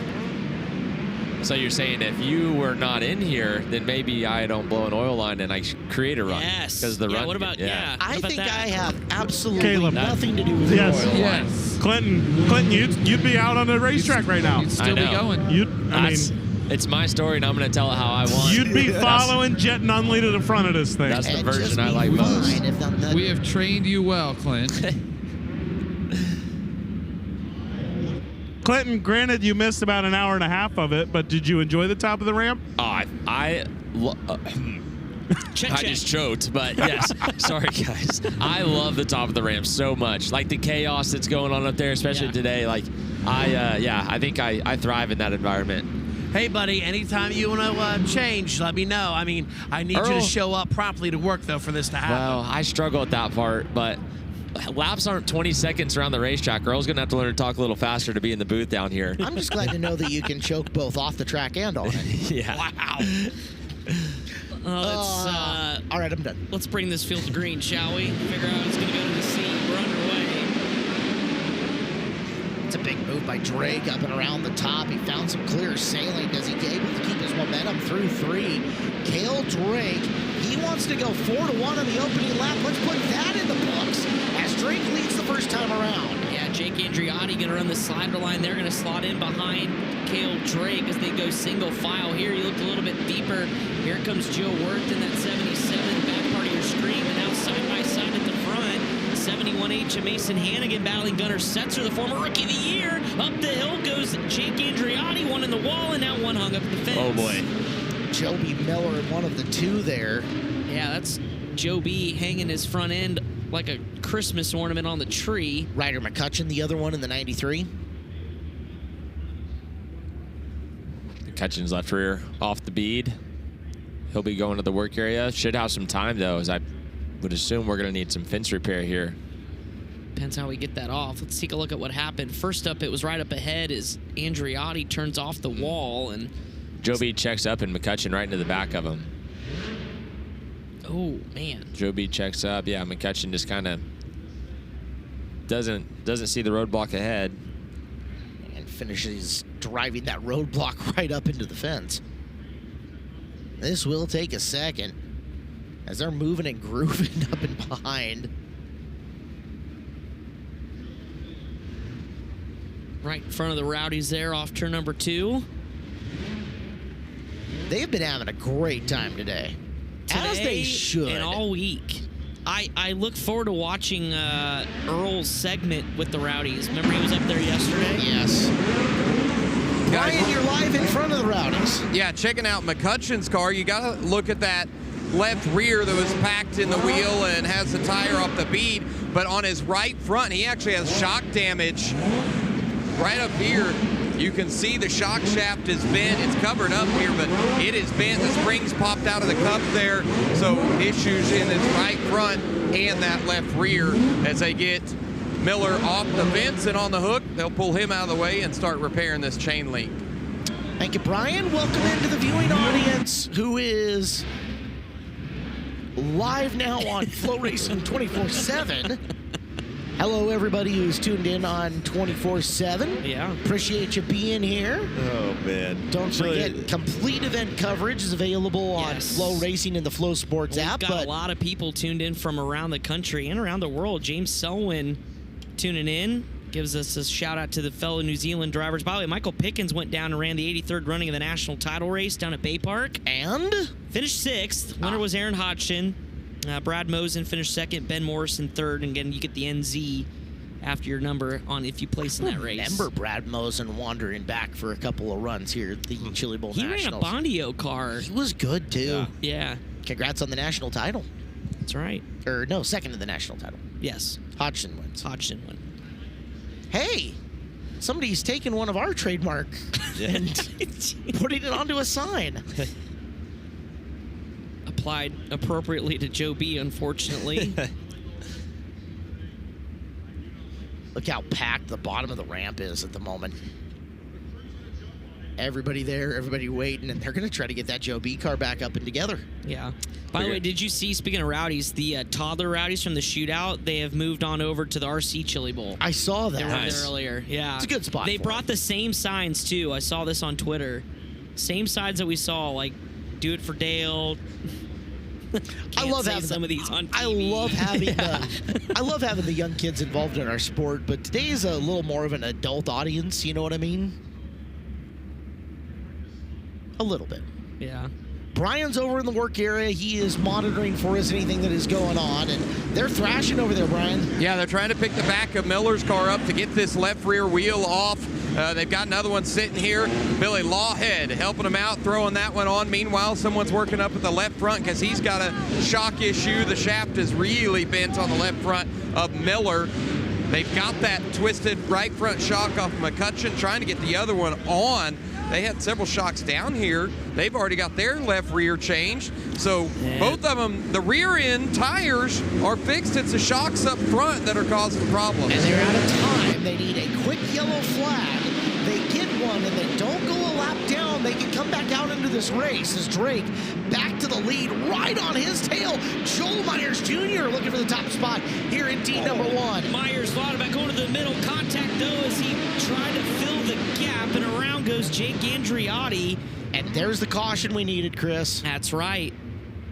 So that crew can continue to work on Joby Miller's machine as the caution comes out for Jake Andriotti, whose Chili Bowl has been, well, least to be desired. Had the car issues running in his prelim night as we watch what happened here. See Myers off the cushion. Just 2 cars meet in the middle. I wonder, let's watch the timing of this. Watch when the yellow lights come on. And it was hard to see in that angle. But again, if the leader plus 1 have crossed. I think on restarts, the initial start and restarts is the whole field for the first lap. Okay. I believe. I was going to say, because Well, I feel like the officials would tell him, like, you're done. So. They are still working. See Billy Lawhead there, factory 14 up on the left front. Yeah, they got that left front shock about done. The right front lower radius rod had to be replaced. That was another thing they got taken care of, that having that extra time allowed them. They're just putting that the bolt on the bottom shock here. They're having to actually thread in a adapter here into the axle, trying to get it all the way in. They get the impact on it, and then they will slide the time of the shock over that and get the nut on. Almost ready here, but now while I'm looking at their working, they're picking up that left front tire. I think the left front tire is flat, which he can run with that, but it might cause a little bit of an issue. Well, they're out of time again. Lights are out. So a second yellow flag now necessary for Joby Miller. They'll keep thrashing as it's Cale Drake, Joel Myers Jr., Mason Hannigan, Gunnar Setzer, and now trying to creep up Parker Jones, maybe? We'll get a look at it as we're back to green. Joel Myers Jr. is hustling this race car around the racetrack right now. We should take a look a little farther back. They're continuing to get after it. Steven Shabester, Joe White. Oh, up the hill. One gets a little bit of contact. KJ Snow right there in the Beast and 8J. Or 8B, I should say, around the outside. He's got Jordan Kinzer there as well. It's Jeffrey Abbott who that was. He was the transfer car before that. He's trying to hang on to it. Jones has got it now. As you're taking a look, top 2, those 2 going to town. 10 laps to go. Drake and Myers flying around the outside. Joe Myers Jr. car length behind Cale Drake, pacing him quite nicely as we're down to 9 left. Hannigan still in that 3rd spot. Gunnar Setzer, former Chili Bowl rookie, in 4th. Parker Jones holding on to the 5th and final transfer spot. Shabester trying to close in. Jeffrey Abbey, as you mentioned, the transfer up 6 spots. There's Shabester in that red 22, 1 spot out. Parker Jones getting closer and closer in striking distance. We'll go double box, battle for the lead on the left, battle for the transfer on the right. Shabester, the local, Jones, the Badger champion, slide job, crossover combination. Advantage goes to Shabester. Jones back down low, bringing Abbey back into the fray, but Shabester has the final transfer for now. Here comes Abbey to the bottom of the racetrack. He'll put his hat in the ring, cross the nose of Parker Jones up the hill over the cushion. Jones crosses back underneath. Good race here as these drivers sit now 1 spot out of the transfer spots. Shabester holding on to 5th. Doing everything he can to get off of 5th and into 4th as 4th place Gunnar Setzer now working on Mason Hannigan. Hannigan slides himself coming through the corner. Setzer right on him. Looking to get up to 3rd, 3, 4, 5, 6, and 7. All duking it out with 4 to go. Hannigan just running bottom slider line, just making sure that nobody's going to throw something at him that he can't handle. Hannigan's going to run a bunch of 360 races, going to run Knoxville potentially later this year, and he still runs the slider, but here comes Jeffrey, or I should say Setzer in the 4K. Coming around, the white flag is out for Joel Myers Jr. Next time around, it's 2 to go for these 2 as they continue to duke it out. What a fantastic paint-by-numbers defensive driving course that Hannigan's putting on right this very second as there's Myers Jr., your race leader. Tip of the cap to you. Joel Myers Jr. winning here in the D-Main event. He'll move to the back of the C, as will Cale Drake a long ways back. Mason Hannigan, well done. Setzer and Shabester will go with him. Would have loved to see where Myers got Drake because he put 2 seconds between him and Cale Drake in there. He had a lot of speed. 4.5 seconds behind them. Steven Snyder Jr. made a run, guys, all the way up to 6, just ran out of time. Welcome back to Flow Racing's live coverage of the 40th Annual Chili Bowl Nationals, powered by NOS Energy Drink. Joel Myers Jr. picking up a big win there. And Joel, how tough is it out there right now? Is it track pretty manageable? I feel like it's starting to work in a little bit to your liking.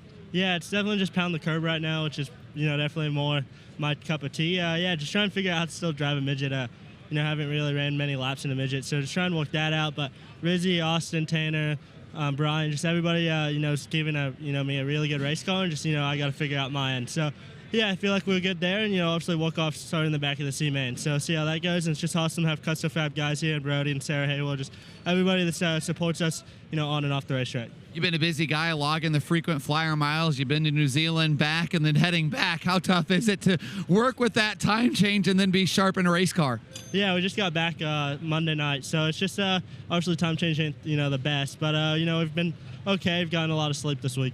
Joel Myers Jr., Trophy Cup champion in October, one of the biggest wins of his career. Exciting year ahead for him, Caleb Hart. Caleb Stelzig and Chase Randall. Chase Randall is coming in this race, Blake. Be careful.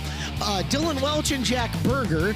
Brecken Reese and Jake Newman. Ricky Thornton Jr., Zach Hampton. Chris Andrews, Caleb Henry, Austin Torgerson, and Parker Bryce Miller, rounding out the first 12 starters here in this D-feature number 2. Back to road number 7.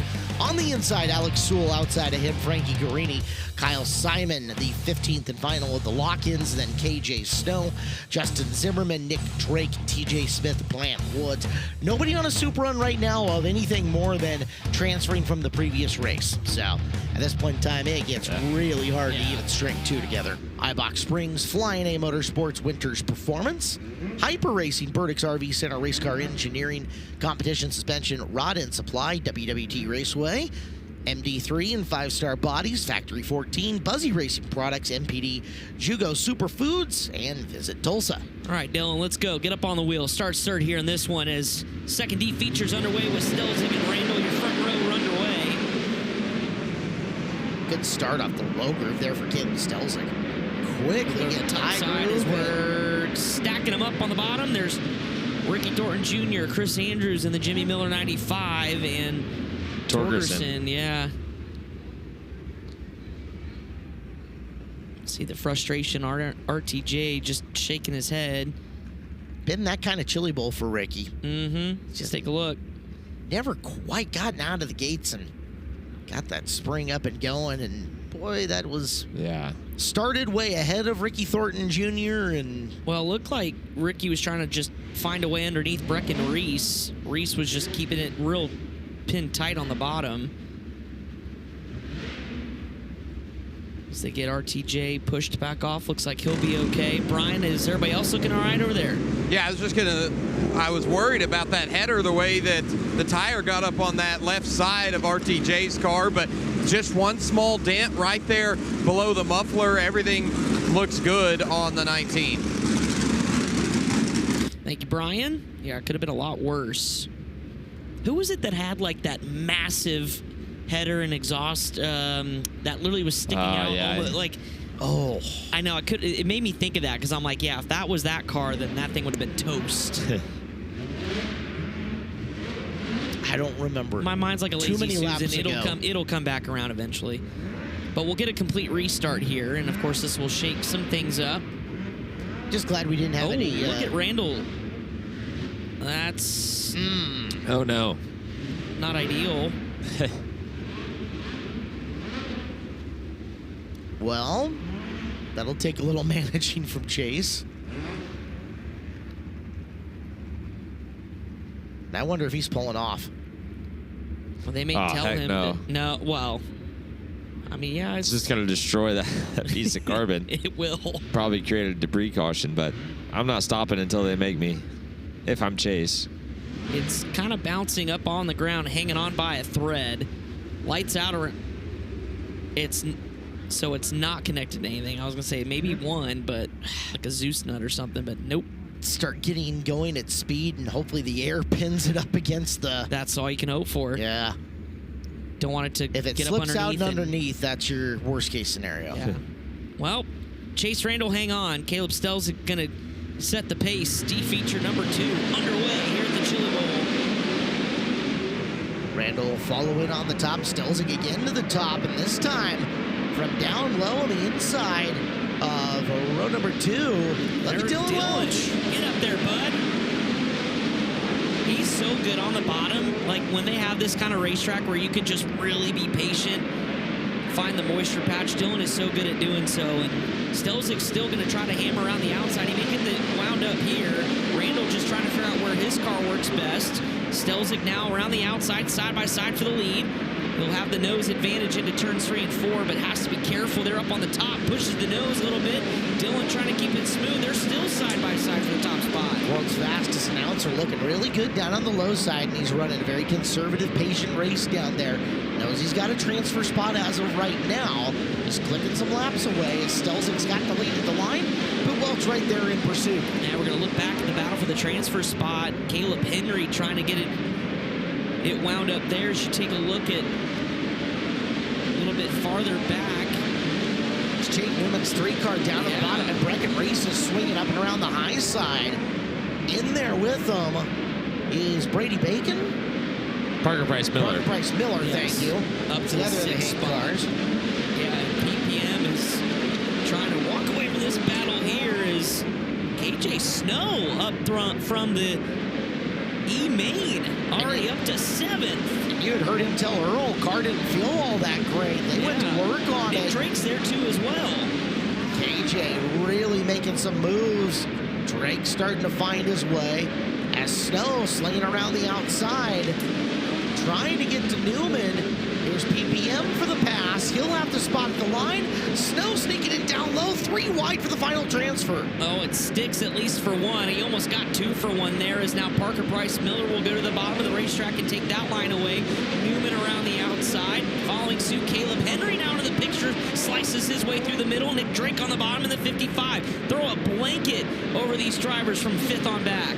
Side by side for the transfer. Parker Price Miller up on the top. Snow lost a little ground that time, back to the inside of 1 and 2 with 5 laps to go. Big skip and a hop, 1 in the wall and up and over the top, and this race will come to a caution. Oh, and that's Caleb Henry upside down in a huge way. Front end damage on that one for sure. Caught that as it was going up and over. Tough ride for the 2025 All-Star Circuit of Champions champion, whose Chili Bowl will come to an end. Up front, Stelzig continued to lead with 5 to go. Welch a half second behind him. Take a look at what happened. Ooh. Big shower of sparks as well. Randall is still 3rd. Brecken Reese 4. Parker Price Miller is going to have the big old bullseye drawn right on the back of him. And it was just an all-out war down there, too. 5th, 6th, 7th, 8th. It was a clean war. That's the thing. They were all giving each other just the right amount of room, but I have a funny feeling that that's not going to last with 5 laps to go and a spot in the C-Main up for grabs. No, absolutely not. The top 2 as well, Caleb Stelzig and Dylan Welch, were both pretty much lockstep with each other. Caleb wasn't pulling away. Dylan was keeping him honest. Chase Randall was able to separate himself from Brecken Reese, but then it's on from PPM on back. I felt like PPM was searching around trying to find somewhere he felt comfortable with speed in the car, and KJ was more on attack mode where he was just maneuvering the opposite of Parker and felt like his car is good enough to get by him. Difference between a guy trying to hang on and a guy trying to aggressively get his way in. Yeah. With these cautions, though, it's going to change everything because you can make the adjustments inside your race car. Your crew guys are telling you, what the preferred line might be. It's something that we haven't talked about this week in particular, much like our Outlaw division at the Tulsa Shootout. Here in the Chili Bowl Nationals, in-cockpit adjustments, give me all of them. What all's available to these guys? All the shock adjustments. So, you can have up to 8 knobs in there for your shocks, compression and rebound adjustable. And then you can also have a Jacobs ladder adjustment. And I've seen left rear radius rod cockpit adjusters. So there's a whole lot of stuff these guys can do if they're equipped for it and make big changes on the race car. Guys, we've got the car hooked up. It's on the car dolly. Caleb, it seemed like there was a little bit of a whoopty here at the top of turn number 2. Tell me if you felt it leading up to that and what led to this. Yeah, I just misjudged on entry and was trying to be 4 in the fluff and cheated it, and I knew that I was going to hit it, and I just hit it just wrong. This place is so tough, and not having very many laps in the midget. I just made a couple mistakes and tipped over. I hate it for my guys. They bust their ass all week, and tore up equipment running, out of a transfer, and the D-main ain't ideal. So thank you to Corey and everybody else that's a part of this deal. I, wouldn't be here without them. So I feel bad for them guys. Caleb Henry. Thank you, Brian. The dolly tough finally go for the gave up the dolly. ghost. Yeah. It was, it was hanging on at shootout. It's made its way around this racetrack. Back to the green flag we go. Yeah, 5 to go. It's a good start for PPM, especially considering they followed him around the bottom of the speedway. Stelzig and Welch resume the battle up front. Chase Randall with no nose piece, sitting in the 3rd position. Parker Price Miller trying to shuffle Reese back a position, get off the bubble. Yeah, if I'm PPM, I'm trying to get out of here because here comes Brecken Reese as well. Brecken to the bottom, up and over the berm, forces Parker Price Miller to the outside. Here comes KJ Snow. Again, a transfer car from the E. Parker Price Miller with a slider. Gets into Randall, jumps the cushion. Might cost both of them here. Yeah. Parker loses the transfer spot with that move, so he's got to regroup big time here and get back on the horse. Reese gets to the high groove. It's Randall down low. Snow in the final transfer. Parker Price Miller looking up top, trying to get through. KJ Snow bikes it up, brings it down, and causes a wreck in behind him. Oh, heartbreak for KJ Snow. Drove from the back to 5th, gets up on the bike and stalls the motor. Clinton, that's tough to hang on to, but I thought he maybe had a shot, but it just sat back down. Did a great job to not turn it over. As we get a look at a K1 Race Gear replay, and KJ being patient on the bottom, and Parker makes a run, and I don't think that forces KJ into any issue. Just it's such a fine line right there. You get your right front low enough that it's in the grip, and all of a sudden you're biking up. Thought he might refire right there and get lucky, but that was Berger and Hampton in behind him crashing. What a heartbreak there for KJ Snow. I'm surprised KJ was on the bottom of the track, though. He had been making up so much ground before that yellow on the top and thought he was really fast up there, and then all of a sudden just committed to the bottom. So that will help a couple of drivers, including Ricky Thornton Jr., Zach Hampton, pick up a couple spots with Berger, KJ Snow getting involved, Parker Price Miller back in. Gonna see Newman right on the outside looking in here on the restart. It should be Nick Drake and Jake Newman starting right in there, and it might be Drake with the final transfer spot and everybody hunting him. Nick Drake's going to be one spot out. PPM has the spot, but Nick Drake's plus 12 in this one. So he was following KJ pretty much through the field. Both of them started their back after transferring in from the E-Main. Nick Drake, Newman, Thornton Jr., and then behind them, Brant Woods making a run. The slide job from PPM when he had contact with Randall is incredible that we didn't lose 2 race cars right there. Yeah. Kudos to both for getting it back underneath him and back green as we'll come around this time. Terry Maddox showing him the 1-to-go signal at the start-finish line. All eyes going to be right here on Parker Price Miller, who has the position, and a couple of drivers, including Nick Drake, won it. Feel your heart rate start picking up a little bit. Anytime we're in this situation, you know it's going to happen. I'm going to go grab for the atorvastatin here in a minute or two. Get a little metoprolol going. Let's get medicated. Let's have fun. Stelzig, Welch, Reese, and Chase Randall lead them back to green with 2 to go. Brecken Reese down to the top, Clinton. Yeah, Reese to the top, just trying to find the open lane there, and that's a big lane change by PPM on Nick Drake. Drake keeps his foot in it. It's going to try to rebound here. Still a spot out. Make it 2 as the white flag is out. Here comes Jake Newman now 1 spot out. Newman to the bottom. PPM jumps the cushion. See you later goes Jake Newman to the transfer spot. Final time in 3 and 4. Parker Price Miller all over the cushion, but it's not enough. Caleb Stelzig wins it, and Jake Newman, the 5th and final transfer car. Stelzig, Welch, Reese, Randall, and Newman, your top 5 finishers. Jake Newman just consistent around that bottom side. Saw opportunity come up, and Newman ends up picking up the 5th and final transfer on the bobble on the cushion, coming off a 2 by Parker Price Miller. The front 2 drivers were like, oh, what's going on back there? Like, this was easy. He's pretty good at this, but now he has got quite the hamper. He's going to have 3 laps to hang on to it as here we go. Chili Bowl A-Main pole shuffle underway. CJ Leary first on the racetrack in the Ally 55X. A runner-up on his prelim night. as Terry Maddox will wave the green flag. Justin Grant going to join. So these are the drivers that do 10 and 9. Winners moves on. Loser starts 10th. Times will come up.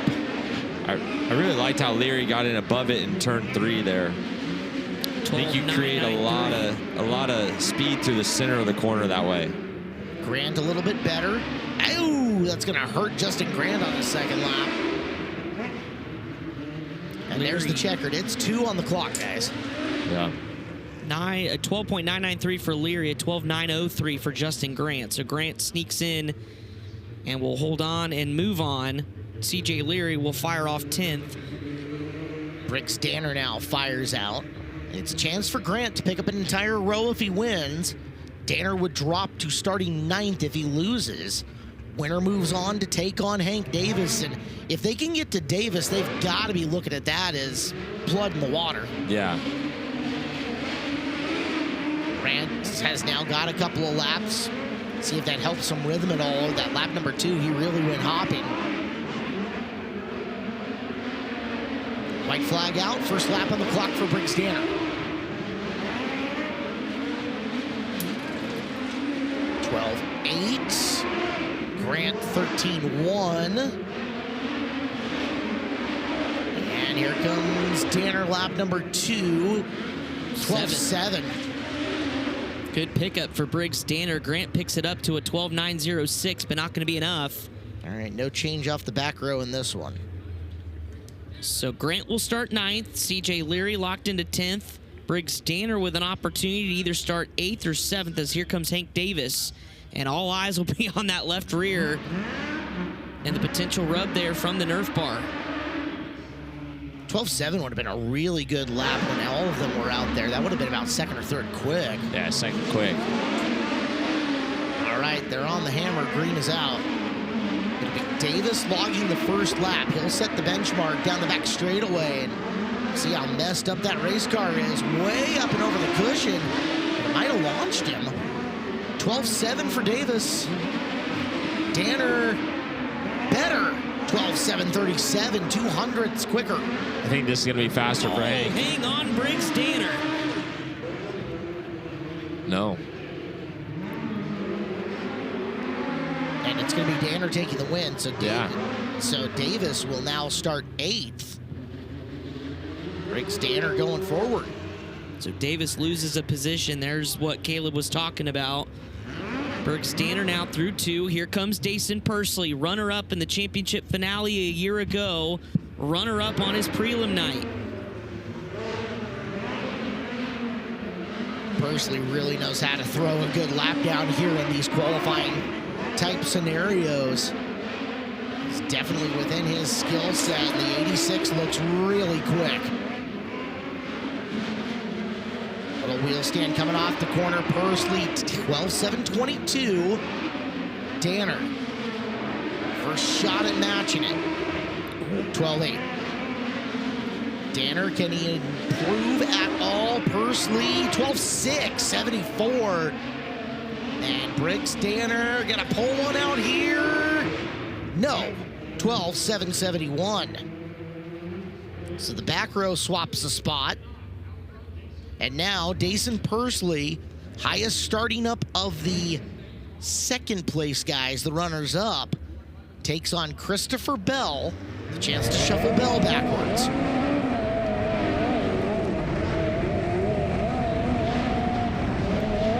Love this onboard shot here from Christopher Bell on the bottom as you see them get up to speed.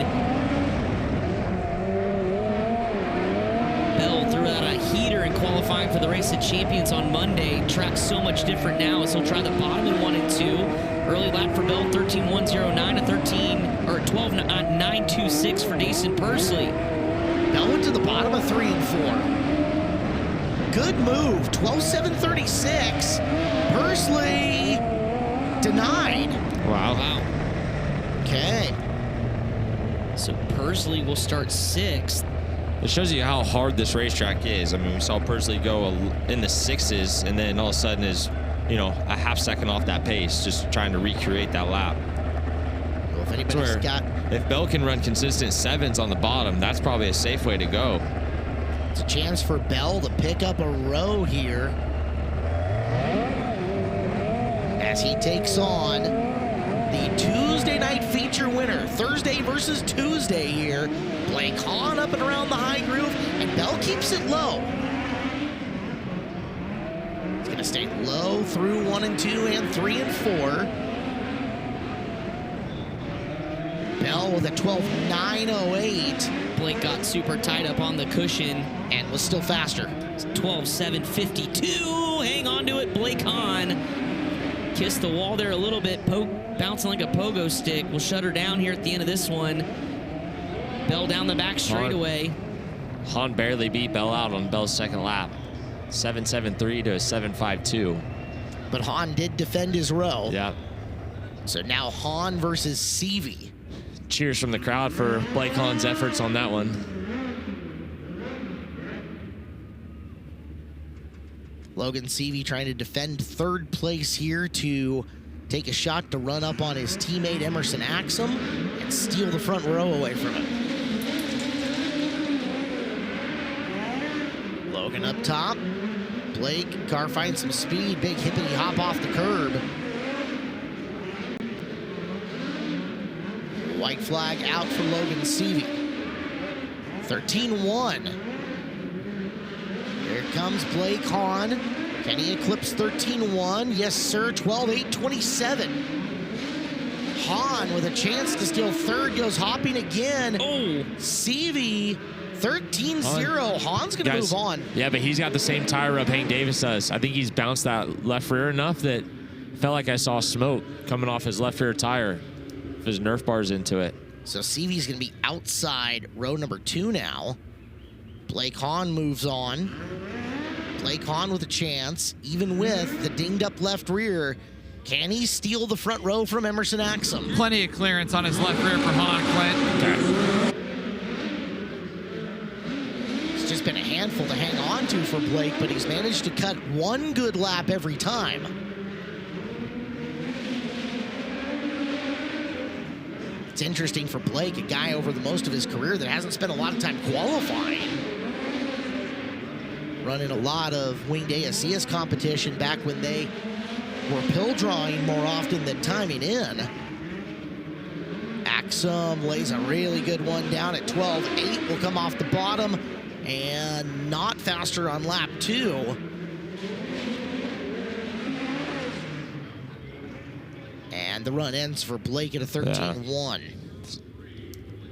So as opposed to prior years where we had some guys running up and through and we had some fireworks, not a lot of movement, spot here, spot there. Yeah.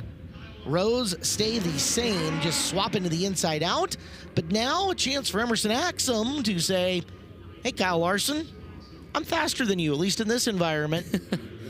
And you know he wants to. We'll see what he opts to do as far as the lines here on this kind of tricky racetrack as Larson gets up to speed. Final round of the pole shuffle. Axum versus Larson.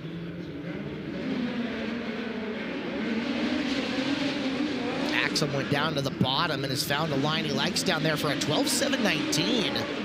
Larson using that turn down, entering above the cushion, this time in 1 and 2. We'll ride it all the way around. Was he doing 3 and 4? Oh, Kyle nailed it. That looked good. Kyle nailed it in 3 and 4. And takes the win. Yep. 12.693 for Kyle Larson, who will lead the field to green in the 55 lapper here tonight. How many times has he done that in his career? Oh, it's insane. A lot. Remember last year, he got up and over the ramp on the wall, still kept it going? Yep. Seems to be a Kyle Larson thing.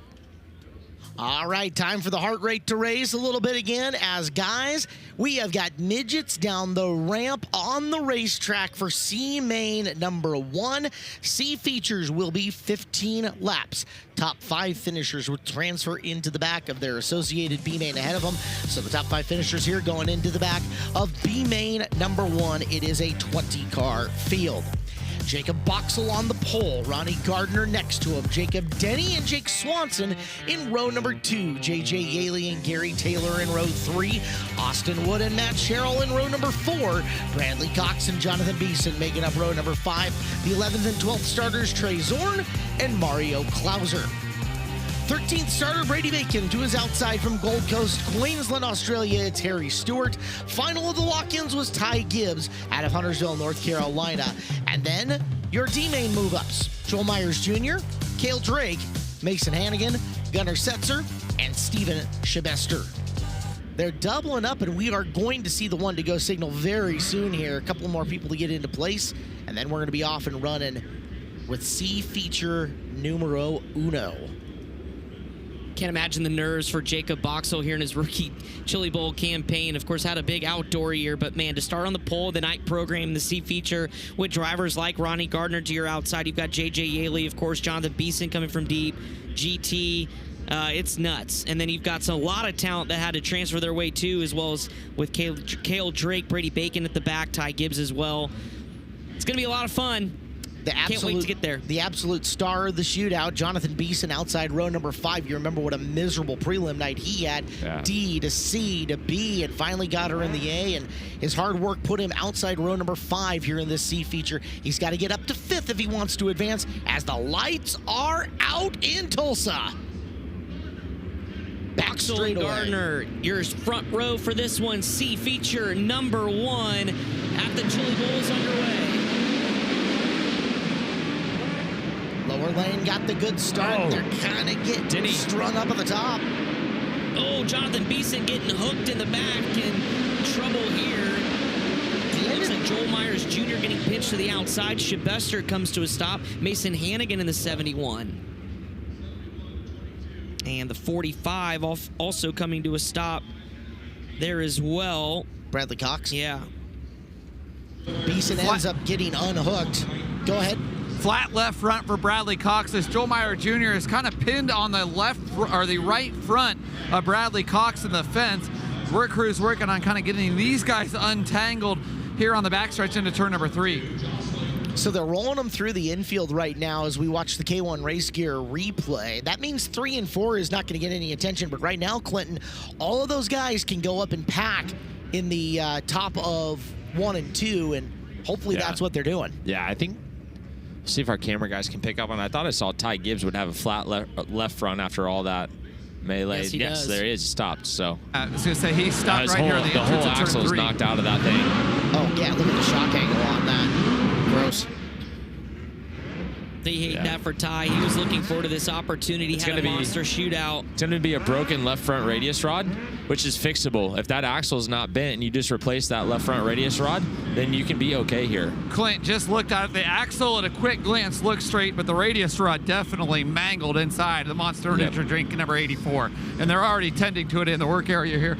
Joel Myers Jr. rolling into the work area, as is Bradley Cox with that flat right front. I'd imagine at this point in the night you do get 60 seconds, so forget that left front tire. I get your radius rod first. If you have time to do both, you certainly can, but Clint just asked, they do get 60 seconds of guaranteed time. Thank you, Blake. This is where those tight confines, all that work that needs to happen in the left front is hard on these midgets. Look how many hands you got in there, and there's just no space. Yeah, they're going for a tie rod also. Chad Boat there. While they work on Gibbs' left front, Bradley Cox needs to change his right front tire. He got a flat when they were hooked together. They've got the mud cover off that was punctured, but they're slow working here on Cox. We're going to have to pick up the pace here. Yeah, we've doubled them up here. They're going to come around. That clock has already started. It will be 60 seconds from the time that Cox went to the work area. They're trying to get that tie rod across, but just look at the tight quarters. Yeah, they're trying to get the Heim off the right front on that tie rod right now. That's what's stuck over here, but I could see it stuck through behind the axle, the new one ready to go in. You've got 9 guys working at about 6 square feet of race car right there. Maybe even less. You got to be down to about 15 seconds by now. They're going to get maybe one more lap around here before lights are going to go out. They're getting close, but They don't even have the left They got to front get back going on the left front, yeah. It's going to be quick caution time or no. And I'm not sure if Bradley Cox is going to make it out. They're struggling on this right front, guys. It's going to be close. We'll see what Terry Well, Maddox shows here as they come off of turn number 4. He rolled up the green flag, so lights are going to come out as soon as they come around. Bradley Cox set to rejoin back here. Yeah, you're right, Clint. The officials back here tell him time to go, time to go. Time is up. Lights out, field formed. Boy. Second try to start. Ty Gibbs needs a caution badly. Yeah. So does Bradley Cox, was unable to get pushed off. So 2 cars stuck in the work area. They'll continue on those as we will try the restart again and see feature number 1, Boxall and Gardner. Denny had a struggle on the opening restart. We'll see what happens here as we're green and underway. Let's see if Gardner can get off the top of 2 a little bit better than he did before. Still hangs it just a little bit as they're bouncing around, but everybody settles down as shooting his way through after getting ping-pong around. Yeah, Jake Swanson, rough, but he settled her in. We're up and running. Swanson now going to get eaten up on the bottom. That's Mario Klauser there as Swanson will go to the top. He looked right in front. That's Matt Sherrill, who had a monster day going from C, B to A on his prelim night for Second Opinion Auto and Dan Patricia Harris. Good news, there is 2 lanes of racing already 1 lap into this. So drivers will have a chance to advance up and around the top. Trying to make that move goes Sherrill as he had the final transfer spot the last time by. It's Beeson to the inside of him. They're both working out. Mario Klauser trying to keep them at bay. Sherrill selling it out there on the outside. Beeson just running right there in the tire tracks of Austin Wood, who's in that 5th and final transfer spot.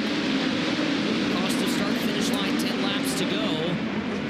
J.J. Yaley up there in the Rossi Petty number 3. Up in the 4th position, it's still Boxall, Denny, Gardner. Then Yaley and Wood. We have that backwards. Wood, then Yaley. Hard to say. I think our transponder system just a hair screwed up at the moment. Trey Zorn, though, starting to make the outside lane work as Sherrill goes to the bottom, trying to race with Mario Klauser, and Zorn's going to circle the wagons, at least around Klauser, setting his sights on Matt Sherrill, as here's GT Gary Taylor with Mason Hannigan on the bottom and back up toward the transfer spot. Jonathan Beeson, that's the gap between 6th and 5th in the final transfer spot. So there we go, got her all sorted out. Austin Wood is in the 5th and final transfer position. Beeson is the one trying to run him down in that white with red tail tank number 8 car. Out in front of this, Jacob Boxall, your leader in the 44, sitting in the 2nd place. Happy and content is Jacob Denny. We've got 5 laps to go. Yeah, Jacob Denny right there as well, just rolling the bottom of this racetrack. Those two starting to really pull away, full straightaway over Rodney Gardner. J.J. Yaley, Austin Wood still holding on to the transfer spot. Laps beginning to wind down as Jonathan Beeson really starting to close in now on the back of Austin Wood in that battle for the transfer spot. As next time around, it'll be 2 laps to go. There is so much off the bottom of 4, the bottom of 2. The moisture patch is extremely wide, beneficial for him. As time for Beeson at a precious minimum, he's going to have to make up a bunch of ground and put the move on as we're down to the white flag. Yeah, he's got to hope for Austin Wood to make a mistake. He's not quite close enough to really make a move yet. White flag is out. Trying one more time around. Austin Wood trying to hang on. Jacob Boxall off of turn number 4. We'll see the checkered flag. 5th and final transfer spot. Beeson's going to come up short. Austin Wood will hold on. So it's Boxall, Denny, Gardner, J.J. Yaley, and Austin Wood. The 5 cars moving on to the back of B feature number 1. One step closer. What a run for the rookie, Jacob Boxall. Denny, Gardner, Yaley, Wood finish it out. And forward in the program they go. We'll move up to C number 2. And welcome back here to Championship Saturday at the Chili Bowl Nationals, powered by NOS Energy Drink, live on FloRacing. Kate catching up here with Jacob Boxall. He's going to be moving to the back of the B main, buddy. We were just talking. Really benefits you starting on a pole after a track rework. Yeah, definitely. When we were pacing around there, trying to run the grease in a little bit, I knew starting on the pole would definitely help us, and all we had to do was not miss the bottom, which as a driver, I messed that up a couple times, but I can't thank all these boys enough that are spinning wrenches and all the crew guy we have. We locked 4 of them into the lower main or D's and higher, so we've been thrashing these last few hours, and we got, I don't know how Gunner did, but I know we got Matt Westphal going up next, so hopefully we could get another car on the B main and with KT later. These B-Mains coming up could be a feature lineup anywhere in America. How aggressive are you going to have to be to try to transfer into the A? Pretty aggressive, like I was telling you under break. The boss man told me Nerf bars are cheap, so hopefully we can pass some cars. I know we started deep, but I think the racetrack's just going to get racy enough for us to be able to have a legitimate shot at it. Jacob Boxwell, guys, he's going to be moving on. Man, I like his boss. Yeah. Nerf bars are cheap. Put that on a sticker somewhere, would you? Four Kings having a really good Chili Bowl Nationals. They'll continue on. Boxel moves up to the B main, and they still got some more to go coming up in just a little while. C2 is coming up next.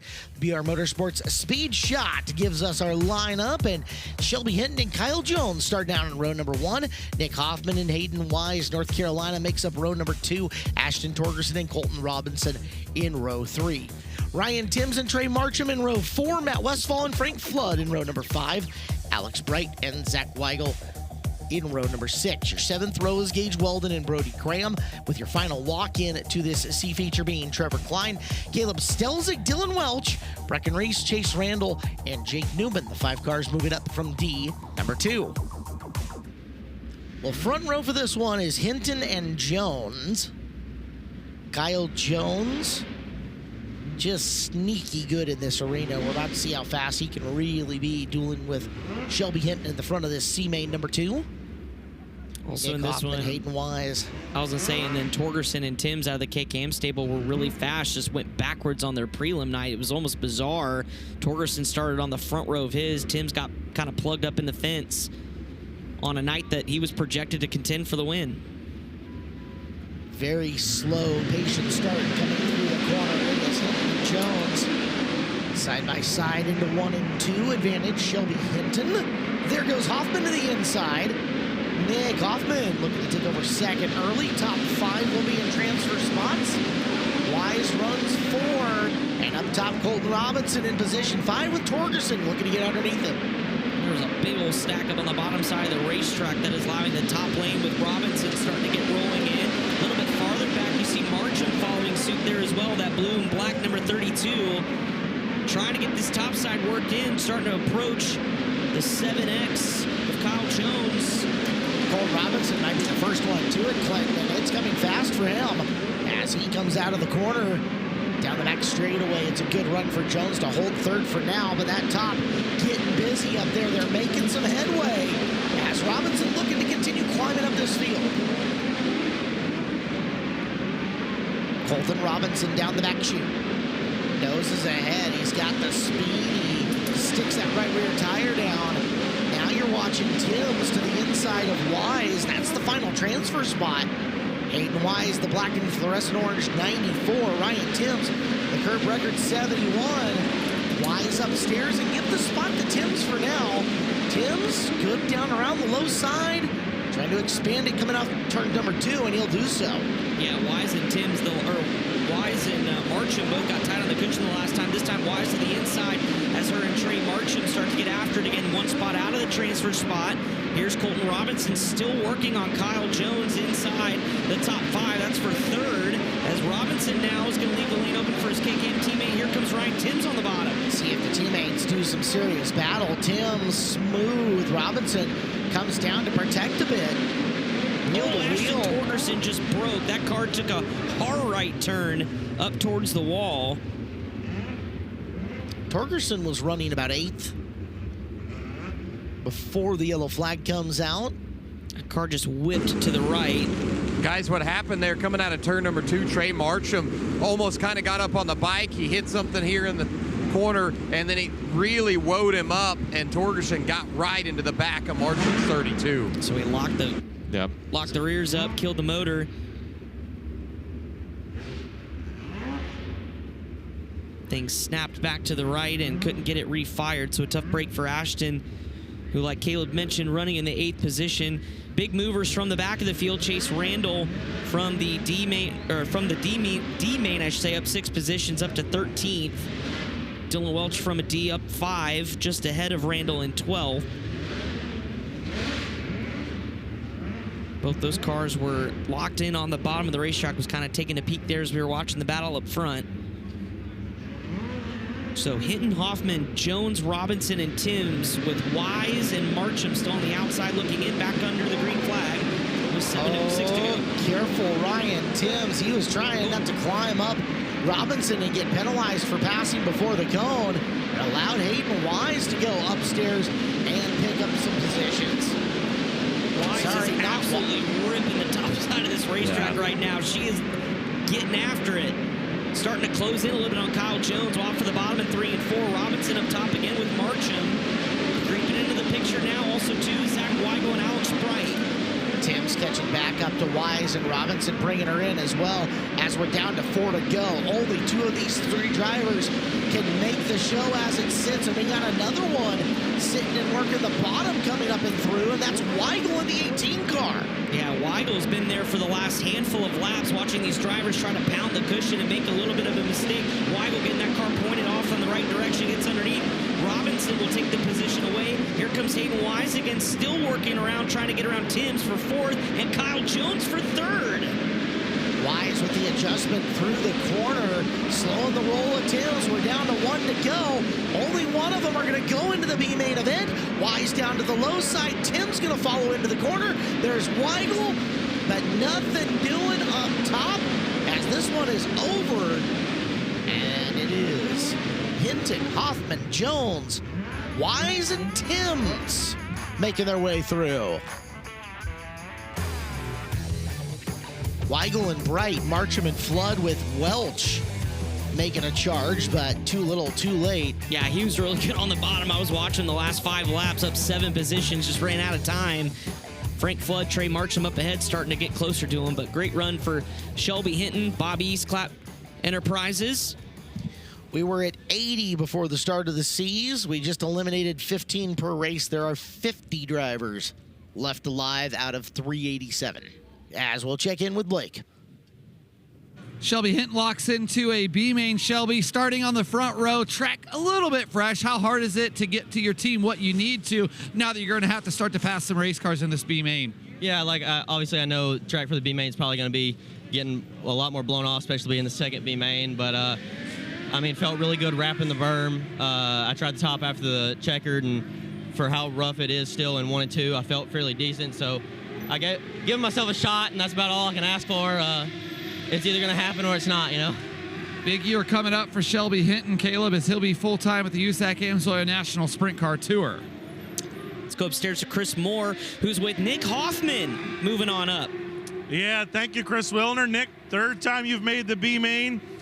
You didn't leave the bottom there in that C, I don't think. You're probably going to have to work through this B. Yeah, for sure. You're going to have to go wherever they aren't here. And I've been in this situation plenty of times in the late model, but in this midget deal, I just only once or twice. So I don't know. Here, I always suck around the bottom. I just never feel like I can crawl that berm very well. And right there, I was just so nervous to miss the bottom and kind of kill my whole race. So felt like if I would have missed it one time, them guys were going to freight train me. So I was probably blowing my entry up a little bit more than I needed to. Just scared that I'd miss it or screw up, step on it. So, yeah, it worked out good there. Right here, you're going to be pretty aggressive, get your elbows up.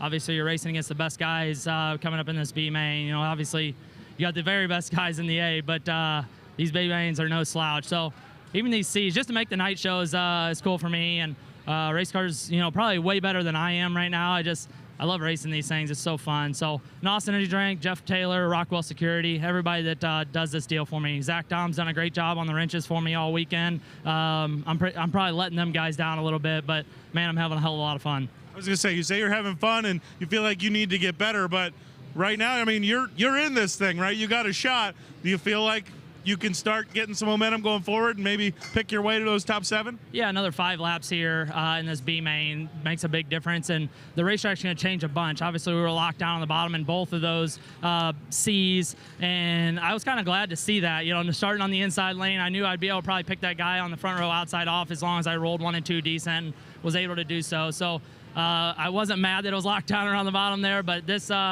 B is going to change a lot, and these guys are going to get aggressive, and talking to Larson, you know, we know attrition's going to come into play with guys getting a little too aggressive here and there. So just got to be in the right place, the right time, a little luck fall your way, and, you know, just maybe squeak our way in here.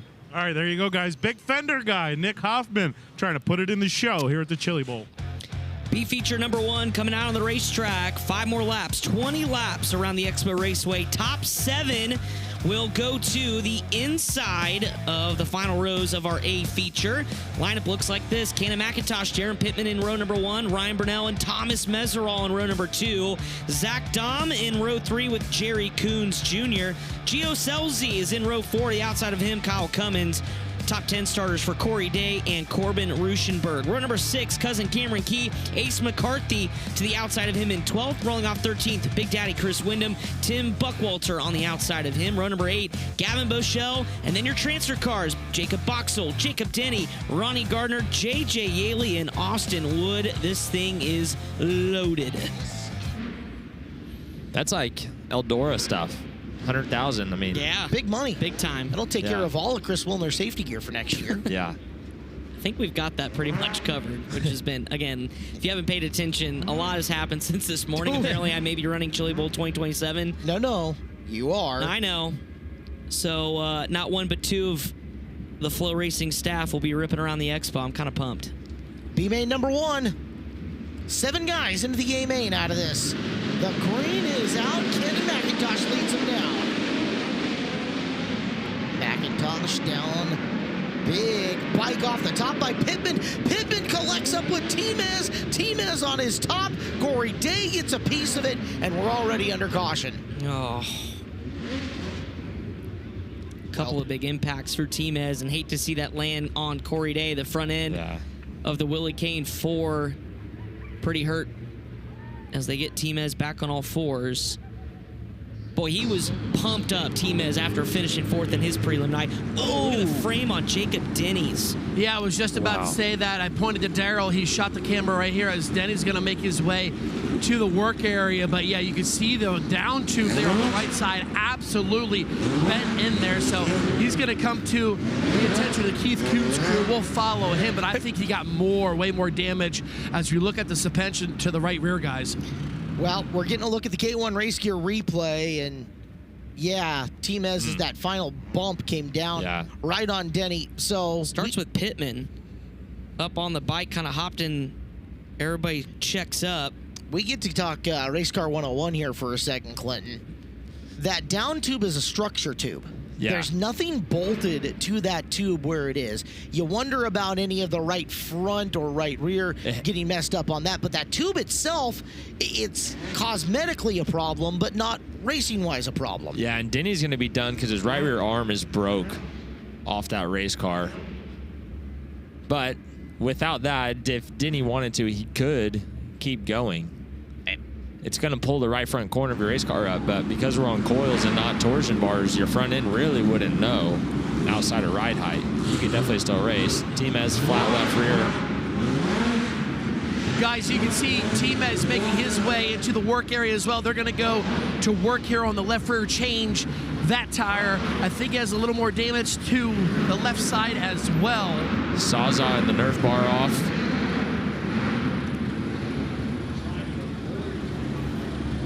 As the field is already double file, but there's still got a car staging there on the back straightaway. But things are sure getting busy down here in the work area in the B-Main, guys.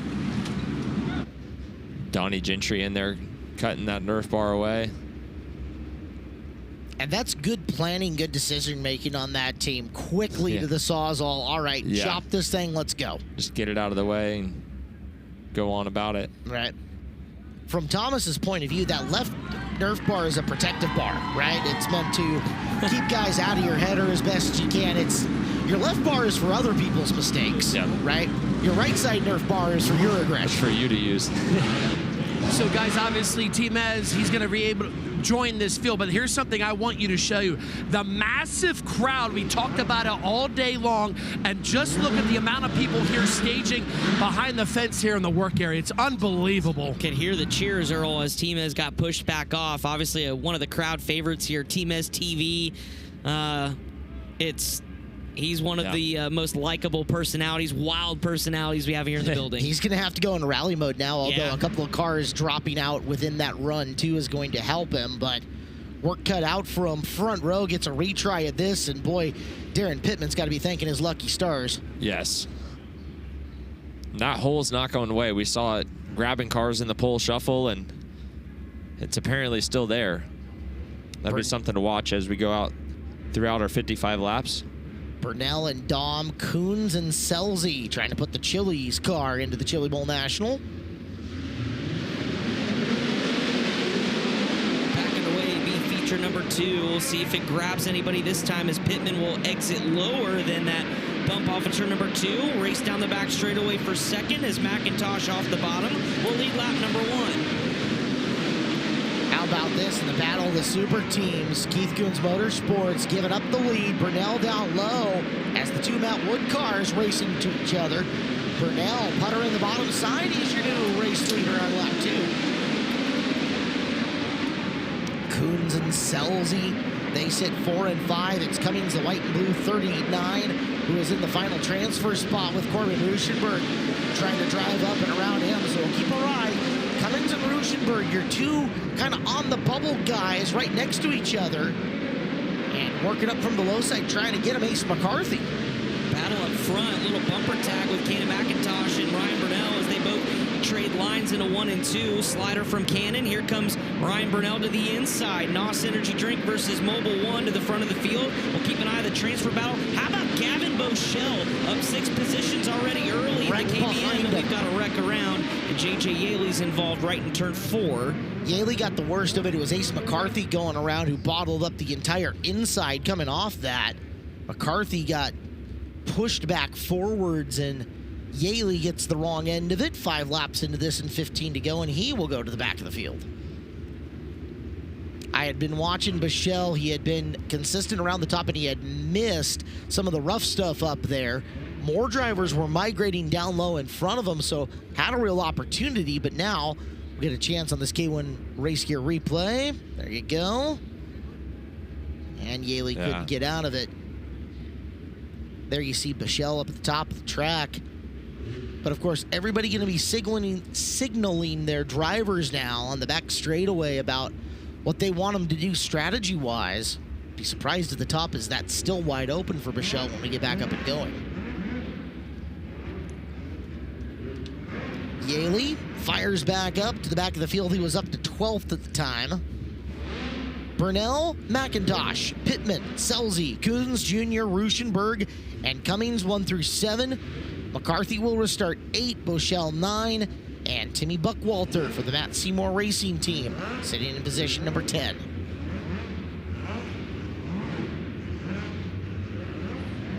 Patiently down the back straightaway, lights out. Ryan Burnell brings us back. Ken McIntosh right behind him, back to green. Lot of race left, 3/4 of it still to Gio go. Selzy stalled it. Gio Selzy, your 4th place runner, went down to the bottom of 1 and 2 and appeared to just get on the brakes and stall it. And Clint, remember, that happened to him yesterday in the qualifier as well. That cost him dearly. We talked about it, how sensitive and how good these brakes are, and he's in one of the Keith Coons Motorsports cars. It's so easy to do. Watch this here on a K1 Race Gear replay. Down to the bottom, got on the binders and locked him up. Didn't get a helpful push. Just hard on the brakes to try to not get into Pittman and stalled it. That's super easy to do. So he will go to the back of the field, out of a transfer spot. Now Selzy going to have to rally that car forward.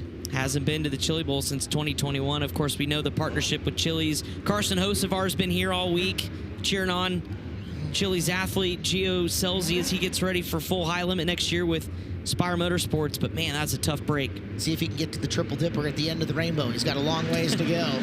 Back under the green flag, 15 laps to go. So move Ace McCarthy into the final transfer spot now. McIntosh going to send her into 3 and 4. Burnell still on the bottom. There's Pittman in 3rd. Jerry Coons Jr. holding up on the bottom. He's got Kyle Cummins K-Mains in tow. There's Ace McCarthy and Gavin Boschel for Kyle Busch Motorsports. Big Al on the wrenches around the outside. The former shootout winner looking to try to get himself into a lock-in position. He's got that car. Yeah, he's got the final transfer spot right now as we peek a little bit further. And Bochel's not done. He's trying to move up rows in this A-main. He got around Kyle Cummins. That'll put him up at yet another position, up to 6th. He's looking for 5th. Next on his list is Jerry Coons Jr. And guys, Cummins is in trouble because they're coming after him on the low side. It was Timmy Buckwalter. Yeah. Buckwalter was absolutely rolling the bottom. Bye, guys. Oh, McIntosh gets up and over the cushion. Almost disaster as those two battle for the lead. Wow, Timmy Buckwalter going to force his way to the inside on Jerry Coons Jr. Coons shuts the door. It's 4-car tussle here right around the lock-in spot. Coons Jr. has it. He's got Gavin Boschel, Kyle Cummins. Here comes Timmy Buckwalter again on the bottom. And we're only halfway this time by. Half this B-main left to go. Boschel and Coons, battle of generations between them, and Cummins trying to split the difference, rolling through the middle. Down on the bottom, there's Timmy B making some ground. That's exactly what he wanted, was Jerry Coons Jr. getting to the top side so he can have back the bottom lane. And here comes Boxel out of the C-main. Jacob Boxel, 4 Kings Racing, loved his race car up, using the berm on the bottom, and he's all the way up to position number 8. The top is good, but it's tough to run, as you see. Cummins fly in the front end. Good timing. Boxel down to the bottom. C to B right now with 7 to go. What a run for Jacob Boxel in that 7th and final lock-in spot. Cummins on the rally train. Back around the outside will take the position away. Timmy Buckwalter on the bottom, still battling for the lead on the left. It's Cannon McIntosh and Ryan Burnell. Those two just trading haymakers out in the front of this field and probably having the time of their lives as they run away from everybody else. We watch the battle on the right-hand side of the screen as the final transfer spot up for grabs. Buckwalter and Cummins are in. It's Boxel in the 44 who is out right now as Bochel's getting shuffled. Yeah, Boschel just missed the cushion in 3 and 4. Pittman got up underneath as they're both on the top side, and that's just leaving Timmy Buckwalter all sorts of daylight on the bottom. Timmy B on the move. He wants to get inside the top 3. It's a full row for everybody you get by here within the transfer positions. Buckwalter, give him a slick, tricky bottom. He's really good now. Boxel to the inside on Boschel, who gets caught in the middle. Boy, Cummins and Gavin Boschel in an all-out slugfest. Contact all over the place. Cummins takes over that position. Pittman still trying to hang on, though. He wants some added insurance. They come around to 2 to go. You don't want to be on that bubble spot coming to the white flag, and Cummins knew it. That's why he tried to work so hard to get past Boschel. Bochel's going to jump cushion a little bit. Boxel's going to get another run to the inside of him. Gavin Boschel in the final transfer. Jacob Boxel down to the bottom. We're down to 1 lap to go. Gavin Boschel trying to hang on for all it's worth, still trying to make his way through. Off of turn number 4, Cannon McIntosh will win it. Burnell second, Ruschenberg, Timmy Buckwalter, Darren Pittman, Kyle Cummins up the hill in a drag race at the line. Give it to Gavin Boschel. That's why you don't want to be on the bubble spot. Wow. Boxel was coming across with his cheap Nerf bars, and he was ready to do whatever it took to try to get in the A. Survival of the fittest, Gavin Boschel. 0-1-1, guys. Hat shake to Gavin Boschel for being brave and driving around that slide job. What a hell of a run by Boxel. Let's watch this final lap. K1 Race Gear instant replay. That's Boxel low and Boschel high, and watch how it plays. Wow. Oh, man, so close. Kudos to Jacob Boxel. Yeah. He could have let that still float up and just absolutely clean out Gavin. Yeah, he could have fenced him so hard and didn't. Let's check in. We have got a TJ Forge pit report with Blake Anderson. Well, Gavin Boschel had a heck of a run on his qualifying night, and Gavin, much of the same tonight. The C to the B to now the A. How's this feel? Because you just put on a show, 15th to the final transfer. Man, I can't do it without any of these guys, all Felker's guys and Big Al, my mom, my dad. It's the first ever show I've made. I've stepped on it a lot here, and it feels good to finally be in. I honestly had no idea where I was when Kyle slid me there. He put a pretty good slider on me, just kind of perfectly set it on my nose, and then tried to cross him over, and I was just sending Hail Marys because I thought I was 8, so I was kind of giving it all I had, but this car was really good. Got to get it worked up a little bit. Was dialing on the shocks there. Other than that, no. This thing was ripping. You're in. Congrats. Thank you. Earl Hoon Jr., you've got another guy that put on a heck of a show. Yeah, I got Timmy Buckwalter here. Buddy, you are in the big show. Congratulations. Thanks, man. Just hats off to Seymour, Matt, Bobby. everybody on this car. Without them, we wouldn't be here. And man, they gave me a great car there for the B-Main, and just do what I do best, and that's roll around the bottom and pick them off one by one. Is there something that you could learn out there that you maybe can apply to the upcoming 55-lap A main event? Yeah, just be patient, do your thing, because once that track gets bouncing around up top, I think we're just going to keep dialing in for the bottom and see what we can do. Guys, the Buckwalter name makes it into another Chili Bowl. That was impressive. Matt Seymour Racing's put both their cars in. Yes. That's awesome. We are one Jet Barnes finishing in the top 7 for Swindell and his variety of partners for putting all 4 of theirs in. Pittman and Burnell just made it through. So there's 2 Mount Wood cars in, with more to come. Colby Copeland and Jet Barnes, front row of B-Main number 2. Shane Golobic and Wout Hoffmans in row number 2. Spencer Baston and Kevin Thomas Jr. in row number 3. Landon Brooks and Justin Peck in row number 4. Jesse Love and Tanner Thorson in row number 5. 6th row, Mitchell Moles and Caden Brown.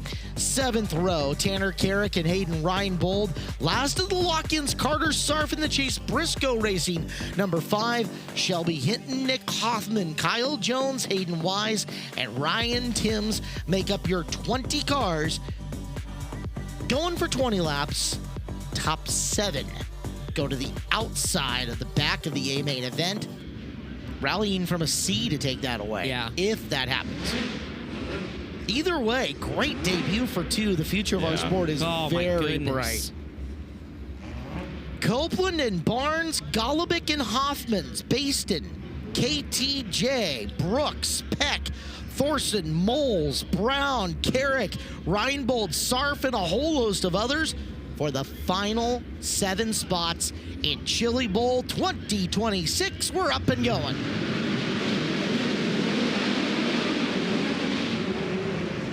Down into turns 1 and 2, Copeland with the lead. Barnes leading the outside lane. Will start to get the momentum wound up. As off of 4, slider here to protect from Copeland. Open the door 3 wide with an off sandwich in the middle. It's Jet Barnes. Copeland gets in, hiccups right over the top of turn number 1 in a racetrack that's actually looking pretty similar to his prelim night at this point for Colby Copeland. Goes bouncing off the cushion, and there is Shane Golobic working the low side. The 2 teammates with Matt Wood Racing, the NOS Energy Drink cars side by side. Golobic nosing ahead, might have the lead coming off this corner. Yeah, big tight push for Copeland as Sugar Shane takes the lead, but it will be all for naught. Carter Sarf, unfortunate to come to a stop there, and the Chase Briscoe Racing Cancer Awareness number 5, who had a heck of a prelim going up against Christopher Bell before Bell took off the untimely caution. He actually passed Christopher Wednesday night, but unfortunately the yellow bit him. And now coming to a stop right in front of the Rowdies in turn number 2, and we're getting word that the hook may be needed. Let's take a look at what happened to Carter the Shark. It's right where that hole is, guys. We're going to have to keep note of that, too. I mean, it's already relevant for the race line that they're in, but this track is going to push up, and we're going to see more guys up and into that as this goes along. Guys, the reason for the hook is this left side Nerf bar, like we've seen several times throughout the day and the week, shoved back into the left rear tire. Can't get that one to roll, so they'll see if they can cut it and put a new tire on. The tire actually might survive if they can just get that Nerf bar cut off. Well, they got to give them to the work area first, and they're going the wrong direction. Well, at least they're giving them time to make their battle plan for it, right? Yeah. And so far, the most effective on that Nerf bar has just been to cut it. Don't try to pry it. Don't try to do anything else. Just get the Sawzall and hit the big chopper. Sarf will have 60 seconds. How impressive has Wout Hoffman's been between yesterday and today? Talked to Johnny Boland. He's like, I'm a micro guy. I don't know what I'm doing when it comes to setting these things up. I'm just doing what I can, and Wout's driving, the absolute, tires off of it. Yeah, well, I was going to say something else, but... And he didn't flinch in that feature last night, as we'll take a look at the work area here. So let's see if the Sawzall does indeed come out. Not a lot of haste going on here. They went running to get it. Yeah. That was not a good use of time. No, I'm surprised somebody didn't run down over to turn 2 and just yell at Carter or yell, see what's going on. Yeah, you Or guys, watching the big screen even, they probably could have saw that the Nerf bar was shoved into the tire. You've got the wheel wrench there. Start prying. So you'll see the tire come into your screen now. There that new one is. The tires. You still got plenty of crew running down the ramp with the Sawzall. We got hammers. Here we go. There's Zach Dom with the Sawzall there. You can see him get it cut. Right at the brace there. Get it peeled back. Cut up on the bottom. Got careful of the header, too. It's going to be hot. Then they're going to have to pry this thing way out. Yeah. Or make a third cut. Garrett Benson down there in to help. And honestly, it's the extra time to get the tire that I think is going to be the misstep here. Yeah, the one-to-go signal's been given. Time has run out. That was a quick 60 seconds. Gonna need a caution for the Shark Carter Surf's night to continue. 60 seconds was the 60 seconds. It was the first 20 seconds of not doing it. Yeah, that's fair. Colby Copeland, Shane Golubic, Jet Barnes, Wout Hoffman, Spencer Baston, Justin Peck, and Tanner Thorson have the top 7 spots right now. Kevin Thomas Jr., the first one on the outside looking in. Both of the Matt Wood Racing cars go to the bottom. Jet Barnes, top side. He's looking for second here on the restart. That looked really smooth in 1 and 2. He's going to try it here in 3 and 4. Interrupt the NOS party here at the front of the field. Barnes going to pull even for second.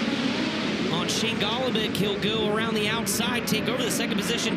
What a move. Here comes the youngster, 14 years of age, acting like he's done it his whole life. Jet Barnes here at the Chili Bowl up to second. He is so smooth, even when the lap isn't going his way. That car underneath him and in control. Line change to the bottom, cross the nose and to the lead. Jet Barnes. That's just impressive right there. Yeah, incredible timing by Jet Barnes to know you just got to make that move, and the way he's handling this situation's incredible. Justin Peck just got moved way out of the groove and went backwards here, as the last time by it was Thorson, the last guy in a transfer spot. Thorson now an extra spot ahead. It's Kevin Thomas Jr. and the 14 who's in the final transfer. Yeah, Landon Brooks and Justin Peck getting after it, trying to get back up there to Kevin Thomas Jr. to battle for that transfer spot, but a little bit of contact there as Peck tries to take the line away. Caution flag waves over the speedway, and it's Hayden Wise who comes to a stop after having an impressive run through the sea to get her here. It's the exact same spot. Yep. Hayden, the last of our female competitors that's alive here in this field. First full year of midgets. Her uncle, Josh Wise, has several drivers in his driver development program. You know, Clinton Fitness, mental. Yeah. I've had good talks with Kyle Larson about work he's done with Josh Wise and how important all that is. And Josh, obviously, he could probably still strap in a race car and come out and be in contention here if he wanted to. Field will reset. Wise will refire. It is Landon Brooks, the first guy on the outside looking in. Justin Peck and Tanner Carrick both sitting there trying to make their way through. Jet Barnes, your new leader. Colby Copeland, Shane Golubic, Wout Hoffmans, Spencer Baston, Tanner Thorsten, and Kevin Thomas Jr. right now earning the final transfers to the A main with 13 to go. Dean Mills reporting that Tanner Thorsten went and built a brand new car after his prelim night. Completely changed everything. He was on a Link chassis, so I wonder if he switched back to a Spike, which is what he's ran in previous years. Yeah. Just to compare. Just off the eyeball test. Yeah. It appears to be a Spike, that's for sure. Wow. Leave it to Tanner Thorson to do that. Yeah. Back under the green flag we go. Oh, what a bouncing restart off for the Jet bottom. Barnes. That's about Copeland getting crossed up, coming off the low side, and stacked the entire rest of the field up. Now watch as they fan out 2 by 2. There's some passing opportunity coming in as Brooks and Peck just eyeballing a guy. They're after Thorson, who's now on the bubble, and Wout Hoffmans, who dropped back. That restart was big for KTJ to get the bottom side cleared up and get up inside the transfer spots. Oh, Justin Peck stalled it, keeps it going, maybe. Oh, and then Kaufman coming through. Shelby hitting, trying to miss. And now the caution comes out. Mitchell Moles got stuck on the back of Justin Peck there. And he's asking to go up. Yeah. I think that Nerf bar also pushed back in. If you take a look, courtesy of K1 Race Gear, what happened here. You see into your picture, ooh, Landon Brooks coming across the nose. And I don't know that was so much coming across the nose as it was into the back of Landon Brooks. Because Brooks had been ahead out of turn number 2 already. Just misjudged speed and then stuffed her up back there. We'll see what happens with Peck as he heads to the work area now. These are TJ Forged pit reports, and the president of the Who Nation is on the scene.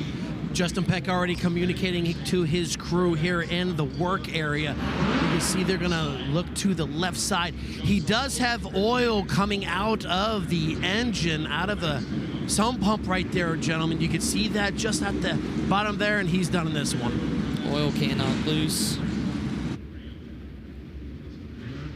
So we dispatch the Speedy Dry. Which is not so much Speedy Dry as I think it's just additional that Expo clay. They do have buckets in the infield. They've actually got a ton top of the ramp this morning after a few cars came up the ramp leaking fluids, but they got to be careful with that. Brian's going to take that home and build his racetrack along with his race car. You got to have somewhere to practice, Wilner. Yeah. We're 9 laps in. We've got 11 to go. Barnes, Copeland, Golubic, top 3 stays the same. Kevin Thomas Jr., the big winner on that. He's up to 4th now. Baston 5, Hoffman 6, Thorson 7, with Brooks still the first car on the outside looking in. What a party this would be for Matt Wood Racing if Landon Brooks could get inside here. 5 out of 6.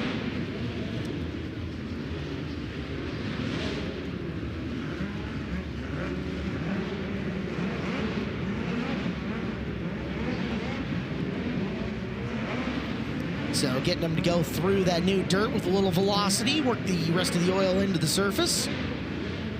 The ultra impressive Jet Barnes.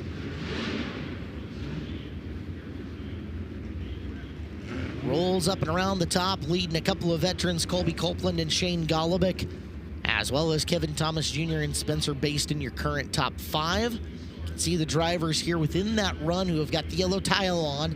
Those are the transfer cars for the moment, as we'll come back off the corner and go green.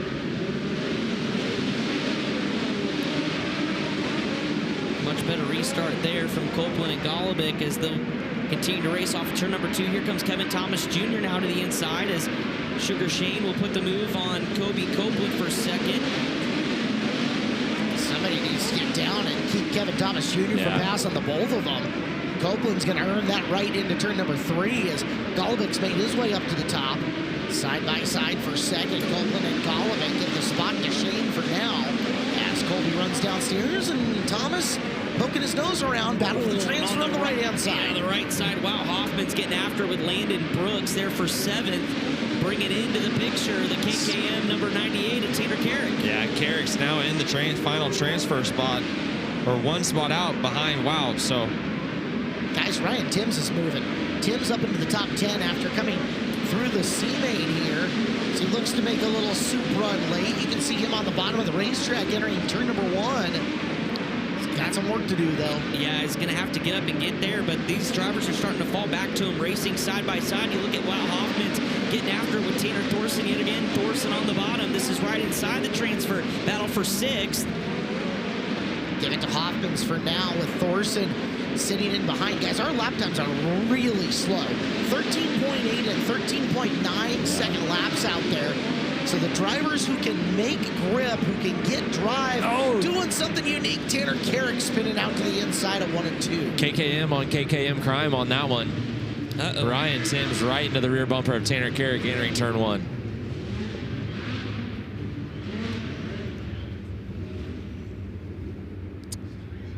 Gave the thumbs up. The sarcastic thumbs up. Yeah, we'll see the replay here.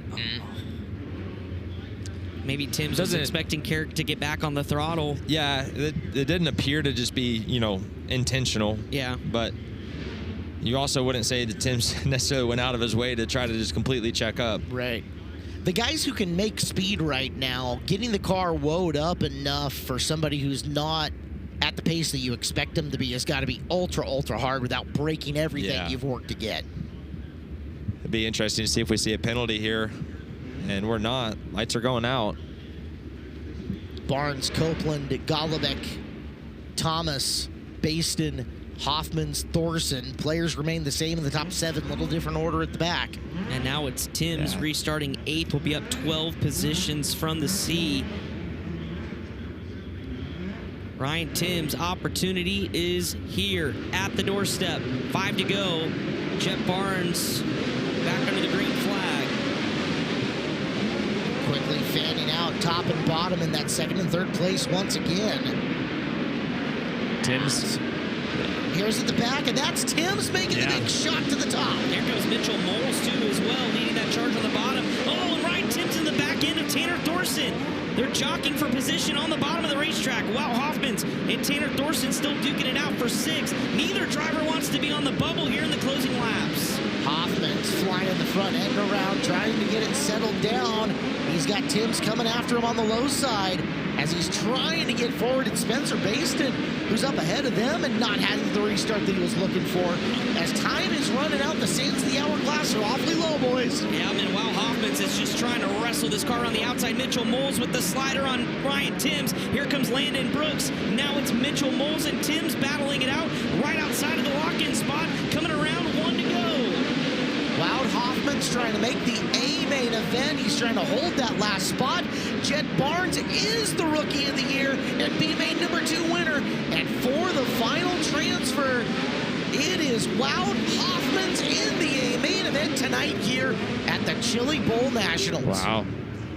Man, that's impressive. Yeah, he had a big mistake on that last restart in 3 and 4 and backed up a few positions. So really, really good job by Wout Hoffmans to get back composed, finish the race out, and get the final transfer spot.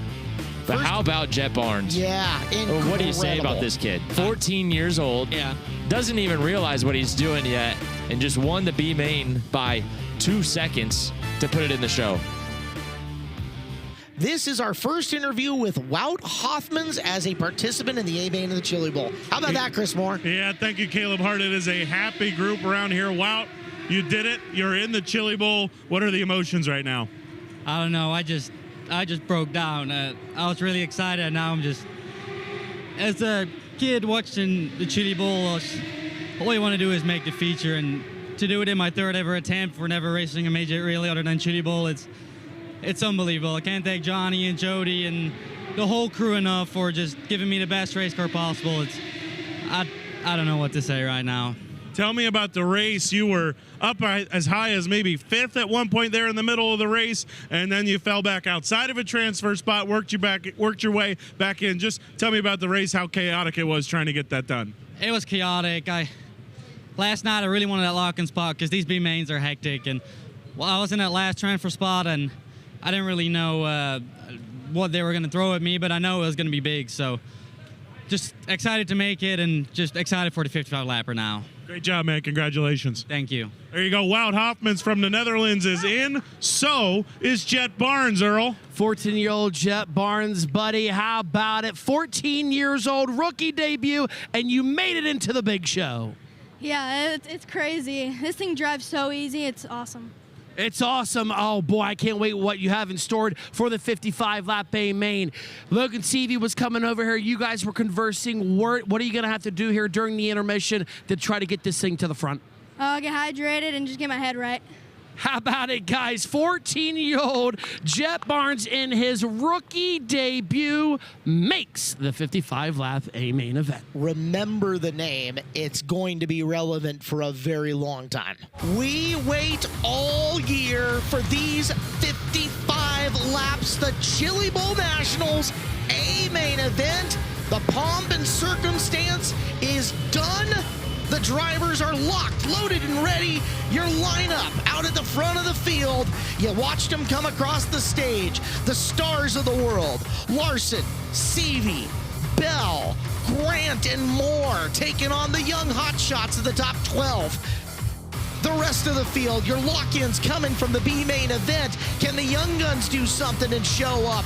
You have got 24 cars. You have got 55 laps and only one golden driller to be given out in just a little bit.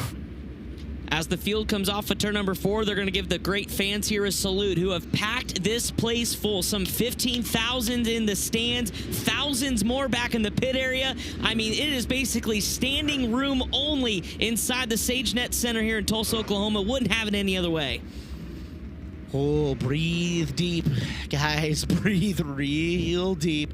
Drivers popping down their visors and getting ready to go with their last-second rituals that they do before we come to the green flag in the biggest race, the greatest race here in racing. 1 to go. Signal has been given. Lights go out around the Expo Raceway. 2 by 2, they file in down the back straightaway. It is Kyle Larson and Emerson Exum rolling into corner number 3. And out of corner number 4, green flag. We're racing at the Chili Bowl. Kyle Larson with the lead off the bottom of turn number 2. Exum trying to settle in, and we've got Colby Copeland in the wall in the first corner. We'll try this one all over again. Backed her into the turn 1 fence just past the hay bales there that marked the entrance to the corner. And all the build up, and now the heart rate starts to settle back down. Shootout all over again. Yeah, let's see what happened here to Colby Copeland. Again, came out of the B, so a little bit deep in the field here. Jet Barnes into him. Barnes took evasive maneuver, tried to get in line on the bottom, and then decided he had to go to the top, and Colby was there. Push quad in and behind Copeland. We'll see if it's damage-free and can restart up at the back of the field. Making a much longer race night here for Colby. Promoter of the Silver Dollar Speedway, along with Brad Sweet and Kyle Larson.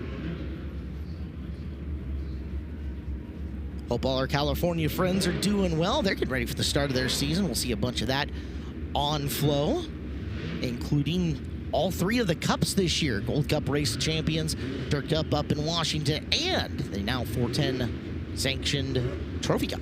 Yeah, it's gonna be awesome. All right, let's try this one more time, shall we? Second try. Down the back straightaway for Larson. Same and energy, Exum. Caleb. All Same right, energy. You got it. Larson and Exum. Side by side, Hahn, Seavey in behind them, ready to pop the top. Green flag flies, we're underway. This time it's Hahn getting down and Exum getting down a whole lot quicker to secure that second spot. Seavey content to roll around up high in the 4th spot with Bell underneath him. 1 lap in the books. It's official. Larson leads lap number 1 of the 40th Chili Bowl. Seavey first car on the outside there in the 4th position, looking for 3rd on Blake Hahn. Dason Pursley also there. Christopher Bell settling in the 5th spot here on lap number 2. But Seavey starting to get that 39 wound back up on the top. Top already there, Clinton. Yeah, a lot of drive for Seavey on the top. You see Axel makes the move. Top's something a little better in 3 and 4, but you got to be careful if you're Logan Seavey. If you get tied a couple times, you'll get hung out and be in lap traffic. Kyle Larson gonna himself. I was about to say, he must have looked at the video board because right down the front straightaway is where Emerson Exum started to gain. Exum hikes the front end up into turns 1 and 2. Battle for the lead here early. Exum stays foot in the throttle, 4 in the foot, but Larson will battle back. Big bump by Axum coming in turn 3. Kyle has to check up. Axum going to be your new leader. Emerson's got to be careful. He is racing hard early. There's a long ways to go in this guy's 50 laps, and he's already kind of putting his race car at risk. See if he'll settle down and get into a rhythm as Larson back to the bottom, front end flies. Emerson crosses high to low to get in the corner as Seavey stalks your top 2. Everyone's front end's really light here early, going full fuel load. That's going to burn off and change the handling to race cars. But right now, the top side of the Expo is the place to be. Dason Pursley, the first car on the bottom side, going backwards here just a little bit outside of the top 6. Make that 7. Christopher Bell around the outside. Here comes Briggs Danner, Monday night runner-up in the Alex Bowman Racing 55, trying to make something happen. Danner just got around Barnes, who was running in the 9th spot, shuffled him backwards a spot. It is Danner down low, working on Pursley, who drives it off the top.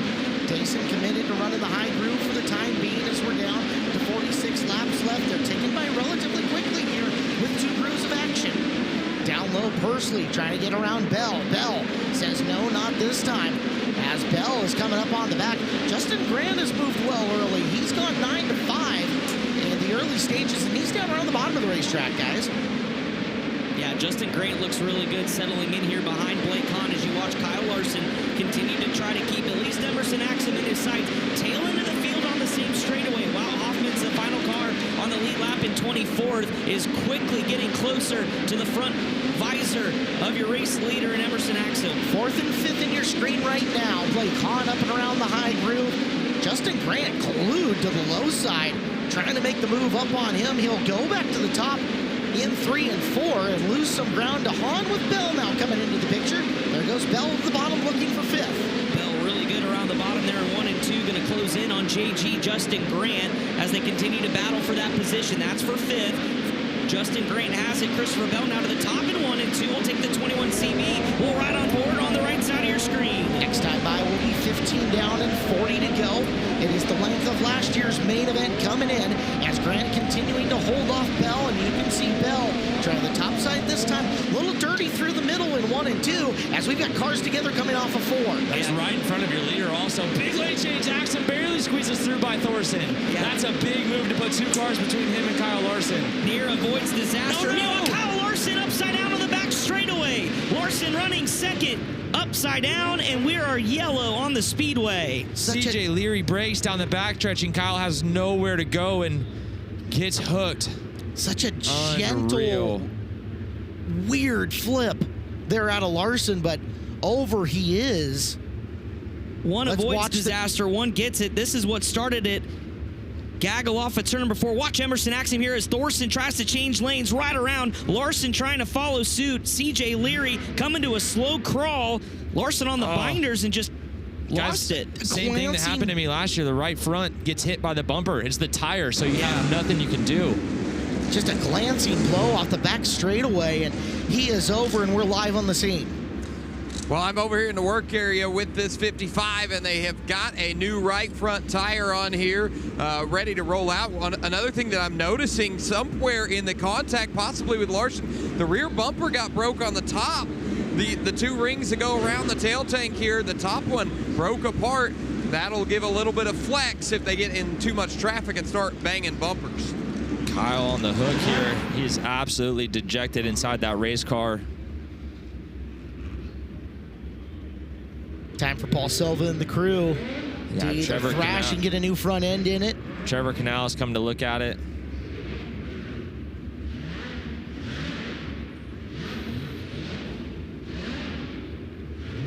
Taking a closer look here in the work area at the 1K that sits on the hook, and Kyle Larson taking the gloves off. This is it for the 3-time and reigning Chili Bowl champ. Will not defend his title.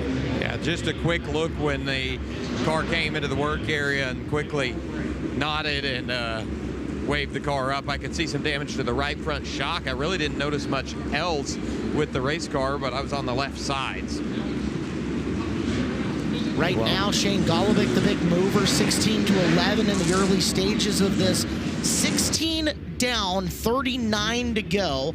Axum, Seavey, Hahn, Grant, Bell, Danner, Barnes, Pursley, McIntosh, Golovic. And I was watching Jet Barnes up 4 spots from 12, throwing haymakers with Dason Pursley and Briggs Danner in the mix as we're coming back to green. 39 laps to go here in the Chili Bowl. Axum fired super early. You created some separation there, but that also allowed Seavey to get separated as we have a yellow. Wout Hoffmans. Hoffman's never making it to the green flag. And he's pointing directly toward the work area or up the ramp. So first time Chili Bowl A-Mains starter in just his 3rd attempt. What a week it's been for Jody Rosenboom and Johnny Boland in this organization. We'll try to diagnose it here in the work area.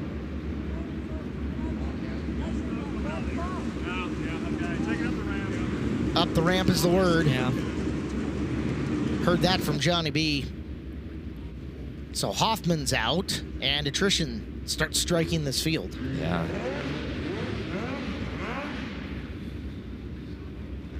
About 11 laps away from halfway, Clinton. Yeah, Axum has been good, and we know how good he is in traffic.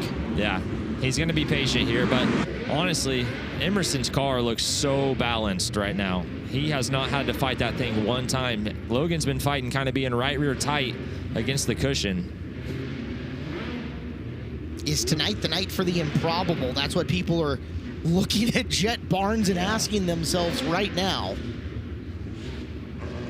the young man having a race, he's been able to settle in. He avoided the big accident on the very first lap. Yeah, how nervous does Chris Harvey have to be? He's the owner of Emerson Axsom's car, owner of Mountain Mechanical on the first 2 place cars. Back under the green flag once again with 39 laps to go. Emerson not able to skip away this time from Logan Seavey. The 2 team cars starting to roll away. Here comes Justin Grant following Blake Hahn around the top side of the racetrack. Christopher Bell, big bike in turns 3 and 4. That brought Briggs Danner into the party for him.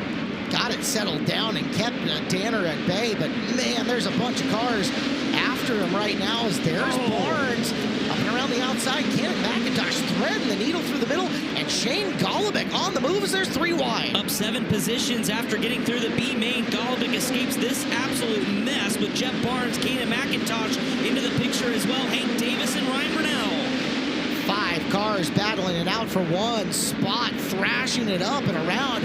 Cannon comes from top to bottom, making the move downstairs, slides up in front of Barnes. Good crossover by Barnes to not let him go, and he narrowly gets by him to the top into 1. Perfect crossover by Jet Barnes. Just put Cannon McIntosh away and move on. Kid is unreal. Jet Barnes escapes that. He'll move up to 9. Shane Golubic, or excuse me, 8. Jason Persley next up ahead.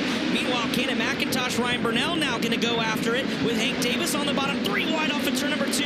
In the middle, it's Brunell. He'll throw it in there, park it on the nose of McIntosh, so has to turn down the hill. McIntosh just having to wrestle that car down off the cushion. It's got a lot of straightaway speed, but getting in through the corners has been a problem for Cannon as we look back to the lead with 32 laps to go. And there's Emerson Axsom just making good laps. Fastest car on the racetrack. Yeah, same straightaway as the lap cars. So we're about 3 or 4 laps away from entering lap traffic, and Corbin Rooster will be the first one. Up front again, we're watching Golubic and Barnes. They're in 8th and 9th at the moment as we are rolling closer to halfway. Next time by will be 25 in and 30 to go. Axsom and Seavey is starting to draw a beat on Axsom. Yeah, each guy's kind of making small mistakes here and there, staying neck and neck. It's going to be interesting to see where they want to go when we get to lap traffic, because right now the top is where you have to be on this Expo Raceway. And say this, Hahn and Grant doing a really good job of keeping pace with them as well. This one's got a lot of twists and turns still to take. Next time by will be 28, but we've got a yellow light on. Oh, please don't tell me Jet Barnes. Oh, he must have biked up. His Nerf bar's back into the left rear. He got into the cushion really hard trying to enter it, got all 4 wheels off the ground. And, yeah, there's debris. And he ripped the fence down here in the middle of 1 and 2, guys. You could see it now, the groove on the left rear tire, some of the smoke from the tire rub. Let's take a look from the speed shot. That'll get a vantage point here. Whoa! Wow. Through, rattles the fence in and around. Yeah, rode up on the fence and drove it back down. All right, guys, we've seen this playbook. Get the Sawzall, cut the Nerf bar, and then pry the single section away. There's bigger problems, Caleb. The oil can took a big shot. Well, actually, it's one of the hoses right there where it fits on the barb on the AN fitting. It is ripped and just pouring out oil right in front of the oil can here. Chili Bowl Nationals Rookie of the Year, Jet Barnes, and problems now for Buckwalter. Timmy Buckwalter into the infield. He was 17th. So again, the attrition monster is starting to hit. And Buckwalter slow rolling. His race may be done. But perfectly timed yellow here for Emerson Axsom as he was approaching lap traffic, and like I said, they just didn't know where he would want to go when he got to lap traffic. He hasn't had to race anybody yet. He's just been out in front all race by himself, so it's going to be a bit of an unknown whenever he gets into that position. And it took about 10 laps to get to the lap cars. Yeah. So anticipate, say, lap 36 or so to see traffic again. If it stays green, a 20-lap battle through the rest of the field to determine the winner.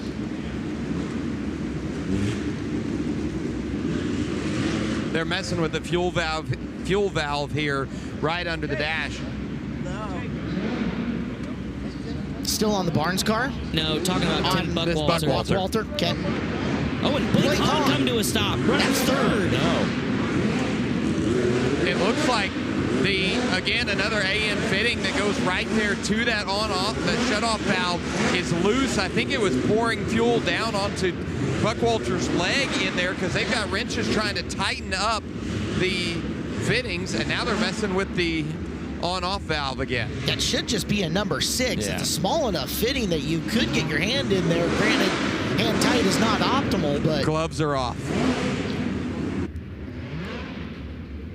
Well, they're going to push Blake Hahn back off. I saw Chris and Blake Anderson down there. Maybe they could tell us what Blake had told some of the officials, but... It just shut off. I think Blake's going to try and ask somebody, but it just shut off on him. He was shaking his head. They got it out of gear and pushed him away, and... Oh, man. Unreal. Guys, something to think about here. Blake Anderson brought up a great point as to tuning these engines for this cold weather. Yeah. You have to give them way more fuel than you normally would when it is cold outside. And we are running a lot of caution laps around the Expo, more than we normally see in a main event here, I feel like. So fuel consumption, definitely something to think about. We're also running a lot longer distance with this many laps around the top of the racetrack. So the drivers, one, better be leaning it out during caution just to save and conserve a little bit, but then they've got to bring it back. That involves opening that fuel valve all the way up, and stuff can rattle loose. Lights are out. We're coming back to green. Halfway, 1 lap away here at the Chili Bowl Nationals. Moved Justin Green up to the 3rd spot, so he's certainly a contender in this one. Christopher Bell right behind him in 4th. Briggs Danner restarts in position number 5. As guys, halfway, Axum, Seavey, Hahn, Grant, Bell, Danner, Hahn out of that running order. Bell, Danner, Persley, Golubic, Burnell, McIntosh, Davis are your top 10. And Justin Grant starting to close in on the battle here at the front of the field. Grant keeping pace with Logan Seavey, who's keeping pace with teammate Emerson Axum, pulling away just a little bit from what is now Briggs Danner, who got around Christopher Bell. Here comes Dason Persley. Huge bomb on Seavey off of 4. We've got a move for 2nd coming in here, guys. Grant took a test slider there. Test slider by Justin there.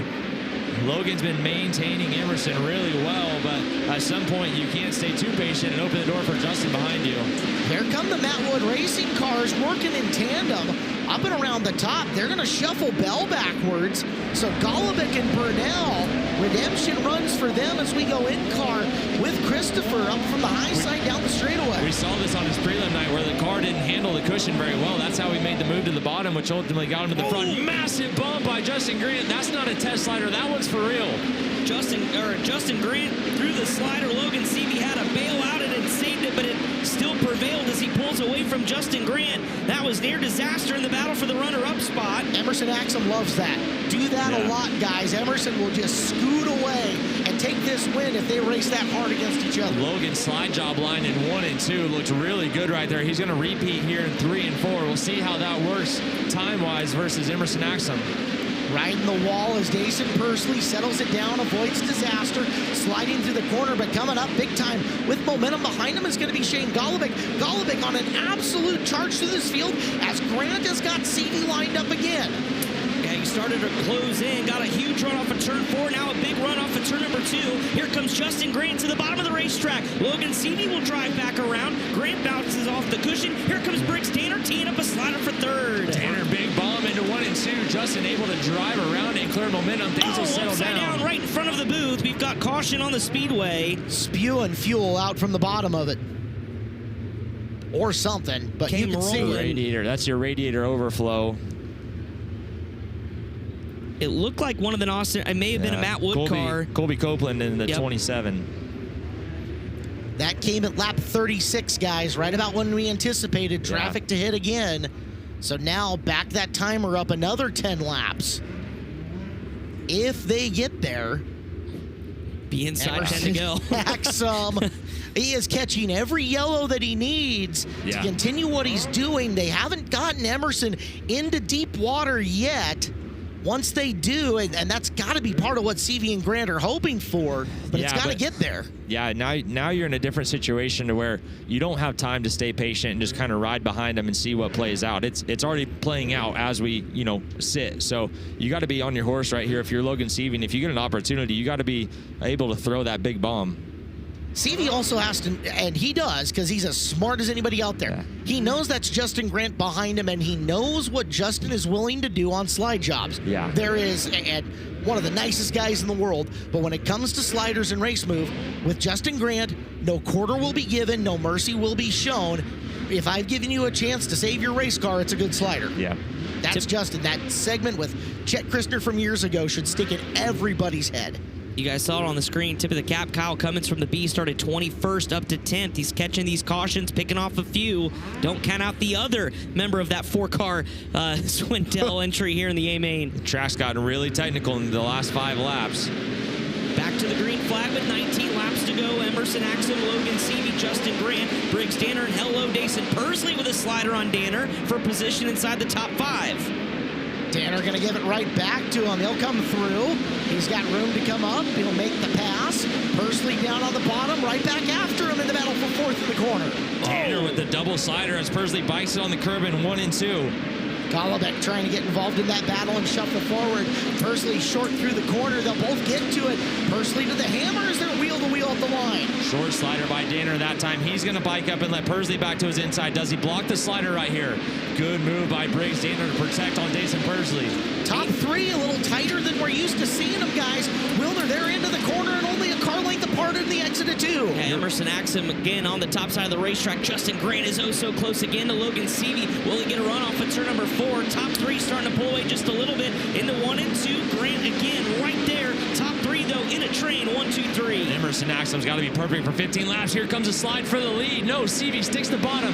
Comes up off turn 4. He's not going to have it. Doors open for Justin Grant. Grant's going to throw the bomb in 1 and 2. Across the front end of Seavey. Seavey crosses down underneath. Drag race down the back straightaway, but what a job for Justin Grant. Move him to 2nd in the CB Industries 87. Logan read that like a book, but couldn't execute the playbook on the way back. He's going to have to settle in now as Grant 3 car lengths behind Emerson Axum coming into 12 laps to go. Traffic about 3 laps away, ballpark. A couple of drivers searching for their first golden driller running at the front of the field. 2-time winner Logan Seavey trying to get on the rebound train. Briggs Danner holding off Dason Pursley in 4th, but right now all eyes on JG Justin Grant. How about Kenan McIntosh? Slider inbound, all upside down, and it's Shane Golobic. Shane Golobic absolutely gets used up.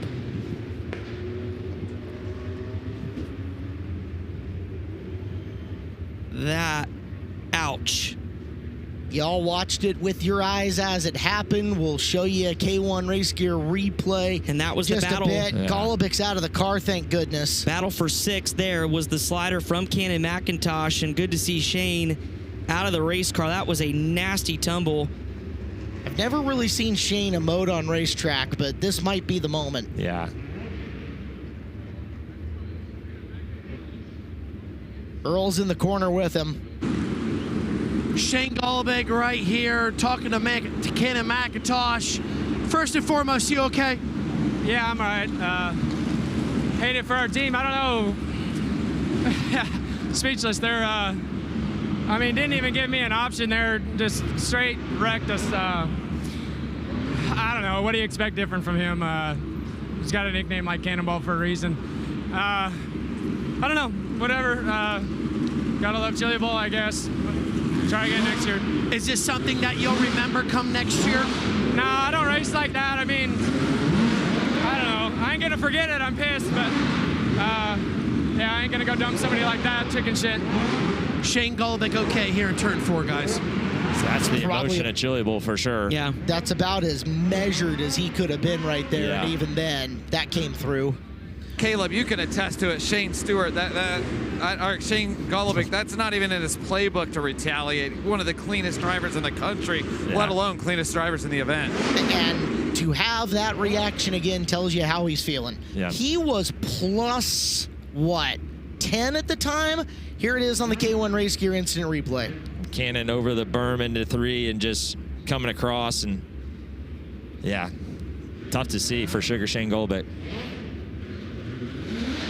Well, Caleb, take lap traffic out of the picture. We're not going to get there now. Nope. This one's going to be decided mano-a-mano, I think. 11 to go, and I don't know 2 guys that are probably hungrier for a golden driller. Don't count out Seavey. Don't count out Danner. No. If those 2 get to racing at the front, it's going to get exciting. Oh, boy. Emerson Axum and Justin Grant for the win, 11 to go. Grant has shown he can move past cars. The one thing Axum has not had to do, other than the Larson pass, he has been out front the whole time, is show how he can run in traffic and with other drivers. Move Persley to P4. He threw a bomb on Danner on that restart. He's solidly in the 4th place now, trying to make a run at Logan Seavey. Persley able to try to dispatch that car, now moving towards Logan Seavey, but still has a little bit of work to do as Justin Grant tries to get back closer and closer to your leader. There's Briggs Danner now having to play defense against Christopher Bell, the Lone Ranger on the bottom of the racetrack there off of turn number 2. Grant edging ever closer to Emerson Axum. 8 laps to go. Emerson Axum, you're going to have to be perfect. Justin Grant absolutely ripping the top side of the racetrack. They called him Mr. Friday Night when he won 5 of the last 6. Then it's been kind of quiet. He wants to be a Chili Bowl Nationals A-Main winner, not a prelim winner. Down to the bottom in a 1 and 2. Battle for the lead. Justin Grant with the slider, but Yellow the caution lights comes blink out. on at a bad time for Justin Grant. We have got one upside down in turn 4. It's Kyle Cummins upside down. Kyle Cummins was up 11 positions. A matter of fact, was actually up to 9th, so he was plus 12 from the B in a battle which he was racing Ryan Burnell, Kevin Thomas Jr. The USAC National Sprint Car Series champion, who was pretty impressive this week in this building. Earl's on the scene with Cummins as they work to try to rock the car out of gear so they can roll it. Earl, you're looking around. Visible damage on the Cummins car? Yeah, Nerf bar is shoved in here to the header. And they're pointing for the hook. I don't see a lot of suspension damage here to the front. Just Nerf bar into the tire. Yeah, Nerf bar into the tire. Yeah, correct. Right here, and also shoved down into the ground. Low. It's so low. See how it's down in the dirt? They may need a hook to get him out of there. They're trying. Yeah. They're efforting. Guys, if you're Emerson Axum, at what point do you just slide yourself for 7 more laps? Now? We've seen it be phenomenal defense. It's not a slow line. It's a little less than a heat race left to go here. Yeah. Make Grant do something epic, right? Or make him dump you. Yeah. Well, lights go out. Man, I think now's the time. I don't know. We'll find out together. 7 laps left in the 40th running of the Chili Bowl Nationals, powered by NOS Energy Drink. Emerson Axum, Justin Grant, Logan Seavey, Dason Persley. We're back underway. Oh, bad for Grant as he bikes up coming off. He is susceptible for Seavey right here. Seavey clears the slider in turn 2. Persley's in the picture. Dason Persley trying to capitalize the contact on the slider from Seavey's the bottom of the racetrack. Challenging Justin Grant for 3rd. He has it at the line. Grant's trying to get it back. Here comes Logan Seavey on teammate Emerson Axum at the caution. Waves yet again. Ryan Bernal stopped in turn 4. Things are going south for the Matt Wood Racing NOS Energy Drink cars. Burnell had fallen from where he was earlier. Rough last 5-6 laps for that group. Now Seavey back to 2nd with 6 to go. That start for Grant punished him badly getting into the first corner. Burnell back to it. We'll see if Axum opts for the same style of restart here now with Logie Bear right behind. Dason Persley, though, now up to 3rd in striking distance, has been running back in like the 5th and 6th positions for much of this race. Started to turn it on here as of late.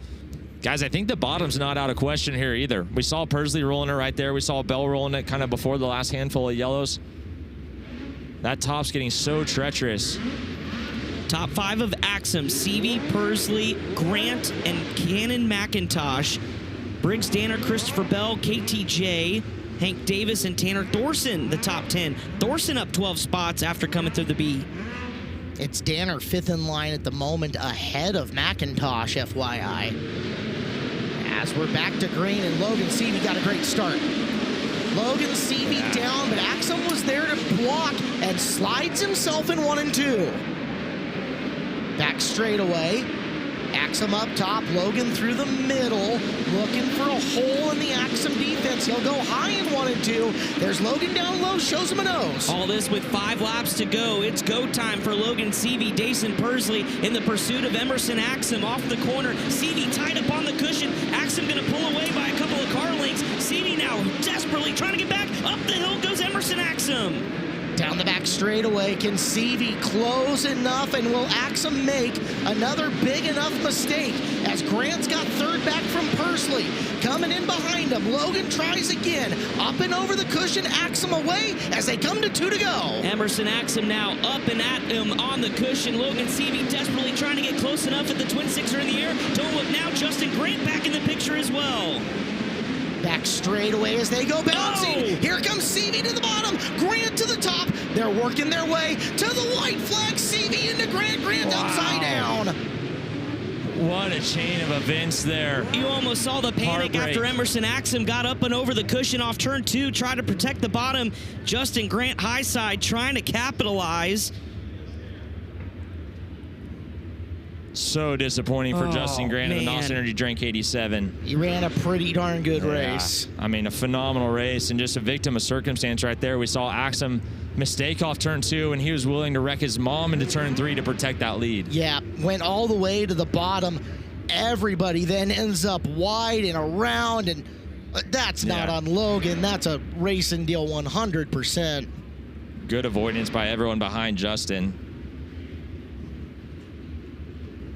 One of Blake Anderson's favorite things to say. That'll happen in big-time auto racing. Yeah. That moves Dason Persley up to 3rd. Let's ride on board with Christopher Bell. Could see it there on the top side of the racetrack. Man, I really thought Seavey might just stick the bottom on Emerson there and see what he could do. If you're Emerson, your nerves are through the roof right now. You just made a mistake. Yeah. You know you played your got out of jail free card. That's going to be an extra spot on top of that with 1 out in front of him. Yeah. Kevin Thomas Jr. up to 4th. Oh, lights out, 2 to go. Have to be perfect if you're Emerson Axum right here on this restart. With 2 laps to go, in search of a golden driller. What a restart for Emerson Axum. Out and gone. And Persley's going to get knocked back a couple spots for passing before the go. That is heartbreak for Persley. 2 things. I wonder if Seavey's running out of fuel. He did not fire off, or he knew he had a really bad restart, and when Persley drove past him, he just lifted to get the penalty. Either Logan's playing chess or he's got issues. Let's take a look at what happened. So he tries to fire up over the cushion and turn down and got stuck up there, and I wonder if he just sees that Persley drove by him and lifts so that he knows the yellow's going to come out and they're going to dog Persley. So 2 spots on Dason right there, and now Kevin Thomas Jr. is 3rd. And he's going to be rolling the bottom. Yeah. Oh, yeah. Who's that with him? Hank Davis now up into 4th. Oh, the twists and turns. Guys, I'm telling you, they got to be worried about fuel here. We've run a lot of caution laps. You mentioned the stumble potentially for Logan Seavey. Will we see something like that again? If you're Seavey, what do you do? And he's got the hand out the window. It's like he's asking for it. It's like he is asking the officials to do something. Stop this and give us a fuel stop. I don't know. There's no fuel stops at the Chili Bowl. No. If that car doesn't fire again, you got to be out. And if you're Emerson Axum and you see him run out, what do you do? Yeah. Go for it. Here we go. 2 laps to go. Seavey fires this time with Axum in a shootout to the Chili Bowl. Emerson will slide himself. Here comes Seavey. Yeah, short slider to Seavey to get to the curb first so he can slide Emerson here. Emerson protects again. To 1 to go. To the line. Here comes Kevin Thomas Jr. Axum through 1 and 2 down the back straightaway. Kevin Thomas Jr. lining him up, but through 3 and off of 4. The legend of Emerson Axum lives at the Chili Bowl. He'll win number 40. Kevin Thomas Jr. up 16 positions there to finish 2nd. Hank Davis on the podium as Emerson Axum, we called him Mr. Tulsa Shootout. Welcome to Chili Bowl immortality. Emerson Axum, have a day. Wow. Congratulations. It was only a matter of time for this kid. you could see it, the emotions now just starting to hit Emerson Action, the adrenaline. He ran a really good race, guys, Yeah. and held off some of the absolute best in the world. And now Emerson Axum with his hand out the side, saluting turn number 2. You, sir, are one of the best in the world, as you are the winner of the 40th Chili Bowl Nationals here at the Expo Raceway. The big golden driller, the one that matters the most, belongs to Emerson Axum. What a moment. The elation of Emerson climbing out of the race car. The biggest win of his career. That cage stand has got to feel like $1 million. Can't imagine this moment for Emerson, his dad, Joe. Oh, yeah. Kevin. Chris Harvey, car owner. There's Joe. That's a moment they've worked towards for a long time. Father and son in victory lane. Is there anything more pure? Emerson's just like, I'm trying to get the helmet off. He might be Yeah. crying like a baby in that head sock at the moment, right? Like, he's going to find Kev. as wow. What a run for Kevin Swindell as a driver, as a car owner, as a wrench. It's got to be so special for Kevin to get Emerson his first. There's CV in there. CV had a great race, too. Oh, my gosh. Gave What it a everything night. he did. And What a night. did it the right way, too. Finished up fourth. He could have drove through Emerson's left side when Emerson chopped him. You know, we had 55 laps there of some, with a notable exception, really clean driving. Yeah. I mean, these guys had a lot of chances to pile drive each other, and they never did.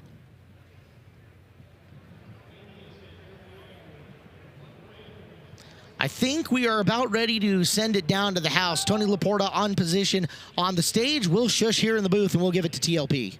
What a race here tonight. Emerson Axum finally loses the helmet.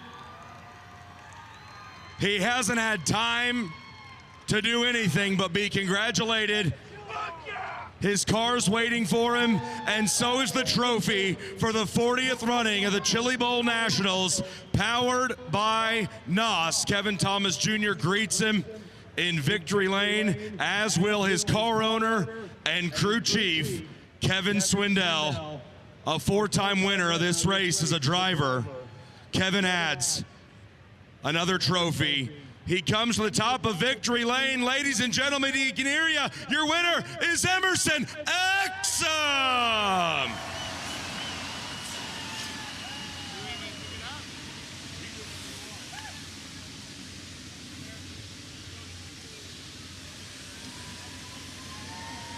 We got our JST A feature board. You were victorious in only your 4th feature start here inside the SageNet Center at the Chili Bowl Nationals. You told me before this race you were going to have to take the fight to Kyle Larson. You did by going to the race lead before lap number 5.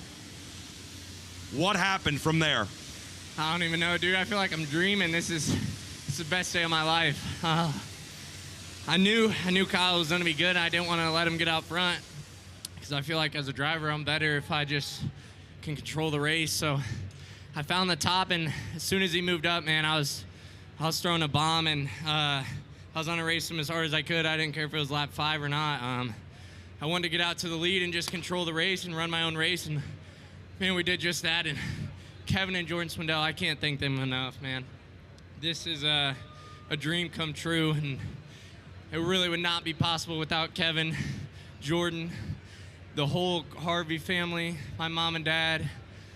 Just, man, I can't even put it into words. Don't even feel real. I met you in 2021 when you were racing midgets for Scott Petrie on the USAC NOS Energy Drink National Midget Tour. Tonight, you're the champion of the 40th running of the Chili Bowl Nationals, the biggest midget race in the world. How have you, Emerson Axum, changed as a race car driver from those days racing with USAC for Scott Petrie? Man, I'm fortunate I've drove for a lot of great car owners, and every single one of them has taught me a tremendous amount, and it's just everyone that's pitched in my whole life to get me here, man. I can't believe I'm 21 years old and I just won the Chili Bowl. So it's awesome. I want to thank all the fans for coming out. It would not be this big of a race without them. And I don't know. I'm not even going to be able to believe it till next year. You had to fend off so many challenges. It felt like the later this race got, the more trouble there was. Yellow flag after yellow flag after yellow flag. In those moments, do you get frustrated, or are you confident in not only this great race car you've raved about all week and the piece you've been provided? Where's the line between frustration, worry, and confidence you can fend them off, including your teammate who has an equally well-prepared race car? Yeah, I mean, if I made a mistake, I don't know. I was in flow state is what they say, right? So every time I seen a guy's nose, I just defended as much as I could and was watching the board as much as I could. I think I blocked 2 or 3 Logan sliders just from the board. So, man, I knew when I seen the 39 in second, I was like, oh, he's in just as good a stuff as I am. So I got to be perfect here. So made a couple mistakes. I seen KT on the bottom on the white flag, and I didn't know what to do down here. I was going to slide myself, but I figured I'd just run the bottom, and this is the safest option, and whatever the outcome was, it was. And I don't know. I just made every right move, and man, it's awesome.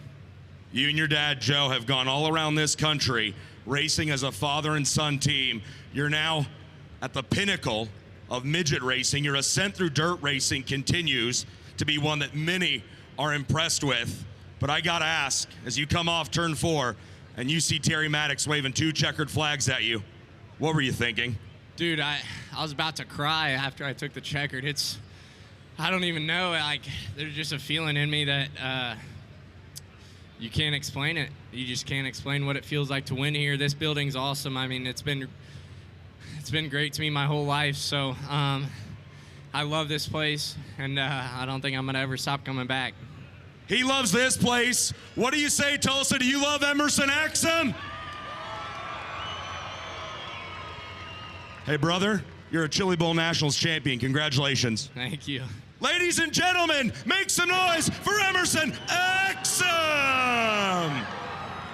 Rounding out the podium here tonight for the Chili Bowl Nationals, powered by NOS Energy Drink, Hammerin' Hank Davis. This is your best finish in your Chili Bowl career. Congratulations.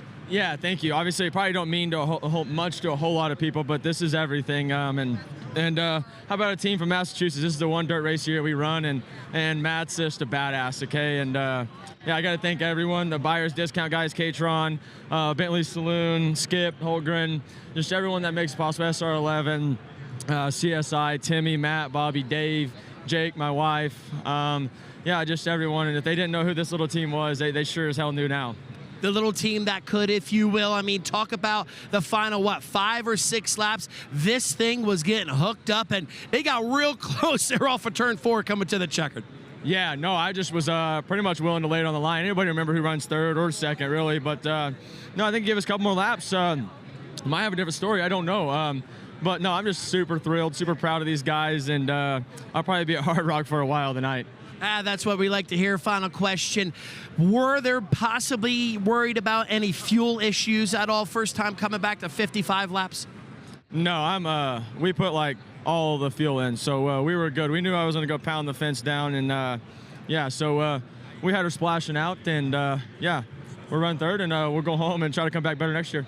Guys, Hammerin' Hank Davis rounding out the podium here at the Chili Bowl Nationals. All right, Earl, thank you very much. What a run for Hank Davis. And, boy, congratulations, Kevin Thomas Jr. We're about to talk to him in second place when we can get him all lined up from a guy who, again, I don't really like midget racing to, yeah, these guys have really rekindled the love for midget racing to that gigantic performance with a shot to win it on the last lap. KT, what a night, man. I hope you keep at it. Yeah, that was incredible by KT. That'll definitely, relight the fire underneath him if it already wasn't. And man, he was so good at the end. And what about the racetrack that allowed him to run the bottom to come back? 55 laps of phenomenal racing. I was going to ask you when we got that in-car off of Christopher late and the bottom looked like it might be starting to get just a little shine to it, if it was holding up or not. But in the end, we had passing all the way to the last lap. I think that's 55 laps are good. Yeah, I mean, there was, you could contend at any point in the race or make moves. There was maybe a 10-lap period after kind of everyone had first transitioned to the top, but you gotta have that at some point. So track crew, hats off to you guys. That was a phenomenal prepared racetrack all day, all week. They've absolutely nailed it here. Gravel, Graham, Steve, you guys. I mean, there was people, I will raise my hand, that when we said we were going back to 55, I'm like, why? 40 was great. And I think we just got 15 extra laps of awesome. So let's send things down. Chris Moore has got second place. Kevin Thomas Jr. Yeah, I got him here. Kevin Thomas Jr., our runner-up. Kevin, there's a lot of questions I could ask you. First things first, though, I know you don't know for sure, but if this is 60 laps, are you holding a golden driller? I just need him to slide himself. You know, I really felt like I made a lot of ground in 3 and 4 there on the bottom. You know, and that's where I was getting a lot of people. They would get to racing, you know, get up there, smash the curb, you know, either get tied or bike up or even just kill their speed. And you know, it's about halfway. I must have jumped the cushion or something, got a big clod up underneath my gas pedal, couldn't use it. I actually had to go to the bottom just to survive. So I found that by accident, and then it kind of started working, and I was like, well, I guess I'm going to stay. You know, the mud finally, you know, disappeared, and I had full throttle, but, you know, I just made some shock adjustments and some car adjustments and more or less sold out on it. And, you know, I was waiting for somebody to pull down or, you know, all the cautions, just, you know, either a crew member or something to come out there and tell them that we are, you know, kind of rolling down there. But, you know, at the end of the day, you know, 18th to 2nd don't happen often. You know, and we had a really good race car to be able to do that. So, you know, my guys really bust their ass. We ran all last year with these guys, got very comfortable in a midget again. And, you know, these guys just, they turned me back into a race car driver, and it's much appreciated. So you said the middle of the race was kind of where you found the bottom. At what point in the race, though, especially with all the late race yellows, at what point did winning this thing become a possibility for you? Shit, I don't know. I just remember I kind of rolled up in the 5th, and I was like, okay, good. And man, we got a jump start by Dace, and next thing you know, I was 3rd, and I'm like, man, if these two get to sliding each other, you know, we got an opportunity, because, you know, I don't think on a long run basis, the cautions obviously helped us. The short run, we were really good. We could pick those things off. Once the momentum got built up there, you know, I was a sitting duck, but, you know, 3 laps to go or a green, white, checkered, something like that, if they get up there and make one mistake, you know, we're there. And, you know, we got to 2nd, and, you know, I just really thought he was going to protect on the slider, but that number 14 was up there. He said he saw, and he knew my ass wasn't up there pounding it, so he knew he could go to the bottom and protect, and that just shows how smart he is. And well, he's a smart race car driver. I wouldn't give him everything, but he's one of my best friends, and you know, he grew up, or I guess we kind of grew up the last, you know, 5-8 years being around each other, him and his family, and I'm super proud of him and what he's able to accomplish inside a race car. Just but I did want to win. I did definitely want to win that. One more, as a guy who has admittedly not loved midget racing, does 55 laps change that at all? I think I just like fast race cars, and you know, these guys give me that. Whether it be a midget, a sprint car, Silver Crown car, it don't matter. I did have a little bit of a hatred, but I wasn't having fun, and I wasn't going fast either. Now we do both, and you know, that's just a testament to what those guys build over there, you know, whether it be the crew members and the race cars, and it's kind of a little bit of everything. So, you know, I have a lot of fun. I don't, other than the other night, I did throw one thing, but that was at myself. I was just mad at myself. But, you know, other than that, they make it a lot of fun. I enjoy racing with them. And, you know, we'll come back and do it all again next year. Great job, Kevin. Hey, thank you, guys. Hats off to Flo and everybody else that puts in a long week. It's hard for us, you know, race car people, but it's a long time for you guys, too, and it's appreciated. We appreciate you putting on a show. Kevin Thomas Jr., your runner-up, guys, in the 2026 Chili Bowl. From a guy that has been here in the booth with us, yes. I love how Kevin articulates his thoughts. Yeah. Congratulations to him and Four Kings. What a week they have had as guys. Let's watch it in review. It started with Kyle Larson on lap number 1, and we're sitting here going, all right, is this repeat mode? Not so fast. Emerson Axum, he said in his interview, he wanted to lead this race. He wanted to set the pace and make Kyle chase him, and here's where it happened on lap 3. Yeah, aggressive on the outside, then had to switch lanes, slides Kyle Larson, and really stamped himself at the front of the field for most of it after that. The first big twist and turn happens here. Larson just tagging Leary, turns him over and ends his night right there. Meanwhile, back in through the field, just a huge group of cars doing a bunch of racing. Cannon McIntosh amongst those coming through. Jack Barnes, the rookie, showing himself very well. McIntosh was in the middle of several fights here, including through the middle as they battled Brian Burnell. Is also Hank Davis in there as well. And then Jet Barnes, the rookie of the year, unfortunately caught the wall, and then mysteriously Blake Hahn fell out of it as well. Action from Dason Pursley trying to work his way up the field as we had multiple lines for guys to get in and around, and there's Pursley across the in-car nose of Christopher Bell. It was fantastic from 5 on back, and up front, it was a Donnybrook 2, second place between CV and Grant, a great race. Yeah, these two were just throwing haymakers at each other. Grant with the slider with the contact, gets across the nose there, then a massive impact for Shane Golubic after the right rear from Cannon McIntosh. On the restart, here is where CV starts coming alive and gets a shot. Grant going up and through, a move from Pursley. It's CV going downstairs, sliding and taking second away from Grant right here. Yeah, that was huge to dispatch of Justin Grant, who then had to battle Dason Pursley, who threw everything he could at him. Grant trying to hold on here, but then it was all the action up front. Logan CV trying to run down your leader. And right here is the one that knocks out Justin Grant as Axum had gotten way down low to block CV. They both drift up, and Grant, the innocent bystander, ends his race with a 3rd place and out. Then the restart, we thought something was amiss with Logan CV that got Dason Pursley in on through to second. We would get another yellow, though, and set this up, battle for the lead. Here is CV trying to chase down Axum. Axum here at the very end. KT gets second, coming to the white flag, and down the back straightaway for the final time. It was Axum and KT. Axum goes low, holds it all the way through, and to the checkered flag for his first Chili Bowl Nationals win.